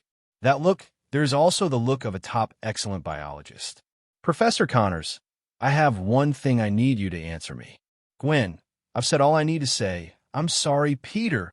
Find that child soon, and don't let him go wrong. This sentence immediately made Gwen realize the seriousness of the matter. Professor Connors, were the reptiles used to make genetic medicines? Connors took a deep breath. This question was never asked by those police officers because they didn't understand it at all. In order to protect Peter to the greatest extent, he did not take the initiative to confess. Unexpectedly, it was Gwen who asked in the end. Gwen, promise me. We must persuade Peter to come back. Only you can persuade him. Professor Connors, tell me quickly. Connors came over. It's a carnivorous lizard with a strong regenerative ability. The worst result came out. Gwen wasn't too worried about the police officers, because they will definitely be equipped with guns and weapons during the search process, and they can resist when they encounter them. But if the common people come across, what should I do then? Gwen turned her back and left the detention room. Back in George's office, Gwen immediately picked up her backpack and walked out to the gate of the police station. She wanted to use her own way to catch Peter. Can't let him make bigger mistakes. As soon as he walked out the door, Gwen saw Lynn's car parked not far from the police station. Lynn stood by the car. Gwen suddenly seemed to have found an outlet and threw herself into Lynn's arms. Lynn, Peter is not a bad person. I know. Lynn stroked Gwen's head, letting her rest against her chest. In this world, though, Gwen is Spider-Man. But before Spider-Man's identity, she was also a girl. Girls are sentimental. This is the most normal. After a short silence, Gwen said, How do you know I'm at the police station? Empire State is on the urgent news, and I know you and George Uncle will be there too. So let the Red Queen locate your mobile phone, and I'll come over right away. After listening, Gwen felt a burst of warmth in her heart. Lynn, there's actually something I want to tell you. If I don't tell you, you won't agree to what I'm going to do next. You are Spider-Man. Lynn spoke Gwen's lines first. Gwen's eyes widened, and she looked at Lynn in disbelief. You know everything? Lynn nodded. Pretending to analyze, he said, Variation super ability, black and white sportswear, and this figure. With a firm hug, Gwen's face turned red immediately. Then will you agree to my going? Definitely. Being Spider-Man is the path you chose. Peter is your friend, and you want to bring him back. If I stop you, you will hate me forever. Gwen shook her head, indicating that she didn't know either. So, Lynn, what am I going to do next? It's so late now, and Peter got into the sewer again to escape. It's not easy to find him. I'll take you back first, and we'll talk about the rest later. Now, there is no other way. Gwen can only nod and agree. In order not to worry George, he called George first and told him that he had gone home first. George also thinks that Gwen is not in a good mood, and staying in the police station will not help much. Going home is the best option. Back home, Gwen also told her mother about it. Gwen went back to the room sullenly, locked the door, and put on her spider battle suit. He opened a window and jumped down. Below, Lynn is waiting. After getting into the car, Lynn handed out the notebook in her arms. The Red Queen has already hacked into all the cameras in New York City. As long as Peter appears, he will be immediately monitored by the Red Queen. Countless images flickered on the screen. In addition, I let the Red Queen hack into Osborne Industry and got all of Peter's experimental data. Maybe there's a way to deal with Peter or get Peter back together up there. In fact, these things can be done with Lynn's hacking skills without being popular. But Lynn doesn't like to do things that can be solved in one sentence. Lynn, I should have confessed the identity of Spider-Man to you earlier. Unknowingly, Gwen's admiration for Lynn deepened. It's not too late. Lynn stepped on the accelerator and left the place. Running around the streets of New York City with Gwen, seaside, inside Tony's underground lab. Tony, from at the moment, is concentrating on watching a video in front of him, on which a middle-aged man with a mustache is explaining the whole picture of the future city. Little Tony even ran out to make trouble during the period. Tony can't remember these childhood memories clearly. He only remembered that Howard and his relationship were not very good later, and they often quarreled as teenagers. The last time we met was also a quarrel. It was also at that time that the Howards died in a car accident. He became an orphan. JRVS, do you have any other video data? No, sir. The rest of the video materials are an overview of the concept at the industrial exhibition, and this model also appeared on the scene. Tony's gaze immediately came to the most empty place in the laboratory, where the reconstructed future city was placed. Could it be that there is something tricky about this? Looking at the model in front of him, Tony couldn't think of anything special about it for a while. But he also believed that Lynn didn't need to take such a big turn to tease himself. JRVS, it looks like we're going to be working overtime tonight. Create 3D modeling and project it out. Yes, sir. New York streets. In several dark alleys, the sound of rats rustled in this place. It's kind of scary to hear. Suddenly, the mice that were looking for food in the trash can or on the ground raised their heads one after another. The nose smells the special smell in the air. The next moment, all the mice seemed to be in a panic, scurrying around, looking for holes to get in. Bang! There was a muffled sound in the depths of the sound, and a figure with huge amounts of smash through the sewer manhole cover and got out. The slender neck kept looking around. The tongue letter is also constantly spit out from a mouth. Then he lay down on the wall and dexterously climbed up the other side of the street. A few thugs in black jackets with tattoos all over their bodies were hanging out on the side of the road. Damn, the income has been getting less and less recently. At night, there is not even a hair on the street. If one or two people don't come out to give some money, we won't have a good time tonight. Boss, what should I do? I can't help it. A skinny gangster tremblingly begged for something from his boss. Damn, get out. This is all I have left. Get out of here. Boss, there seems to be someone over there. Suddenly, a gangster's eyes lit up, and he looked at the streetlight not far away. There's indeed a person lying there. A few gangsters rushed up immediately and immediately looked disgusted. Damn it, it's a piece of dark chocolate. It's a pity if it weren't for the dark chocolate.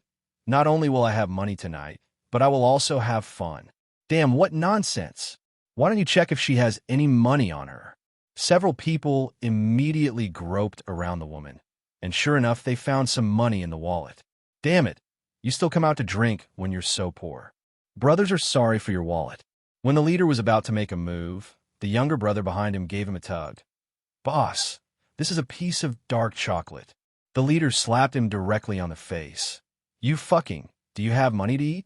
It's good to have some fun. Don't pretend to be high-minded. Just play if you like it. I'm the first to go. A few people didn't notice that just above their heads, a huge body was slowly approaching. It's like a lizard catching prey in a tropical rainforest. Stealthily approach, and then give a fatal blow. New York City streets. A whistling sound of engines whizzed by. Gwen looked at the monitoring screen on the screen intently, and suddenly a certain frame in the monitoring screen quickly zoomed in. There's several people on it, but it doesn't matter how many people are there. What matters is the thing lying on the wall. Gwen recognized the clothes at a glance. Peter. Found it. Lynn flicked the car to a stop. The Red Queen also made a voice. I found it. It's in the back alley of the bar in the 6th Street. He seems to be preparing to attack those few people. It's not far from the 6th Street. Gwen, you can use the cobweb to get there the fastest. I drove the car over there. Good. Gwen shoots the cobweb through the car window, and her tiny figure goes through the window, in no time, quickly disappeared into the night. Lynn didn't want to do it. Otherwise, it would be too easy to take Peter with his ability, but this kind of takedown is not to capture Peter alive. It will kill him instead. That would make Gwen sad. So Lynn didn't particularly want to make a move unless it was absolutely necessary. Queen Red, park the car on the side of the road. Wait me back. Okay, master. After Lynn got out of the car, she handed over control of the car to the Red Queen. He rose slowly and flew into the office. Seeing the direction in which Gwen was leaving, he immediately followed. Pat, a few gangsters who were about to enjoy it. One of them suddenly felt something strange dripping on his body. That sticky feeling. Boss, is it raining? Let rain if it rains. I haven't tried playing in the rain yet. As he spoke, he unbuttoned his belt.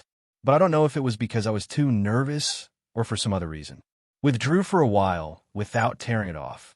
That little brother reached out and touched the back of his neck and found a puddle of viscous liquid. Curious what it was, he raised his head. At that moment, the whole person froze, trembling all over, wanted to tell other people around him to look up. But he was too scared to move. All he saw was that green monster quietly put his finger to his mouth and made a hissing gesture. Immediately afterwards, a long tongue rolled out, directly encircling his neck. The next moment, it was rolled up. The sudden, huge movement immediately attracted the attention of several other people. They all looked up. For a moment, ear-piercing screams pierced the entire night sky, accompanied by the crunching sound of skull shattering. Gwen, who was rushing over, suddenly darkened. Peter, don't mess around. As soon as the cobweb swayed, Gwen immediately fell between the lizard man Peter and those gangsters. Spider-Man, save me. The smell of urine in the air made Gwen frown. The gangsters behind him had curled up into a ball, and there was a puddle of yellow urine on the ground.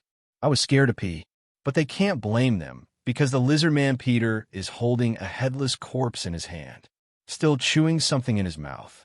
This scene is so powerful. Spider-Man. The lizard man Peter threw the headless corpse in his hand towards the wall at random and smashed it against the side of the trash can. Then he shifted his greedy eyes to Gwen. Those guys are too nasty, and your arrival can just fill my stomach. As he spoke, the lizard man Peter spat on the ground. White's bone scum is also mixed with some gray-white liquid. I don't know if it's Peter's saliva or brains. Gwen also took some physiological analysis classes at school, so this scene is still within her acceptance range. But the few gangsters behind him can't do it. Some had already fainted from fright, and only 2 of them who were able to bear it psychologically were trembling. Peter, listen to me. You look back now. Everything is still too late. Gwen didn't want to use violence to persuade the lizard man Peter. Who are you? The lizard man Peter immediately became alert, and his body slowly crawled down in an offensive posture. Almost at the same time, a danger alarm sounded in Gwen's mind. Without the slightest hesitation, Gwen immediately shot the cobweb from the wrist, sticking to the lizard man Peter's foot. Peter, wake up quickly. The feet are glued, which means that you can't rush to attack Spider-Man. The lizard man Peter raised his body and opened his hands. No, Spider-Man. I feel very good now. My whole body is full of great strength. No one can bully me anymore. Looking at the appearance of the lizard man Peter is simply the opposite of the original Peter Parker. Listen, Peter, you have mutated because of the lizard gene, and I'm taking you to Professor Connors. There must be a way to change you back to your old self. Back to the original form? Lizard man Peter's tone suddenly became gloomy. You are wrong, Spider-Man. I'm not a mutation. I'm an evolution. You don't understand at all. Regenerated genetic reagents are the greatest invention of this century. Yeah. Gwen was also angry in his heart, and it was useless to persuasion in a loud voice. So let's beat him up first. If you don't want to, then I'll beat you down first.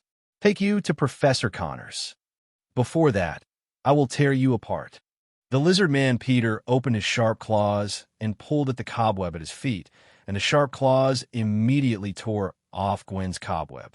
Just when he was about to make a move, Gwen had already stepped in front of him, and a whip kick directly hit the big face of the lizard man Peter. All of a sudden, the lizard man Peter flew upside down and hit the garbage pusher behind him heavily. Hurry up. Gwen glanced at the gangsters behind him, but their feet are soft now, let alone go. It's good enough to stand up.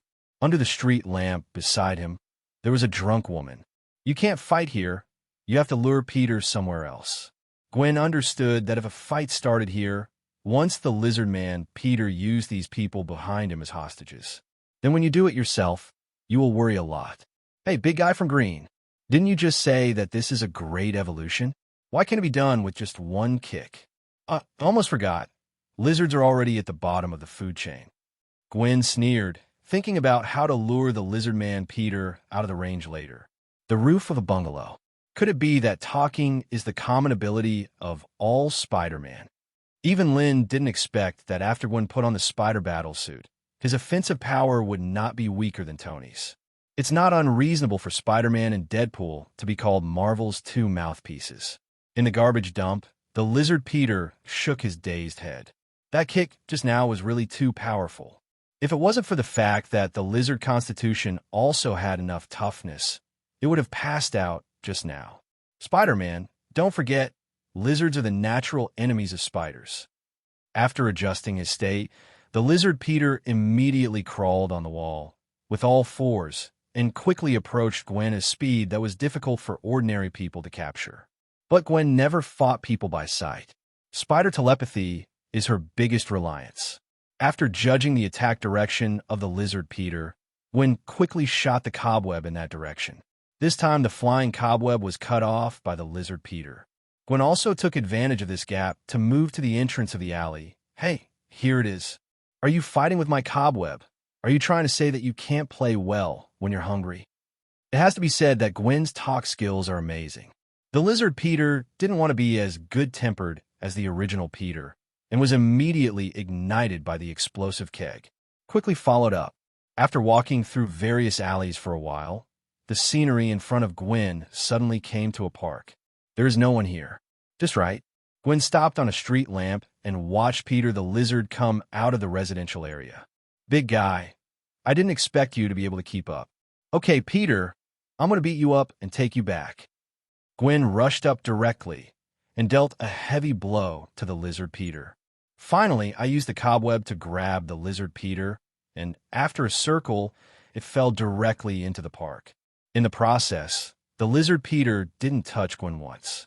Almost all of them are unilateral blows. Okay, Peter, follow me obediently. You probably don't want to get hurt again. Follow me to see Professor Connors and find a way to undo your mutation.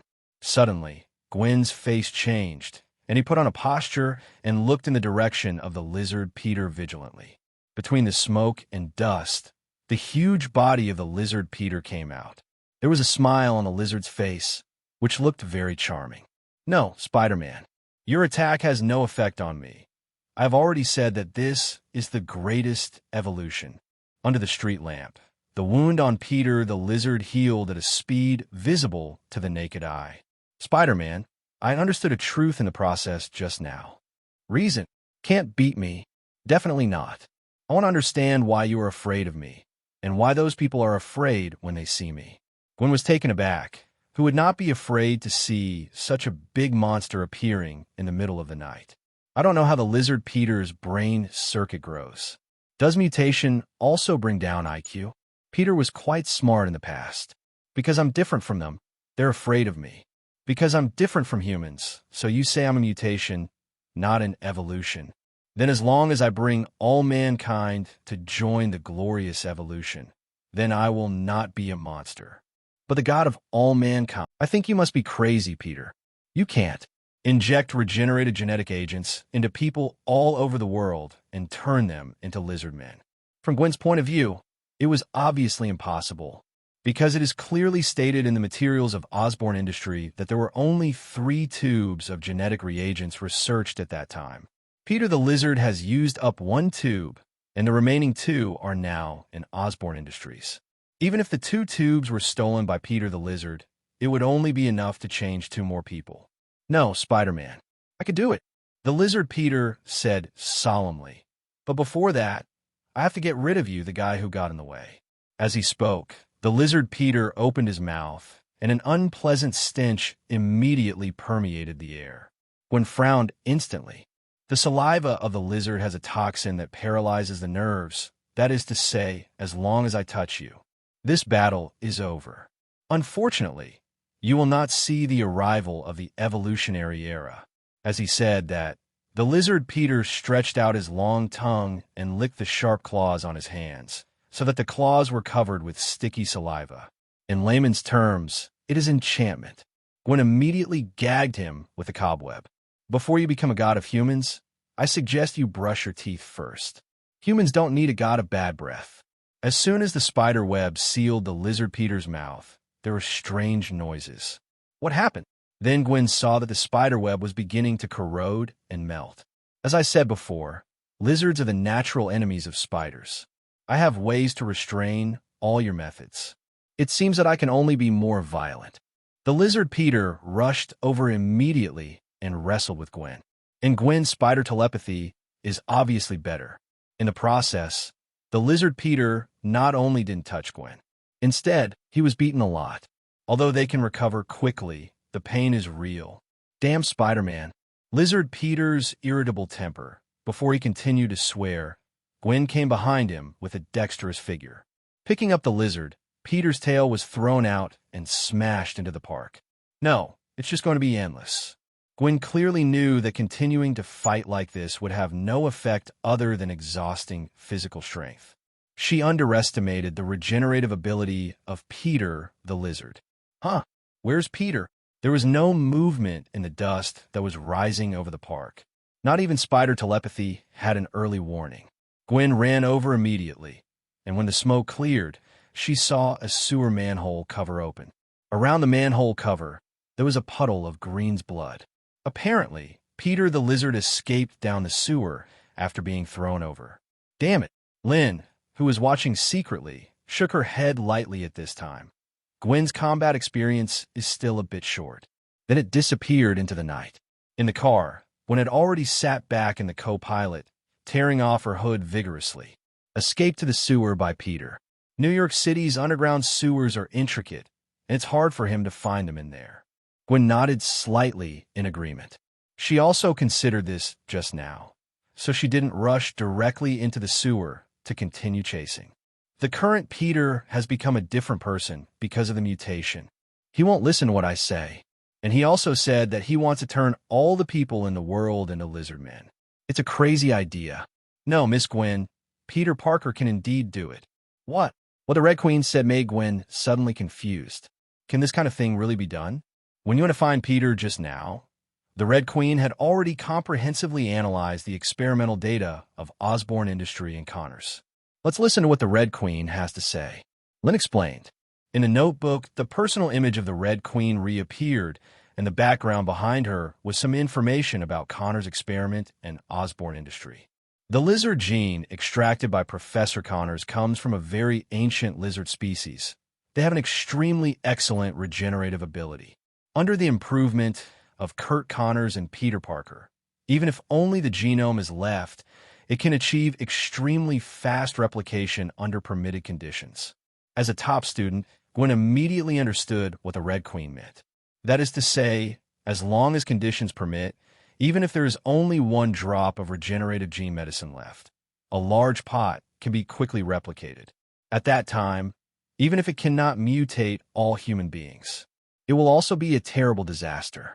Then how is Peter going to mutate all humans? Spore infection. The information behind the Red Queen changed again. Osborne Industry has a brand new drug injection technology, which can carry drugs on harmless spores and then be inhaled by the human body. The advantage of this is that the dosage of the drug can be precisely controlled, and the effect of the drug can be maximized. And the spores originally can serve as vectors for replicating the genome. After Hong Ho's explanation, Gwen's complexion also changed. She already guessed what Peter wanted to do next. No, I have to find Peter right away. Gwen was about to open the car door and rush into the sewer to find Peter the lizard. If you don't stop him, maybe it will really be the end of all mankind. Calm down, Gwen. Lynn, you must stop Peter immediately. If he succeeds, the whole world will be destroyed. The Red Queen was very calm. Infected by spores, all humans mutate into lizard men. What she did in the Resident Evil world was much crazier than this. Fortunately, the Red Queen is an obedient artificial intelligence, but he is a bit rebellious like an electronic succubus. At this time, there will always be a sentence. My old lady released the T virus before and brought a zombie frenzy to the whole world. Peter Parker is weak. Gwen, you're just wasting your time if you can't find Peter now. Since Peter's purpose is Osborn Industry, then we just need to wait for him in Osborn Industry. After being reminded by Lynn, Gwen came back to it. Instead of working hard to find Peter the Lizard, it is better to wait for him to come. Then we're going to Osborn Industries now. No, Peter should be looking for a place to rest now, and we'll go back to rest too. But my attack just now obviously didn't affect him. No, this level of recovery will definitely be accompanied by exhaustion of physical strength. I should have escaped just now when I was almost out of physical strength. The Red Queen is watching. It's all right. Good. After a whole night of tossing around, Gwen was also tired. Outside the New York City Police Department, a middle-aged man in a suit and leather shoes, with a slick back hair and a shrewd look in his eyes, came out. George followed him. After delivering it to the door, George said gratefully, "Mr. Norman Osborn, thank you very much for cooperating with our investigation this time." "You're welcome, Sheriff George. I have met Peter Parker. He and my son are classmates. He's a very smart person. Unexpectedly, this time, because of my company's reasons, such consequences will be caused. As long as I can help, please feel free to ask." This person is Norman Osborn, the boss of Osborn Industries, the largest biotechnology company in the beautiful country, also known as a scientific genius in the biological world. His Osborn Industry and your Stark Industry are known as the two giants of the beautiful country. "Mr. Norman, later," George also replied bluntly. In a luxurious limousine, Norman pulled off his tie vigorously and took a deep breath. Damn Kurt Connors. Thought he'd make a name for himself with this. Did not expect. Norman's tone was very dissatisfied. Taking back the research results of the Connors laboratory is what he meant. After all, after investing for so many years, there's been no results. As a businessman, he is definitely unwilling. Therefore, all the experimental data were directly withdrawn. He is also an excellent biologist himself. When he recovered the experimental data, he wanted to study it by himself. As a result, before the research started, the police came to the door. "Boss, do you want to suppress this matter? If it is hyped up by the news media, it will have some impact on our company's reputation." The secretary, sitting in the co-pilot, handed over a tablet with information about this time already on it. These reporters are like flies. But Norman Osborn changed his mind again. No, there is no need to deliberately press the heat. The recent news is all about Stark Industries. If we don't make any moves, we will be compared. The matter of releasing a little regeneration potion for a company of Osborn Industries size. It doesn't matter whether the reputation is good or bad. As long as there is enthusiasm, it is a good thing for the stock price, especially when a little bit of explosive research results are released. Understood, boss. In the night, George watched the Osborn industrial car drive away, and the female assistant beside him said, "Boss, this Norman Osborn is quite easy to talk to." "Oh, the world is as black as crows. Hurry up and work. I have to work overtime tonight." Just as George was about to go back to the police station, a few gangsters hurried towards them not far away, immediately attracted the attention of a group of police officers. They all put their hands on the guns. The gangsters dared to fight to the gate of the police station. When a group of gangsters saw the bright and transparent police station, they felt the warmth of the police station for the first time. Those lights are so charming. Yes, these people are the gangsters who escaped from the mouth of the Lizard Peter. "Officer, there are monsters." "There are monsters?" George, being professionally sensitive, guessed what was going on right away. Rushing forward, "What monster?" The man trembled and described with his hands frantically. "Lizard. What a big lizard. It's over there in the 6th block. What a scary lizard." Early the next morning, Lynn woke up from the bed alone, and Gwen was sent back last night in order not to reveal her secrets. It's more comfortable to wake up with someone next to you. Next time I have a chance, I want to try the feeling of getting up early with Gwen. Lynn made a decision in her heart. As soon as he walked out the door of the room, he heard the greeting from the Red Queen. "Good morning, master." The sound is coming from the stereo at home. As for the laptop, it was placed in the living room. "Red Queen, did you hear from Peter last night?" "No, master. Peter Parker has never come out since he fled into the sewer, and he was not seen in the city surveillance cameras last night. With Red Queen monitoring, as long as Peter appears under the surveillance camera, he can be found immediately. But the problem is, in the beautiful country, there are not surveillance anywhere, not to mention whether the ZF will spend so much money to do this. Even if it is done with the concept of freedom engraved in the bones of most beautiful Chinese people. Seeing the camera appear above his head, the first thing you do is to screw him up, and after you're done, you'll be sued for violating human rights. So ZF will not do this thing thanklessly at all. At most, it will draw big cakes when it is drawing votes. After Lynn also said hello to the Red Queen, she turned and went into the toilet to wash up. The Red Queen's voice came again. "Master, JRVS requests to talk to you." "JRVS? Why didn't Tony call?" "Come in." "Hello, Mr. Lynn. Mr. Tony Stark, let me bring you my sincere thanks." He found out. "Yes, Mr. Lynn. However, that kind of element cannot be produced by the current technology. Mr. Stark is working hard to find a way.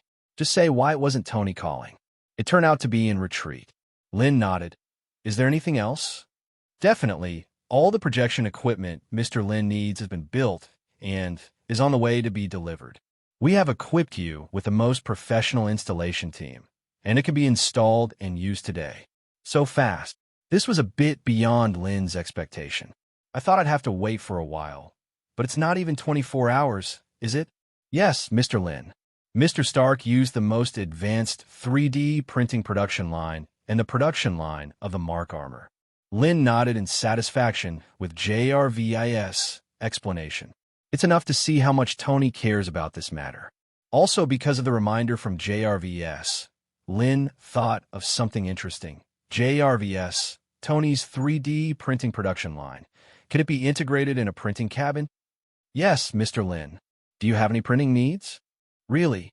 Now there really is that thing. You tell Tony, I want a printing pod. Can you send it to me?"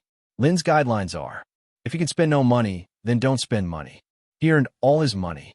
It wasn't from the wind. "Yes, Mr. Lynn. I can't reach Stark right now. I'll get seaside." A tough SUV parked in front of Tony's house, and a black man with a thin face stepped down from it. Once at the door, JRVS opened the door for him. "Colonel Rhodes, welcome." James Rhodes, Colonel of the Air Force of the beautiful country, Tony's friend. JRVS, where is Tony? Mr. is conducting a very important research experiment, and he cannot be disturbed for the time being. May I ask what I can do for you? You can also visit as you like.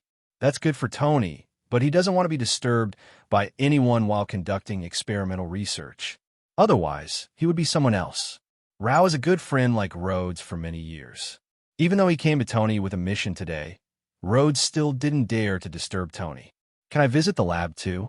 "Definitely, Colonel Rhodes." "Sir is not in the laboratory."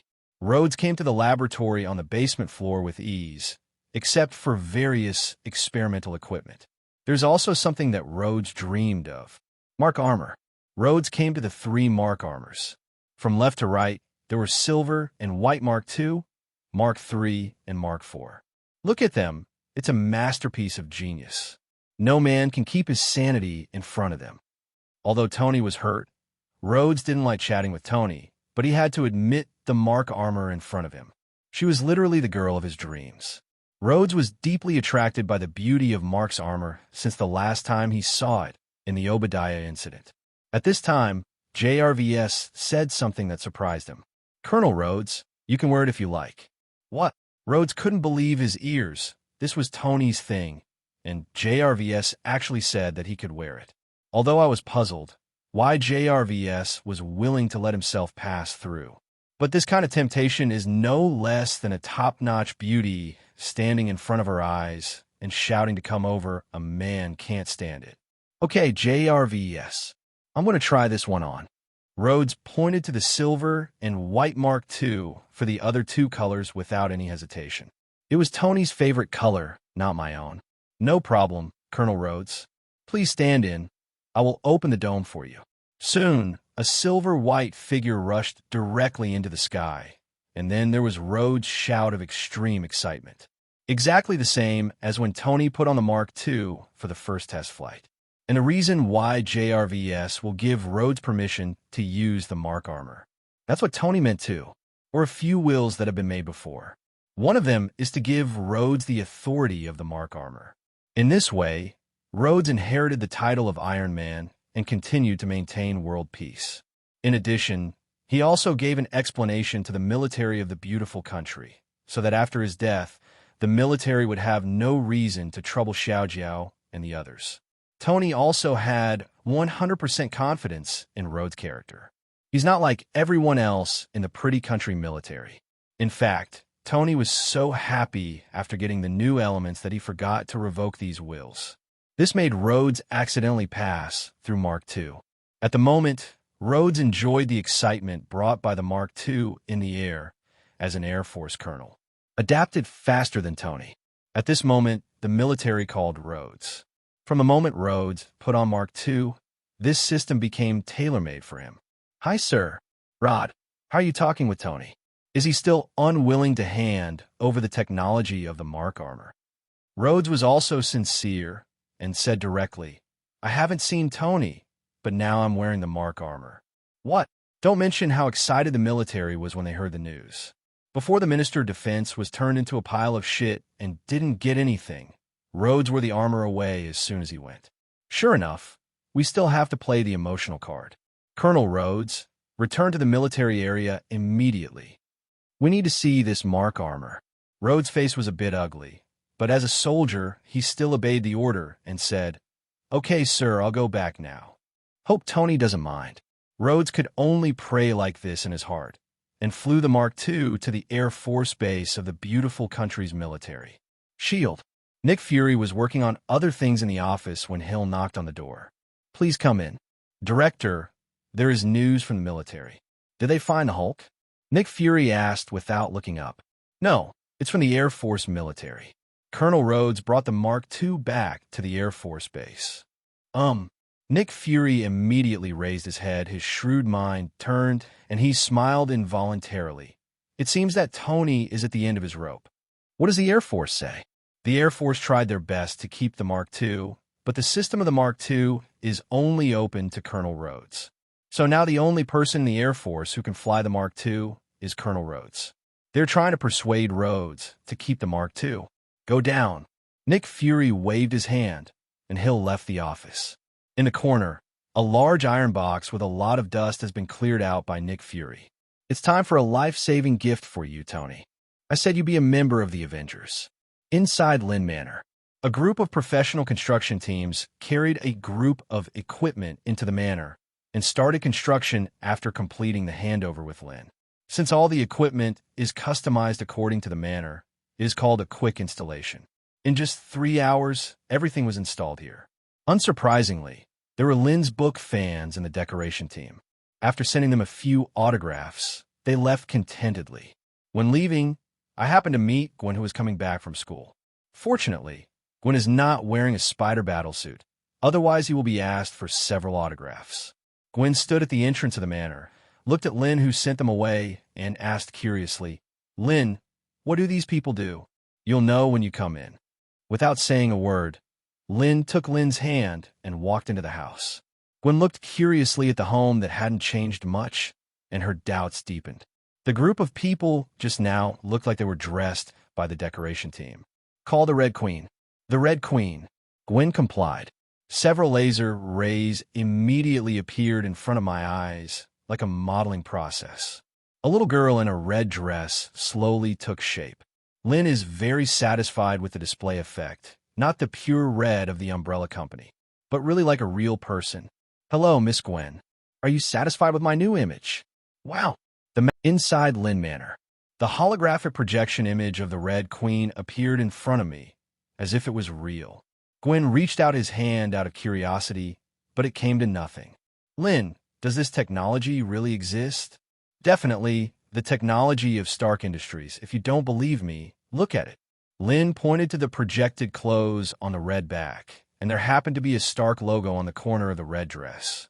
This can be regarded as a little anti-counterfeiting method for Tony. But after the Red Queen glanced at it, she immediately erased it. I can't imagine that the technological level of Stark industry is so advanced. With Tony here, the technological level of Stark Industries is far beyond everyone's imagination. It is conservatively estimated that it is at least 20 years ahead of the entire world, and this does not include the technology on the Mark armor that Tony has invested the most. By the way, Red Queen, is there any news about Peter? The Red Queen shook her head. No, Peter Parker was not found on all the surveillance screens. Just raising his hand, a holographic projection screen appeared in front of him. Above is the surveillance camera footage from all over New York. Definitely, if Peter Parker appears in the surveillance blind spot, I have no way to find it. I have hacked into all devices with cameras, and I will know as soon as I find something. Thank you, Red Queen. The vivid Red Queen in front of her eyes made Gwen subconsciously raise her hand to touch her head, but he reacted immediately and stopped. Lynn, she looks like she really exists. Objectively, this is indeed the case. The difference between the Red Queen and us is only the lack of a body. Gwen nodded. In her heart, she already regarded the Red Queen as a person. But the Red Queen doesn't have much concept of this kind of emotion. She is just an artificial intelligence serving Lynn. Okay, let's eat first. Peter has the Red Queen watching over there. Nothing can go wrong. Gwen was still a little worried. Lynn, I want to go to the police station later and ask Professor Connors if there is a way to make a genetic reagent that can turn Peter back to his original form. If the lizard gene in his body is not clear, there is no way to save him. Lynn nodded approvingly. The Red Queen, who was following behind the two, said, Miss Gwen, I can make an anti-gene reagent that clears the lizard gene. Really? The Red Queen. Gwen glanced excitedly at the Red Queen and then at Lynn, hoping to get a positive answer from him. Red Empress, I can indeed do it. Not to mention the Red Queen, even Lynn almost forgot. She is the artificial intelligence of the Umbrella Group and has all the experimental data of the Umbrella. What does an umbrella company do? Its main business is all kinds of biological research and human experiments. Otherwise, how could it produce the T-virus that destroyed the world? It is no exaggeration to say that the current Red Queen biotechnology ranks second in the world, and no one dares to rank first. Neither is Norman Osborn. With Lynn's affirmation, Gwen immediately said, Then what shall we do next? First, I need one of the 2 tubes of regenerated genetic medicine left in Osborn Industries. The other is a laboratory that I can operate. Lynn shrugged, going to find Tony one more time. Then I'll go to Harry and ask him to talk to Mr. Norman. Harry Osborn, the son of Norman Osborn, is also an alumnus of Gwen and a friend of Peter. It's useless now this batch of data has been protected by the Osborn Industry. I believe Norman won't give you the memory regeneration potion because of your one-sidedness, unless you admit to him your identity as Spider-Man. This is definitely not possible. Gwen blocked her face because she didn't want to be recognized. Once his Spider-Man identity is exposed, the troubles that will follow can be imagined. Their family is not like Tony. They have a big business. Then I'll go find my dad. As soon as he said it, Gwen immediately denied the idea. You might as well go straight to Norman Osborn. Lynn continued, Since it's not clear, let's go directly to the dark. Let the Red Queen invade all the systems of the Osborn Industry tonight. Then you go into Osborn Industries and take it out. Gwen's eyes lit up. You mean steal? How can a necessary operation to save the world be considered stealing? Lynn said with a smile. He didn't know if it was an illusion, but he felt that Gwen seemed a little excited. No, not feeling. Gwen is getting a little excited right now. Those eyes were almost eager to try.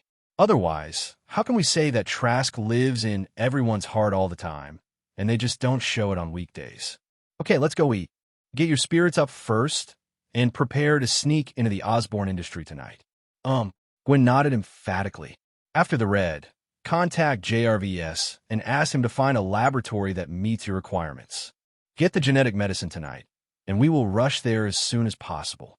Okay, Master. Afterwards, the Red Queen dissipated in place.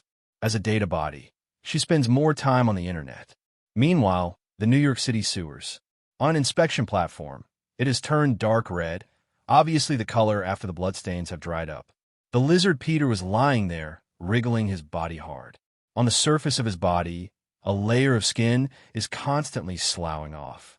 Soon, the lizard Peter emerged from the old skin and became even taller. The color of the body also became darker. At his feet, there are several white bones. It was obviously a full meal, and it is not known whether the person who ate it or something else. Osborne Industries. If it weren't for your aggressiveness, I wouldn't have such a powerful force. Glorious evolution, let's start with you.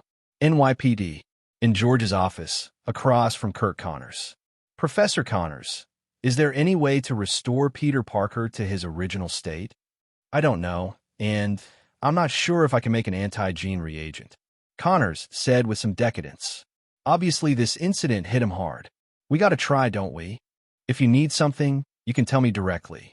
Now, it's not just about saving Peter. It is also saving innocent citizens. Someone has already been attacked by Peter. Requires genetic reagents and a laboratory. Osborne Industries. Norman Osborn's office welcomed two guests, George and Connors respectively. After hearing the intentions of the two, Norman took a deep breath on the cigar at his hand.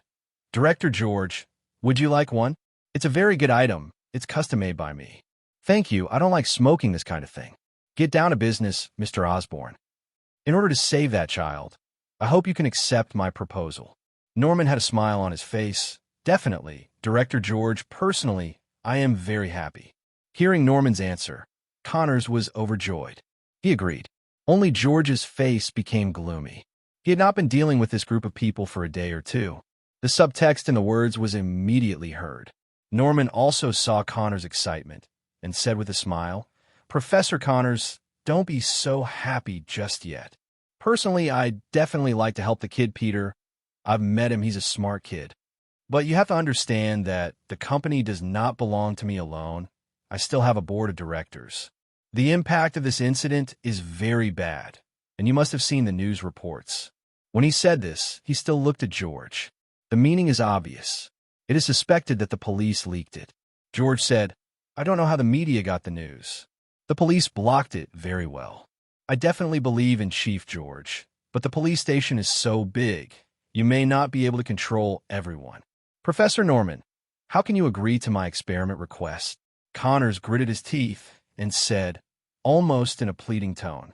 George on the side remained silent. He knew that today was probably impossible. Norman Osborn, this guy, is too shrewd. He refused both inside and outside the words. Only Connors, who is obsessed with research and has no experience in the world, can't hear it. Professor Connors, you should know that Osborne Industries invested a lot of money when you conducted this research. The board wanted to withdraw your financial support a long time ago, and I have always insisted on it. Because of this, I was under a lot of pressure. Norman looked aggrieved. Now the board of directors has blocked all your research materials. If I go to the board of directors for you. Professor Connors, I know you're in a hurry, but don't be in a hurry. But you can't make it hard for me. I've done everything I can. You can't blame me for what happened. Norman Osborn, even if Connors doesn't understand the world, he can understand the meaning of yin and yang in these words. Seeing that Connors was angry, Norman turned to look at George. Director George, do you want to take Professor Connors back first? He's in a state of mind that's totally unfit for conversation.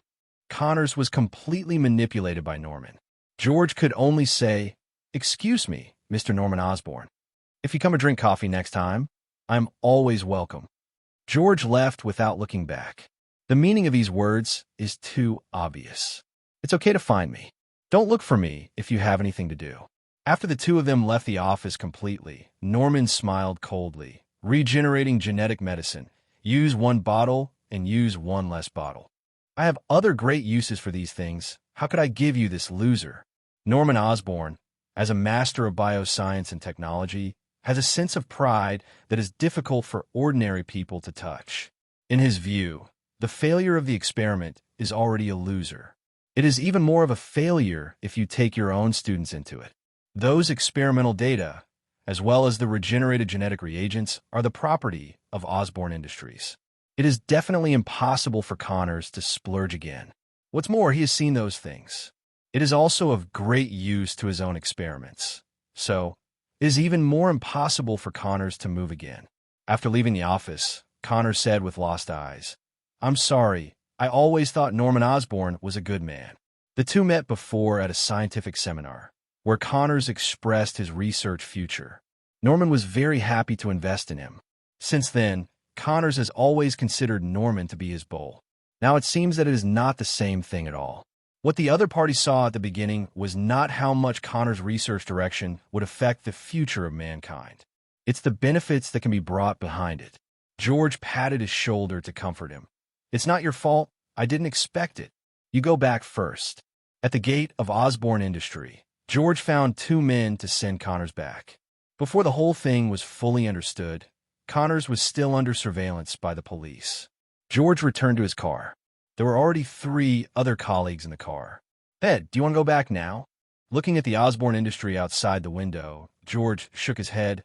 "No, I feel a little strange. We'll just wait here today." Spying on Osborne Industries? A more alert police officer immediately realized what George was trying to do. "Ed, is there a problem with Osborne Industries?" George nodded. "Intuition, I just don't know if it's right or not. Anyway, let's stay here for now. It just so happens that there are no major cases recently." During the conversation just now, George always felt that it was strange there, but he couldn't say it for a while. But for sure, Osborne Industries. They are weird. In the car, while observing the situation of the Osborne Industry, George took out his mobile phone after the sun went down. "I sent a message to Gwen and my wife that I would not go back tonight." In the city, Gwen, who was walking through the cobweb, found that the phone was ringing and took it out to see that it was from George. Then I also returned a message that the school had activities and would not go back. "New York is safe and sound today. Let's go back first." Say so. But Gwen also prevented a burglary today and a street fight. However, compared with the crime rate in the past, New York today is really safe.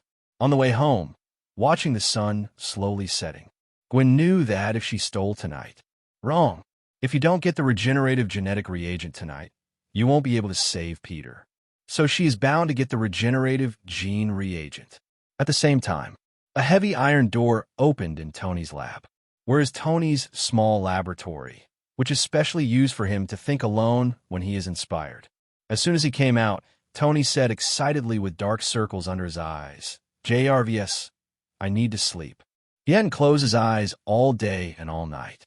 "Welcome back, sir. The room has been adjusted to a suitable temperature for you, and the white noise for sleep aid has been played. I hope you have a good night's sleep." "I must have a nervous breakdown," Tony thought, as he walked by his armor collection pod. "How could my Mark II be missing? It must have been too long without sleep, neurasthenia. By the way, Mr. Lynn needs a 3D printing pod. Send it to him, JRVS.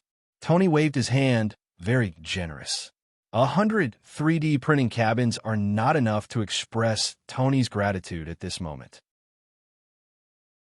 Xavier's school. Cheen, who had just finished the last class, finished class with her book in her arms and rubbed her temples vigorously. "I don't know what Mr. Lynn and Gwen are doing now.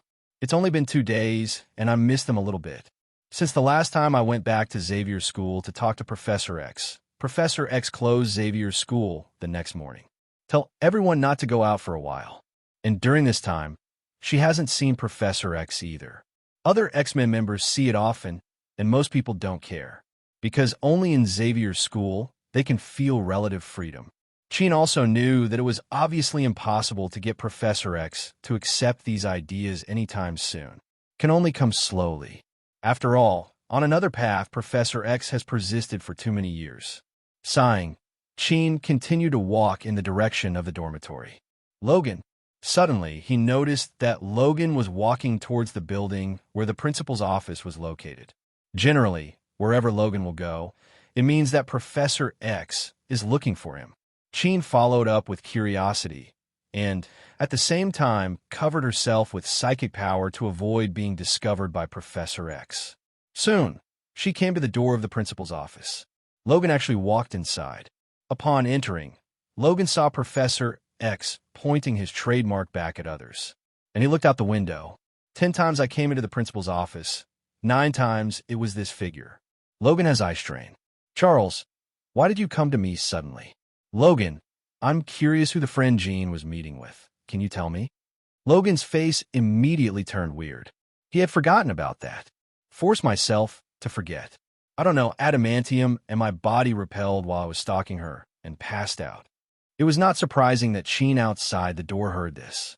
Logan was at the door, and she guessed why. Otherwise, with Logan's withdrawn character, how could he appear in New York City? Professor X looks like you think I'm an idiot.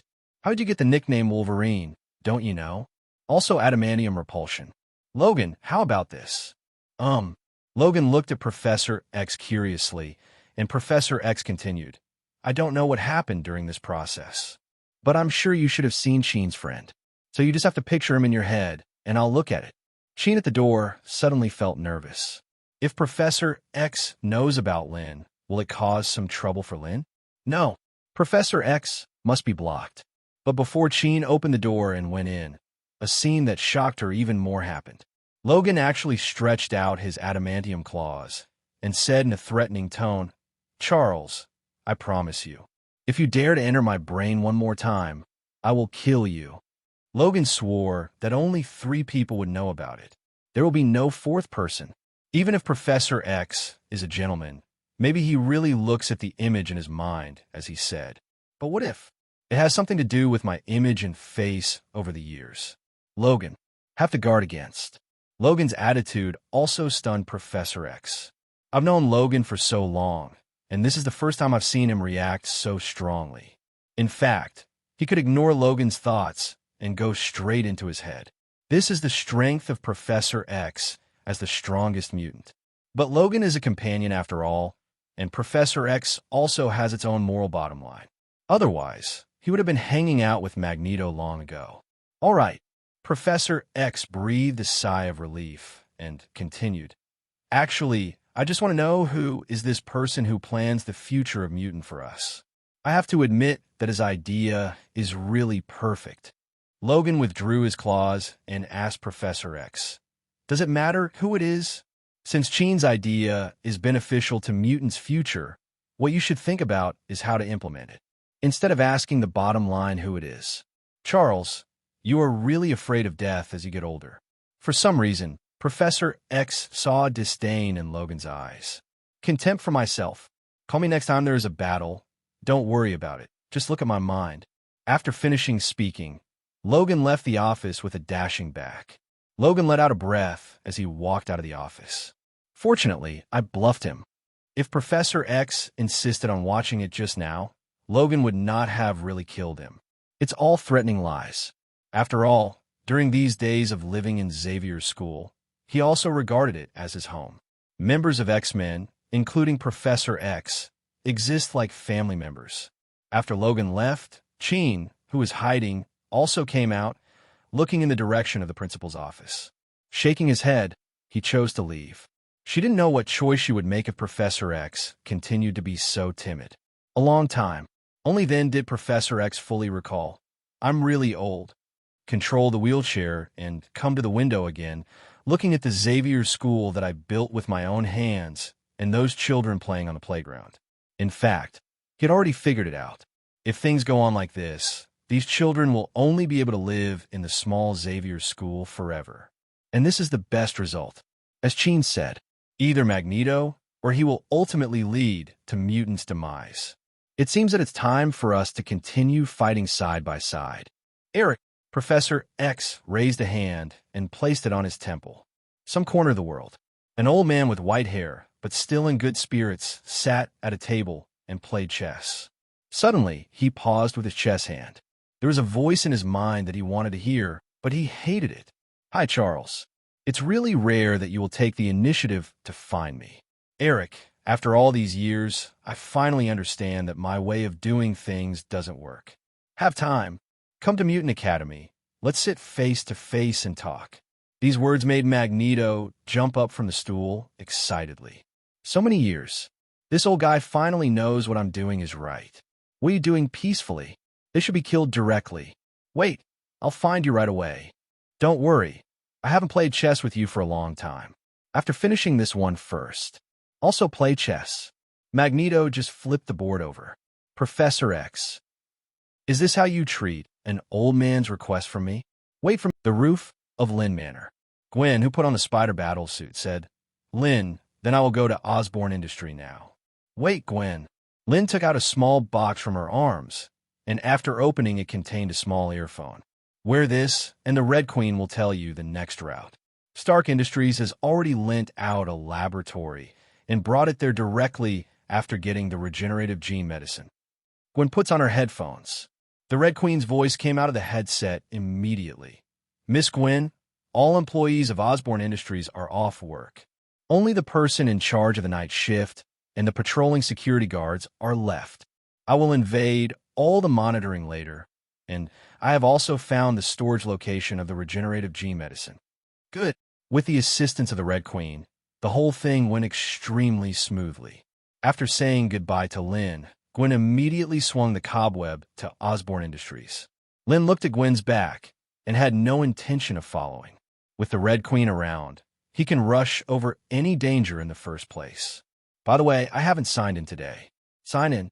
Successful sign in. Get fairy beans, *5. Is it fairy beans again? Lynn opened her hand, and 5 green beans from the world of Dragon Ball, which can restore any injury and physical strength in an instant, appeared in her hand, plus the one signed in before. Now there are nearly 30 fairy beans in the system space, which are not very useful to me. But Lynn casually threw a fairy bean into her mouth and took a few bites. It tastes really good. No wonder Yakalob has been eating jelly beans for dinner in Kalinta. Without Gwen in the past, these fairy beans really had no use and could only be left in the system space to eat ashes. But it's different now. Can restore stamina in an instant. That's not exactly what Gwen needs. No matter how strong the spider constitution is, it will take time to recover. But the beans don't need it. So, can play longer in the future. After retracting Shindo to the system space, Lynn walked back to the living room and lay down on the sofa to play with his mobile phone. That lazy look. Anyone who sees it will be envious. That's not how life is supposed to be. Outside Osborne Industries, George also took a police officer to watch the situation inside the Osborne Industry. The other 2 officers had gone back. Ed, this Norman Osborn has also gone back. In the current Osborne Industry, there are basically only patrolling security guards left. Can we continue to stare at anything? The officer next to George yawned. Of all the tasks of police officers, surveillance should be the most boring. George ignored his words completely and continued to stare. He had a feeling in his heart. There must be something odd about Osborne Industries. I have been in the police force for so many years, and I have never missed this aspect of intuition. If you feel sleepy, you could buy a cup of coffee to refresh yourself. I thought you'd let me sleep for a while. But since George said so, the man simply opened the car door and went down to find a 24-hour convenience store with coffee. George held back his yawn in the car alone. Even an experienced veteran police officer like him would get sleepy during surveillance tasks. Because it's really boring. George, who was only paying attention to the industrial situation in Osborne, didn't notice where Gwen was squatting on top of the street lamp beside his car at all. Red Queen, is that my dad's car? Yes, Miss Gwen. Don't let him see me entering Osborne Industries, or he will definitely come and make trouble. Gwen knew his dad all too well. If he saw himself swinging a cobweb into Osborne Industry, he would call a bunch of people over immediately. Immediately seal this place. Miss Gwen, I thought you would set the best detour route. Can avoid the sight of Director George.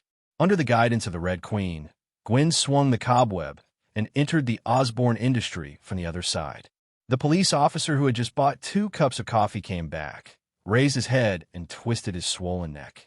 I saw a figure entering the Osborne Industry at an extremely fast speed. Bug or bird?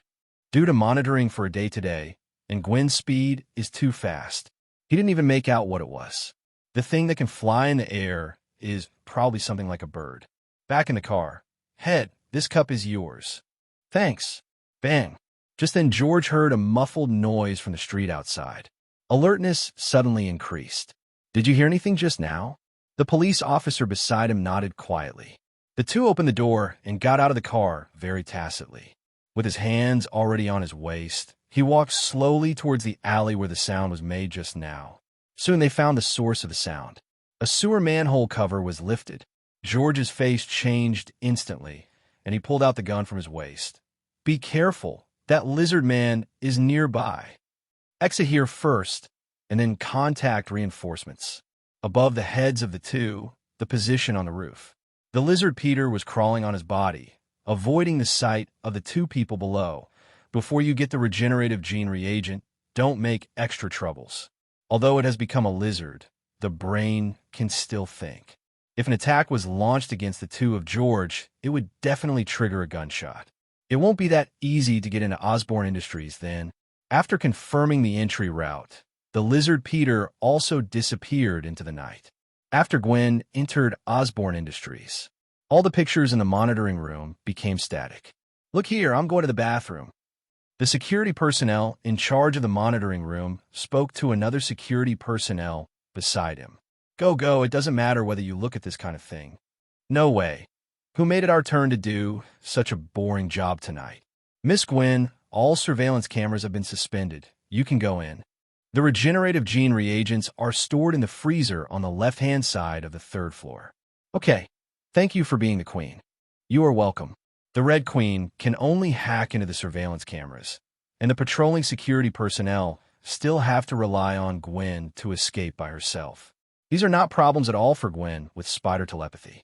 Soon came to the 2nd floor. "Miss Gwen, Peter Parker is here.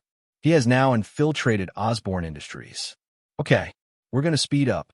"Red Empress, report his location to me at any time." Osborne Industrial Gate. The two of George withdrew from the alley, and after confirming that there was no danger around them, they immediately contacted reinforcements. Then the two immediately ran towards the gate of Osborne Industry. The security guard at the gate saw two people rushing towards them in the middle of the night, and they looked like nothing good. Immediately pick up the walkie-talkie and call on other security personnel.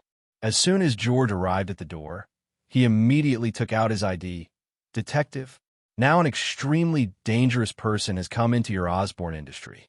We have to go in and catch him. Otherwise, you will all be in danger." After talking about his purpose of coming, George planned to go in directly, but the security guard immediately stood in front of him. "Excuse me, Mr. Detective. I can't let you in at this time without any warrant or order from my boss. Please go back." The two of George looked at each other. "I know I can't get in." Because behind that security guard, more and more security guards gathered. In the beautiful country, if the two of George still want to break in under such circumstances, even if this group of security personnel beat them to death, they have no place to reason. "Ed, what shall we do now?" "Call Norman Osborn, tell him what's going on, and ask him to let us in." "Good." The police immediately called Norman Osborn. Unfortunately, no one answered the phone at all. George understood right away what was going on. He gave us a work number, not his personal number. A social figure of Norman's size would not easily give out a private number. "Go back first and wait until our people arrive." A group of security personnel watched George and the two leave and return to their posts one after another. But in order to prevent George from breaking in suddenly, there was only one person at the gate. Now, it has increased to 3 people. All of a sudden, a confrontation was formed. After thinking about the situation in front of him, George wondered why the lizard Peter suddenly appeared in Osborne Industry. "Let them bring Professor Connors here too." "Good." In the gatekeeper's office, the person who confronted George just now was the security captain, looking at the 2 people who were still outside the door. After thinking about it, I decided to report it to my superiors. Otherwise, if something really happened, he is the one who can't eat and walks around. "General Manager, there are 2 detectives at the door." After briefly explaining what happened, the general manager's anxious voice rang out from the other end of the phone. "They must not be allowed into Osborne Industries. I will come here now." The security captain also heard the dissatisfaction of a delicate woman. While hanging up the phone, there was a trace of jealousy in his eyes. "Life of the rich. Lao Tzu is here to watch the night. You are happy. Jealousy is jealousy. and the tasks assigned by the superiors must be completed. Attention everyone, the patrol should be tighter. Prevent it, those two guys at the door sneaked in. Receive. Rich area of New York City. In an extremely luxurious manner, Norman was lying on a massage table, enjoying the services of a beautiful masseur. Take the fatigue out of the day. The old housekeeper came over with the phone. Master, someone is calling. A work phone? Norman asked lazily. Yes. Never mind, put it back. Is Harry back? The old housekeeper said softly. I haven't come back yet. I said it's my classmate's birthday, and I'm celebrating my classmate's birthday with me. Hearing this, George couldn't help sneering. My own son. Nothing like him. It's okay, you go down.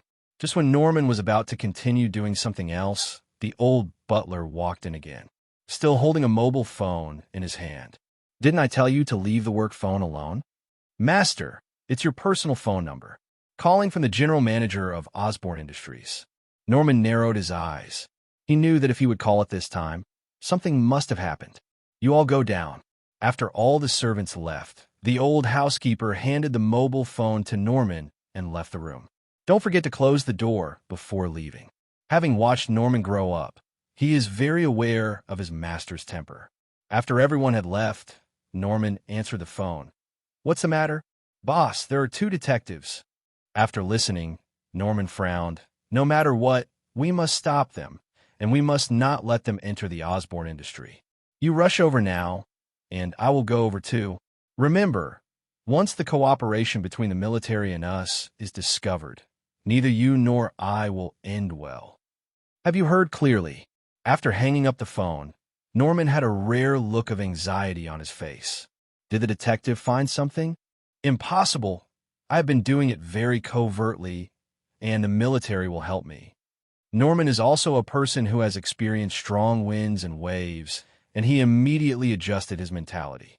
After putting on his clothes, he went downstairs and drove to Osborne Industry without saying a word. Osborne Industries, 3rd floor. Gwen landed in front of a heavy iron gate, which was a low-temperature freezer for storing various experimental specimens and medicines. Under the cracking of the Red Queen, the door of the freezer opened immediately. A gust of cold air rushed out, and Gwen couldn't help shivering. Miss Gwen, Peter Parker is coming this way. You need to hurry up. Mr. George and the others have also discovered that Peter Parker has sneaked into Osborne Industry and are calling for reinforcements to prepare to enter Osborne Industry. Good. Gwen entered the freezer, looking for the place where the Red Queen said. Soon she found a small incubator. Looking through the glass of the box, there were 2 bottles of Green's reagent inside. Found it. Gwen picked up the incubator and ran outside. When he was almost at the door, the Red Queen's reminder sounded. Miss Gwen, Peter Parker is at the door. The next moment, a huge amount of figure blocked the door. Oh, Spider-Man. Lizard Peter was also surprised when Spider-Man appeared here, and he immediately understood what was going on when he saw the incubator Gwen was holding. Spider-Man, do you want to influence the great evolution of all mankind? Give me the regenerative genetic reagent quickly. Only I can lead all human beings to a brighter future. Hey, definitely no problem. But I'm a little curious. What did you eat? And how did you grow up so big after you haven't seen him for a day? Don't be so anxious. Just give it to you. Watching the Lizard Peter's claw fall, Gwen couldn't use it in such a small space. Then he threw the incubator in his hand out. Seeing the incubator falling towards him, the Lizard Peter immediately withdrew his claws, and if he scratched it, it would be the end of the game. While Peter's claws were recovered, the attention was on the box. Gwen shot the cobweb stuck to the outer post, and the petite figure came out of the gap. After the Lizard Peter got the incubator, the first thing he did was check the 2 tubes of regenerative gene reagents inside. When you see the only 2 tubes left, the smile couldn't be concealed on the face. Look, this is simply the most beautiful thing in the world. Spider-Man, you will be a great contributor to my future evolution world. The Lizard Peter turned around, only to find that there was no Spider-Man behind him. Before he could wonder why Spider-Man had disappeared, that familiar voice came from above his head. Hey, big guy. Here it is. The lizard Peter raised his head subconsciously when he heard the sound and was greeted by a kick on the forehead. Gwen shoots the cobweb sticking to the thermostat with a pull. "Thank you for warming me up for a while. This thing is ice." "Oh, that's right. Lizards are also cold-blooded, so they don't get warm. You just freeze curry for a while." Gwen added another kick and kicked the lizard Peter into the freezer, and the Red Queen immediately closed the door of the freezer. Queen Red, where's the laboratory located? Exist. Before the Red Queen could say anything, Gwen's spider telepathy rang the alarm, and the freezer behind her made a loud bang. The lizard Peter actually broke through the wall and rushed out. He pretended to go straight to Gwen. Gwen took off with a backflip and perfectly dodged the lizard Peter's attack. But the power of the lizard Peter remained undiminished, and he directly hit the pillar in front of him. For a while, smoke and dust filled the air. If it hit me just now, it would definitely be uncomfortable. His head is too hard. Gwen completely forgot who could kick such a hard head so dazed. But it also just proves that the lizard Peter's head is hard enough. If it were a common man, Gwen could be kicked to death if he didn't keep his foot straight. "Spider-Man, give me something quickly." In the smoke and dust, the lizard Peter rushed out again and wrestled with Gwen. Gwen could clearly feel that the lizard Peter was much stronger than before in terms of strength and recovery ability.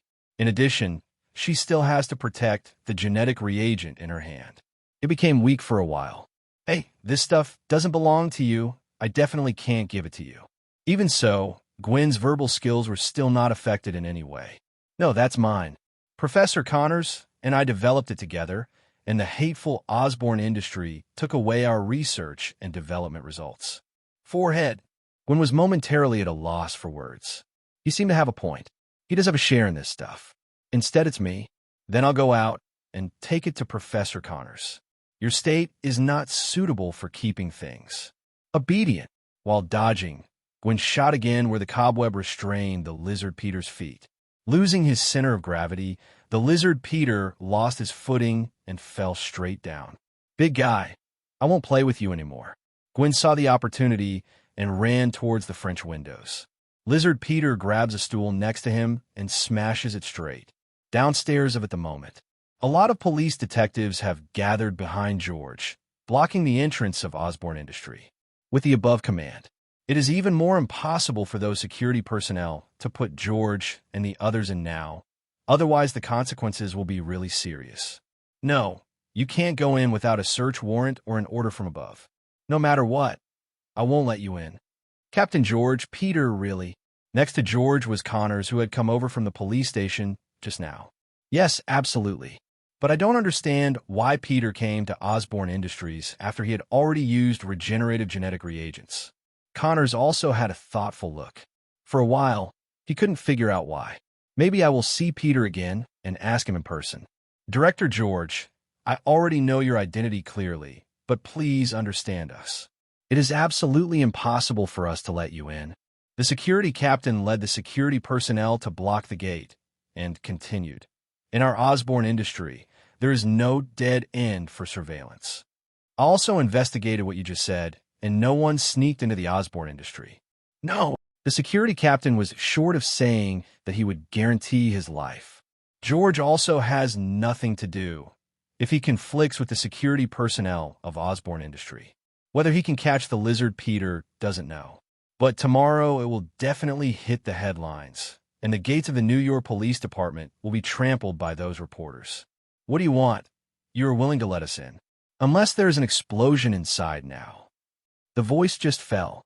There was a violent sound of glass breaking from the third floor, which was particularly ear-piercing and loud in the silent night.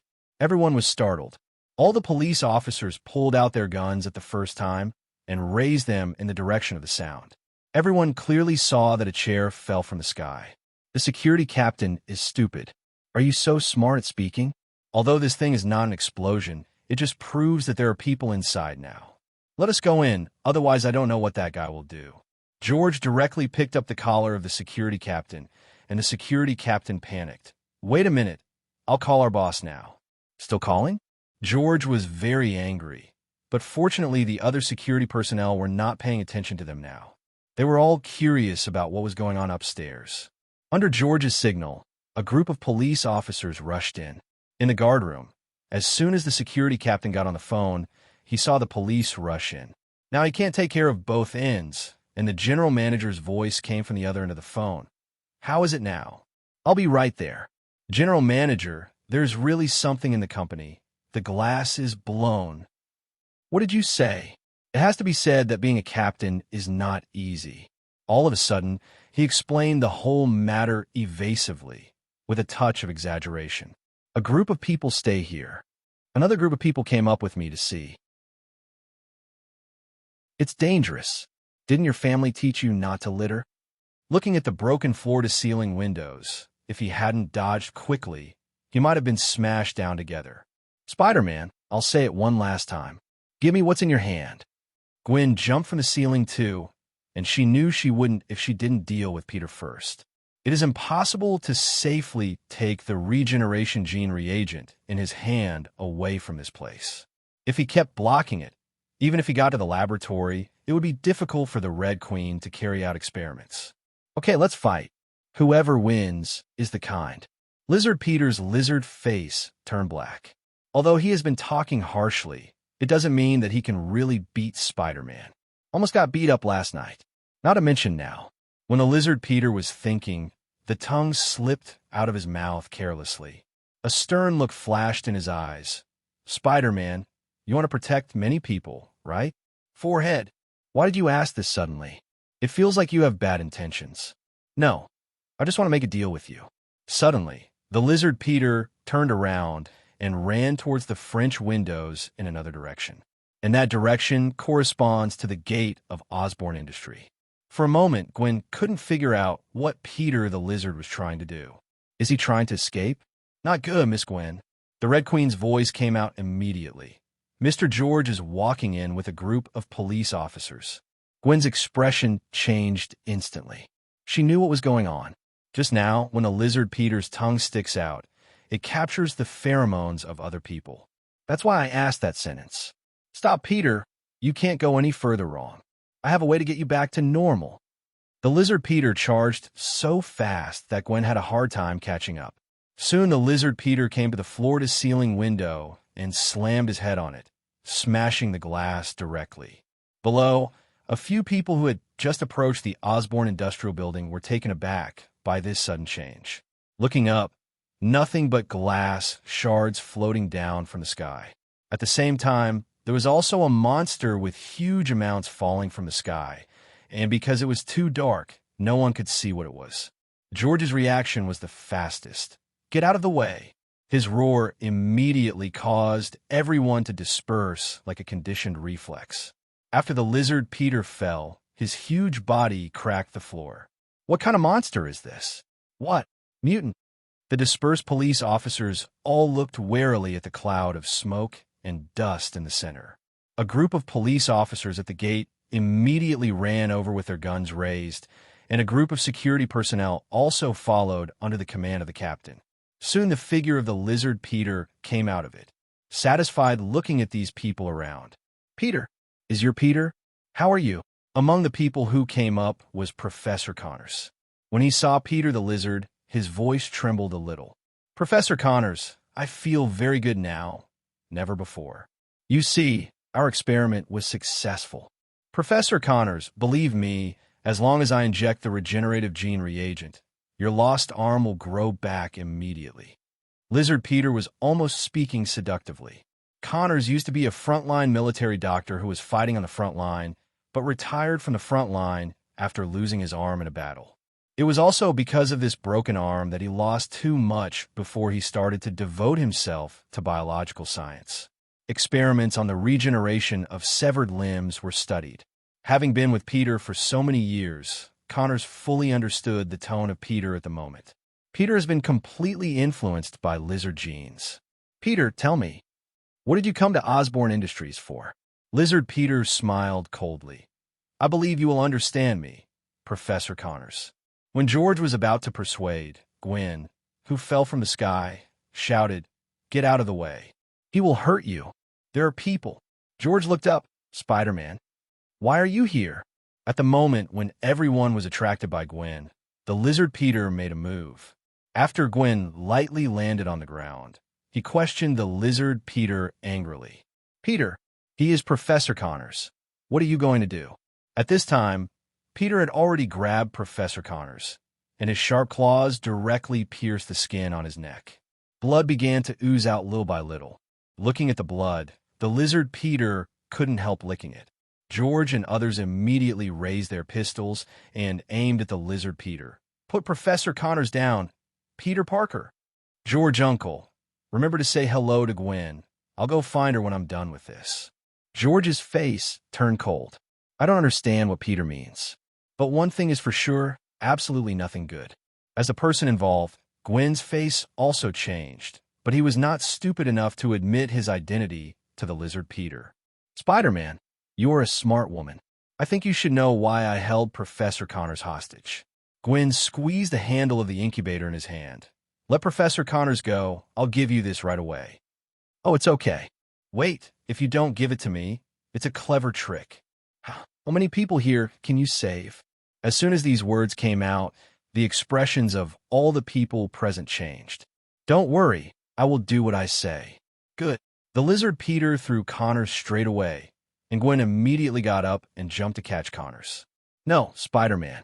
You can't give him what you have. I know what he is going to do. I know that too, Professor Connors. But there is no way now. He has lost his humanity now. If he didn't hand over the things, Peter the Lizard would really kill him. Spider-Man, it's time for you to fulfill your promise. Go as soon as you get the things, or I will kill you. Threaten people.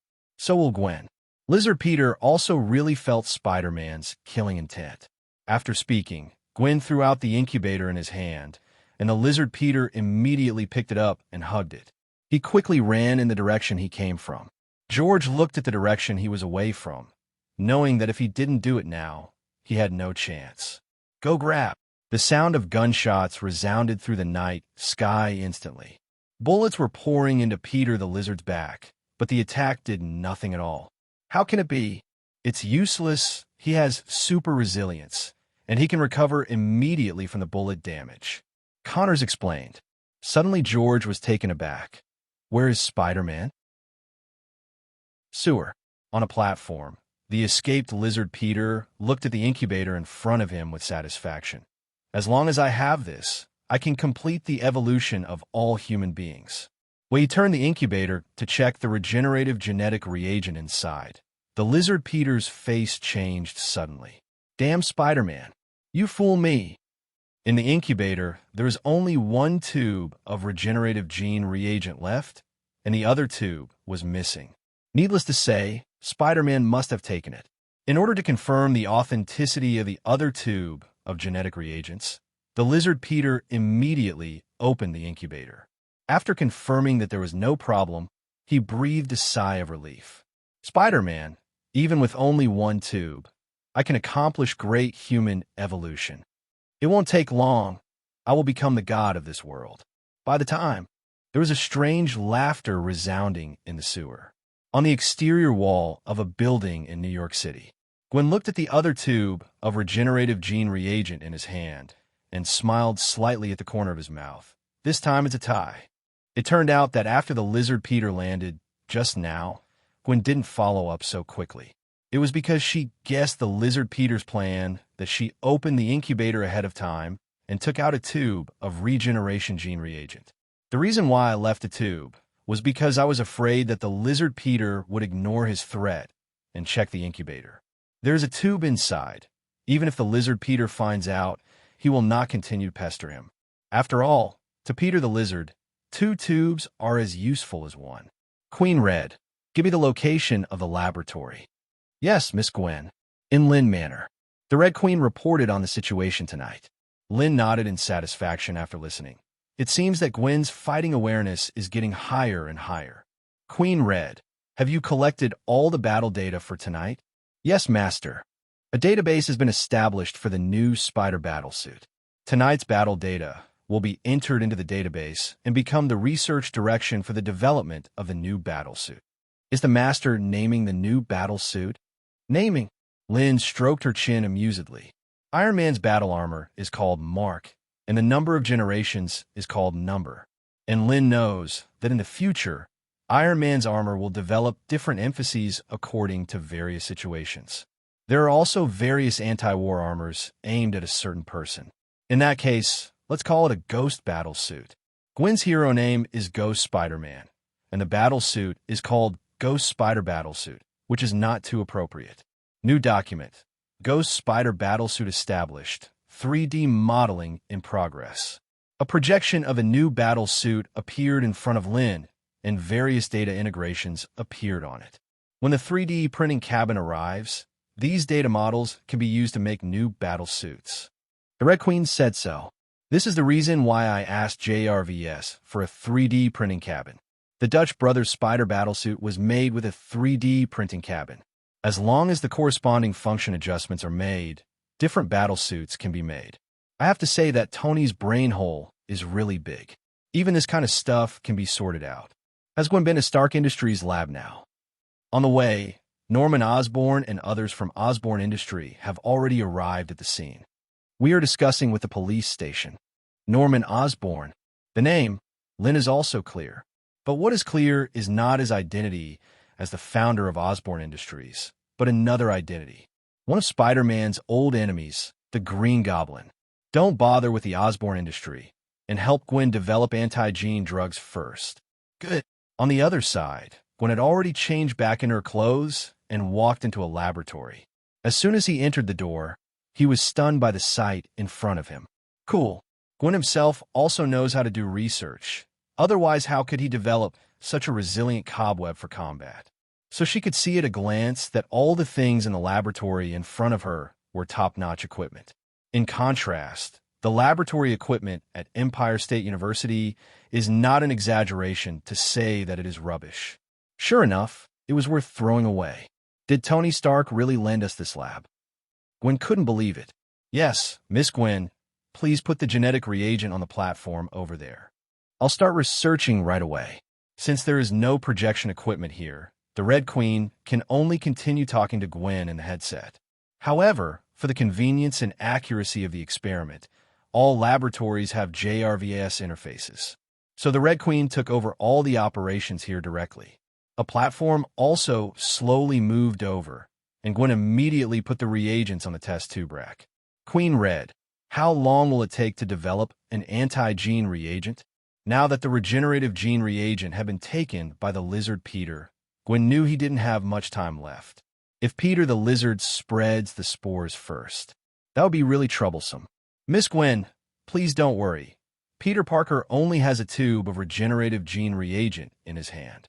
Even if he wants to infect all humans, he must first cultivate a sufficient number in the spore environment. And the fastest way to disperse the spores is to disperse the spores first into the clouds, and then fall in the form of rainfall. You mean Peter needs time? Yes, Miss Gwen. Not only does it take time, it also needs the cooperation of the weather. According to my calculations, there will be a torrential rain that will sweep across New York in 3 days, and the number of cultivations at that time will be just enough. Then, 3 days later, 2 days, before Gwen could say anything, the Red Queen gave her own answer. It only takes 2 days to create an anti-gene reagent. Good. Outside Osborn Industries, George led a group of police officers to evacuate, and Norman stood at the door with a stern expression and watched them leave. After everyone left, the general manager beside him said, "Boss, just let them go. We'll be too cheap for them." Snapped. Norman slapped him directly. "Otherwise, what do you want? Let them come in for investigation.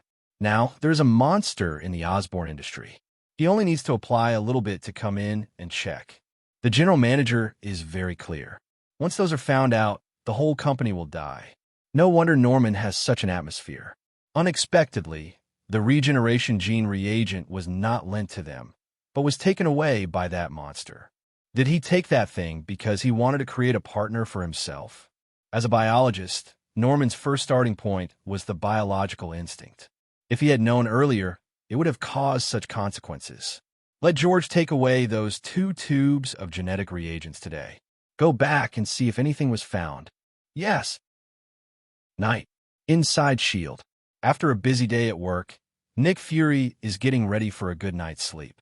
As the director of SHIELD, his dormitory is in his office, and he only needs a little manipulation. One wall of the office will be opened, and behind the wall is a small private room. This room is also Nick Fury's secret, because there are a wall full of cat photos in the room, most of which are big oranges. If other people knew that the majestic S.H.I.E.L.D. director, the murderous, sinister Mayor Foxia, was secretly a cat slave, what a wonderful thing that would be. Looking at the cat photos on the wall, Nick Fury felt something melt inside him. Oh, goo-goo. In the corner of one of the photos, the name of the orange cat was written. But unfortunately, it is not always an orange cat in the traditional sense. This has something to do with a legendary experience when Nick Fury was young, and his glasses were also injured at that time. Nick Fury sometimes jokes about being hurt by aliens, although it is not very different from the facts.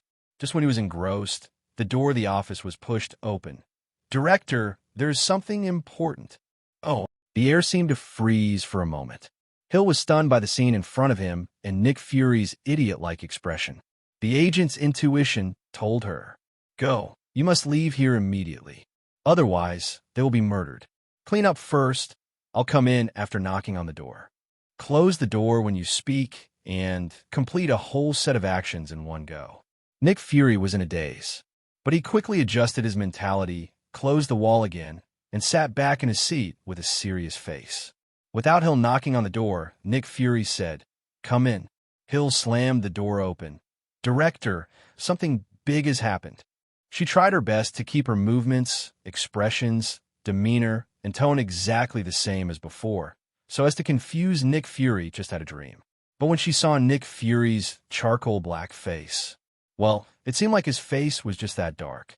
"What's the big deal? Hurry up." Nick Fury didn't want to expose this matter, so he also wanted to cooperate. But the sinister expression on his face was still the killing intent in his eyes. It has revealed his true thoughts. If what Hill said wasn't big enough, he then let her understand the cruelty of the Agent King. Not long ago, the leader of the Mutant Brotherhood, Magneto Eric Lyncher, entered New York. Hearing the report, Nick Fury immediately stood up on the stool. He was taken aback. Don't want to kill people now. But this time Hill misunderstood what Nick Fury meant, because this matter is really big. Every time Magneto enters New York, he will make all kinds of earth-shattering events. Where is he now? He has only Mystique, Raven Darkholme with him. Judging from the route, it should be heading to the Xavier Academy for young talents. Go to Xavier's school? Nick Fury froze for a moment. Magneto came to New York, and he understood where he went. He really couldn't understand going to this place. Hadn't he and the X-Men been rivals all along? Why did he come to New York today to drop by? Has there been any big moves on the Mutant Brotherhood side recently? Hill shook his head. Since the last operation failed, the current Mutant Brotherhood is extremely well-behaved. Quietly, not daring to cause trouble. Nick Fury pondered for a while. Hill, get ready. We're also going to the Xavier School for young, gifted boys. Magneto descends on New York suddenly, without warning. What is the real purpose of the other party? It seems that he will have to meet for a while before he can understand. Okay, I'll get ready right away. Hill immediately turned and walked out of Nick Fury's office, closing the office door for a split second. Hill patted his chest and let out a long breath. Life. It can be regarded as saved. The entrance of Xavier School, where Magneto stood, looking at the school. Smiling, he said to a charming woman next to him, "After all these years, this place is still like this." This woman is naturally Mystique, and her mutant ability can change all of her physical characteristics into someone she has seen. The woman she has become now is a well-known actress from the beautiful country. Logan noticed Magneto's arrival immediately. He couldn't forget that nasty smell. Almost at the same time Magneto arrived, he stepped out with his adamantium claws out. "Eric, what are you doing here?" "Logan, how can we say that we are also old friends? Does it hurt my heart to be like this as soon as we meet?" Logan didn't bother to talk nonsense with Magneto, so he raised his wolf claws and killed him. Magneto just raised his hand slightly and pushed Logan away, sticking directly to the iron pole of the school gate. "If you don't have adamantium, maybe you can meet me." This is the result again. Logan is tired. At the moment, the other X-Men also rushed out. Seeing everyone and Magneto looking murderous, Sheen walked out. Eric, this is not where you should come. Leave now. Is this how you X-Men treat guests? Did Charles ask me to come here because he wanted you to kill me? The professor asked you to come here? Little rascal with a little unbelievable. Aren't you two rivals? This is Professor X coming from behind, pushing a wheelchair. Stop it all. I invited Eric to come here. Sheen at the front immediately understood the reason. There was a hint of excitement in his eyes. It seems that Professor X is planning to go to Lynn's set of ideas. Under Professor X's signal, although Magneto walked into the Mutant Academy swaggeringly, it didn't mean that the X-Men were slacking off on him. When Magneto walked up to Wolverine, he couldn't help complaining. Aren't you going to grow old? Mystique glanced at Logan too. It seemed to say something comforting, but it didn't comfort me. We are almost the same. Logan looked away, indicating that he didn't want to talk to either of them. Magneto raised his hand slightly and put Logan down. Only when facing Magneto, Logan will hate himself as adamantium.